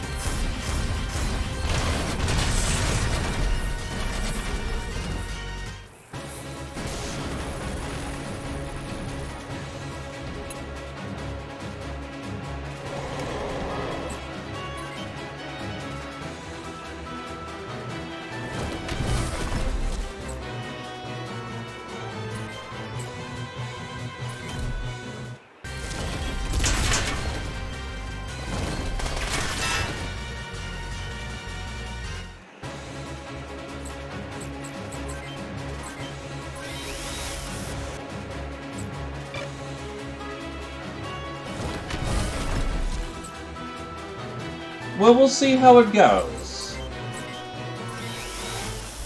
It looks like it's just Dwarf Fortress, but made with modern UI, which is perfectly fine. The core of Dwarf Fortress is how robust it is. I'm sure there's going to be mods that return it to the assy look.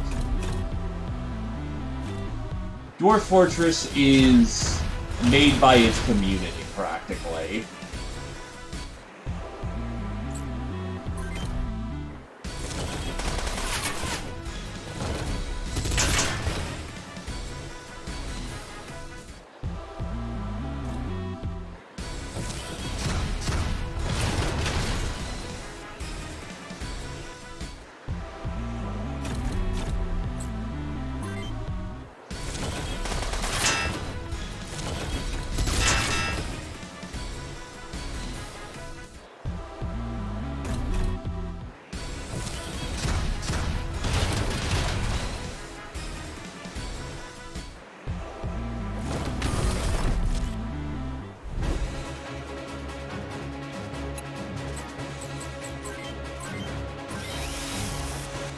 I mean, there's nothing wrong with that. If that's what they want to make and people still want to keep supporting them throughout that project, then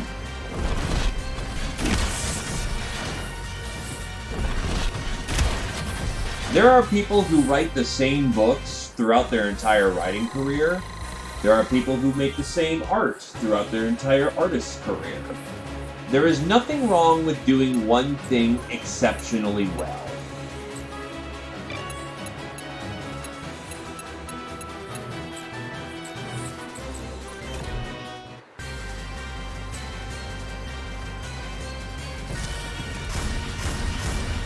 But here's the thing, people don't want those other games. They want Dwarf Fortress, and they keep paying him to do Dwarf Fortress.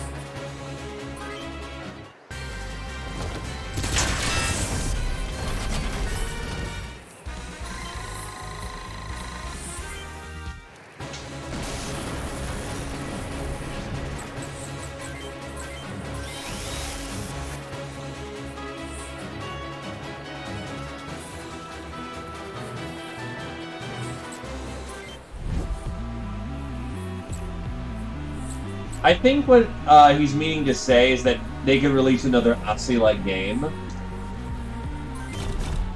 for profit to continue working on Dwarf Fortress. Basically, side project and make a game with a similar style to acquire funding.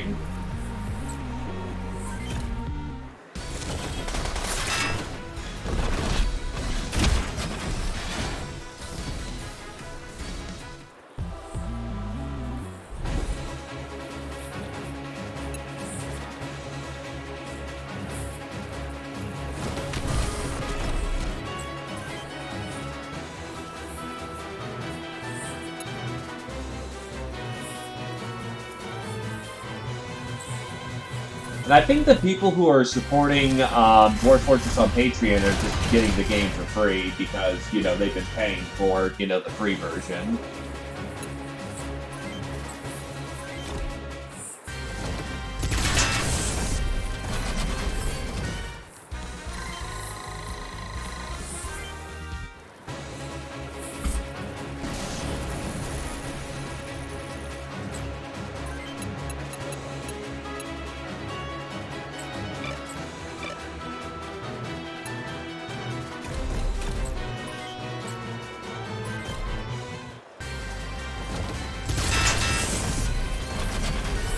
Damn it.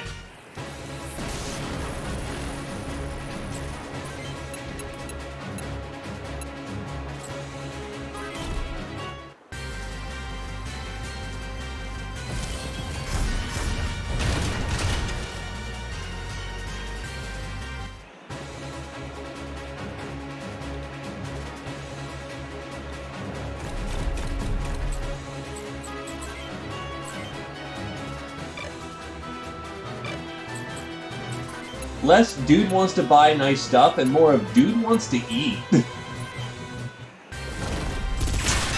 I mean, yeah, nice stuff is nice, but food is also really nice.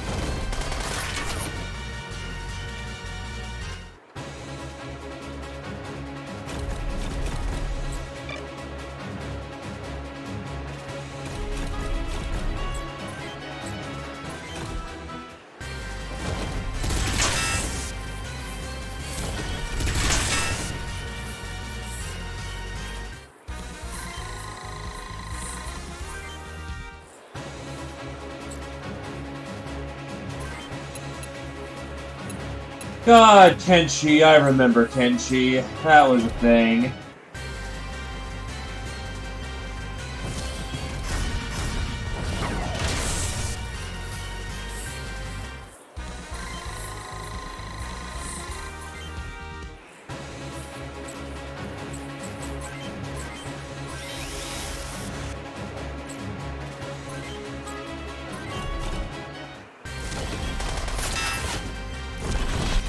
Holy shit, it's a Satori! Hello, Satori!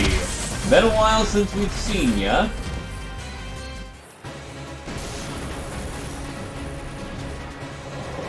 It's an update to a new engine, but also it is a new game, because I believe it's taking place before the apocalypse that happened to make Kenshi 1 happen.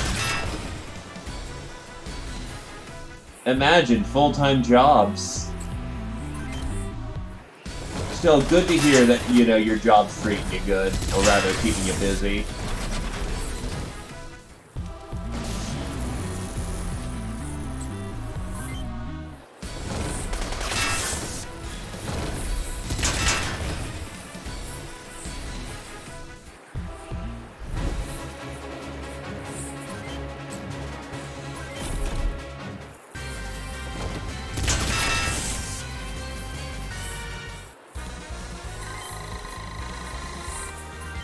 Finally, I've caught up! Alright, switch, which means I can go get my other minigun.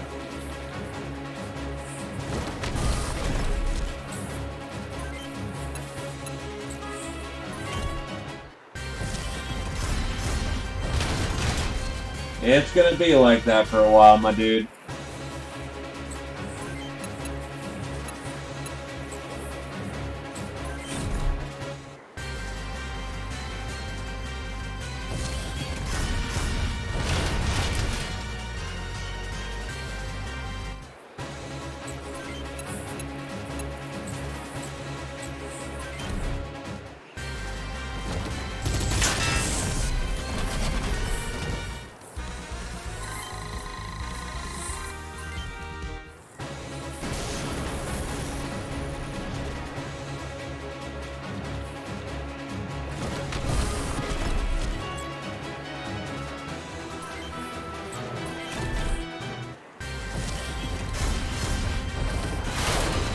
You would not call it janky if to replace the word with something more fitting, like absolutely just hunger badonkers. Oh yeah, that absolutely is still a thing. No, just Roy had the nerve, so he grows slower to start off with.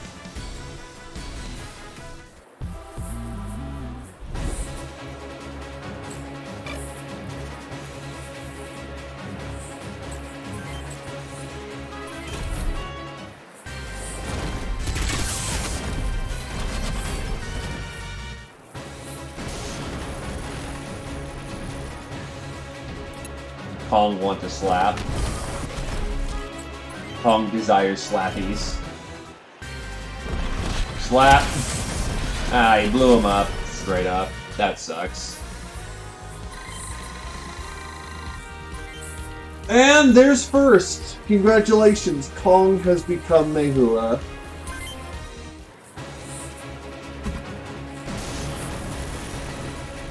Let's get out of this desert ASAP. I've got sand in my mouth. Let's cross this desert pronto. What, did you breach the cockpit?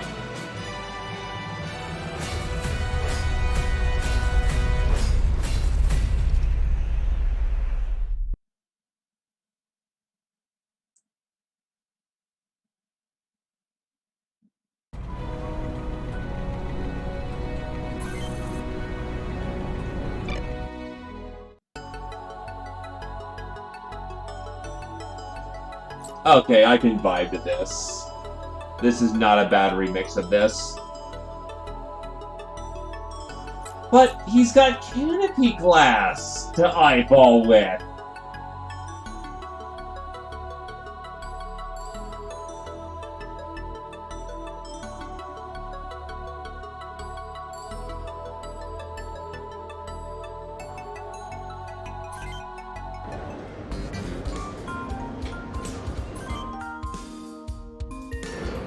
It is a cool looking scene.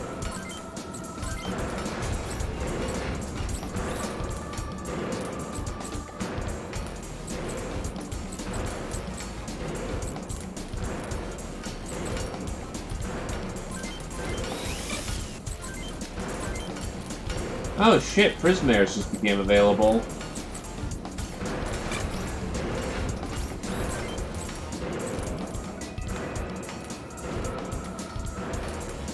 So wait, they don't have any glass at all to look outside?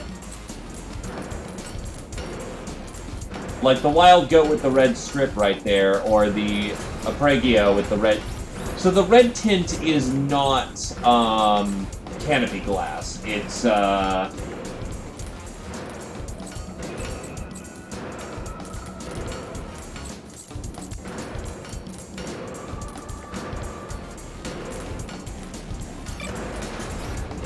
That is wacky, and I am not used to that.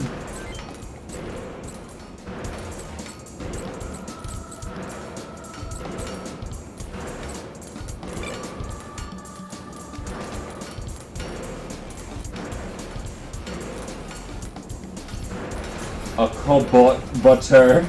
Very nice. Butt spot. I think I'll fend off my upgrades for the time being. Better you watch out if you use kata machines. They're fast and slick, but also a bit unstable.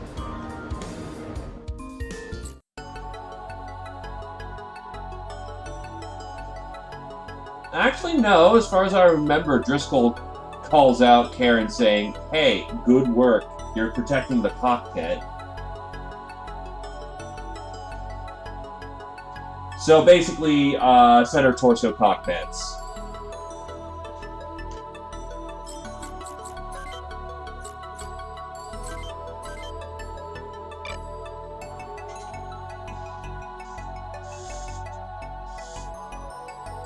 No, he actually gave her credit, saying she was a cut above her class.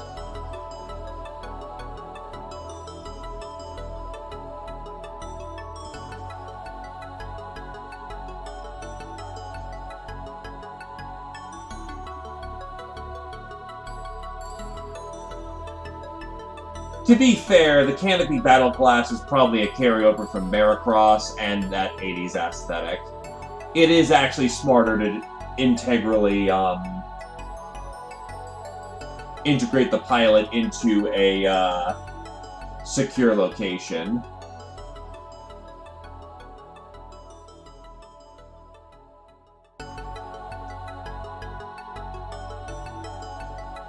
Technically, any mech is modular if you want a Franken mech.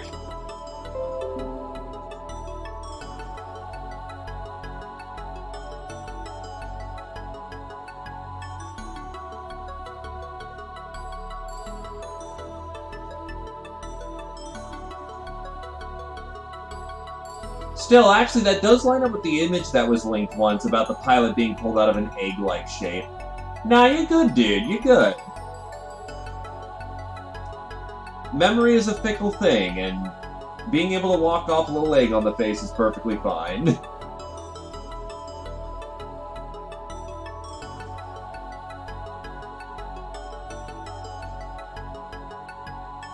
That actually gives Wanzers a surprisingly just Omni-Mech-like configuration. The fact they can plug and play those parts pretty comfortably. I mean, I know that's part of the game thing, but on the other hand, that is incredibly modular. Now, if they could only figure out how to do that with the weapon systems, rather than having to carry it by hand. Omni-Mechs are a Battletech technology.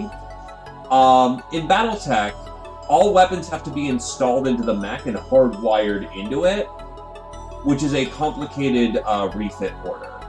You can't just slot in a medium laser, it has to be wired in.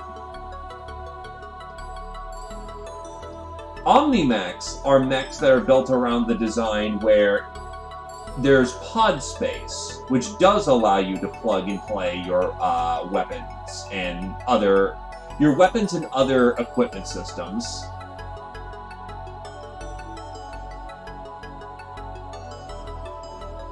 Omni technology is the idea of plug and play, where you can remove a part and then add on a completely different part, but as long as it's still using the quote-unquote same kind of configuration, basically, as long as the wires connect, anything would, in theory, work inside that pod space.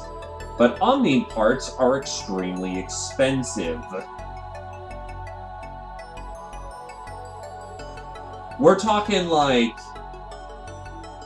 The prime example of a Omni-mech in Battletech is the Timberwolf. The Timberwolf costs just over 20 million C-bills. I could get 2.5 Atlases, I think, with that kind of money. Or 18 Urban Mechs. Or no, it's not, maybe it's not 2.5 Atlases, but definitely 2.5 Warhammers. But also playing shit's expensive as fuck, so that also doesn't help.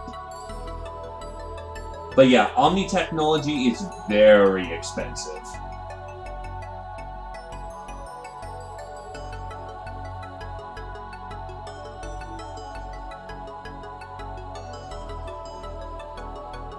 When the Inner Sphere got in on it, it's still a proprietary technology. Anyway, I do apologize, I'm getting off task. I'm gonna hang up the hat here for the time being, because that's a smooth transition into Fort Munis, and, you know...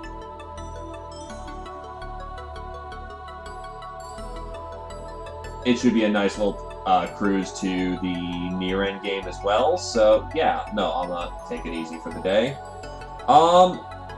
Yeah, no, in Battletech, they may have the technology to build something, but without a dedicated factory or a dedicated industrial base to actually be able to build something.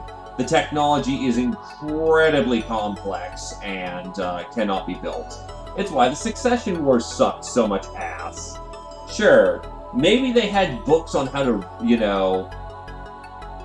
They might be able to, you know, have the technology theory, but without the industrial base to actually put it to work, yeah, no. Yeah, nukes are bad when you kill everyone who knows how math works. But yeah, anyone got any friends that are going on right now? Can we throw some love over in a direction?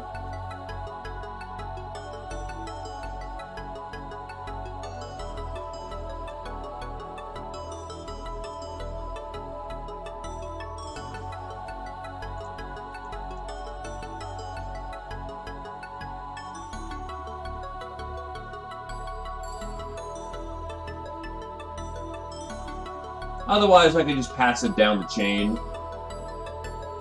Support the fellow remakers. Well, pick us one, Brimcon.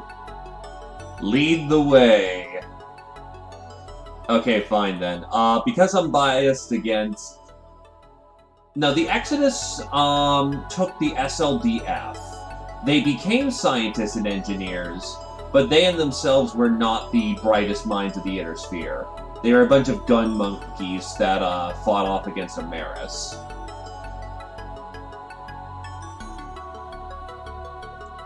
I'm gonna go with Kirby in this circumstance. No, you fools! I am wise to your plan!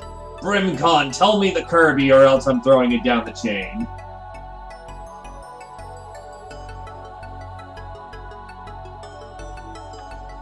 The Joe Zone. Okay, I can get behind that kind of name.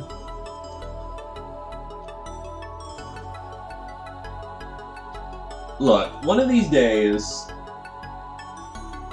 when I'm a bit more situated, I'll do a frickin' painting stream and talk lore until your ear bleeds.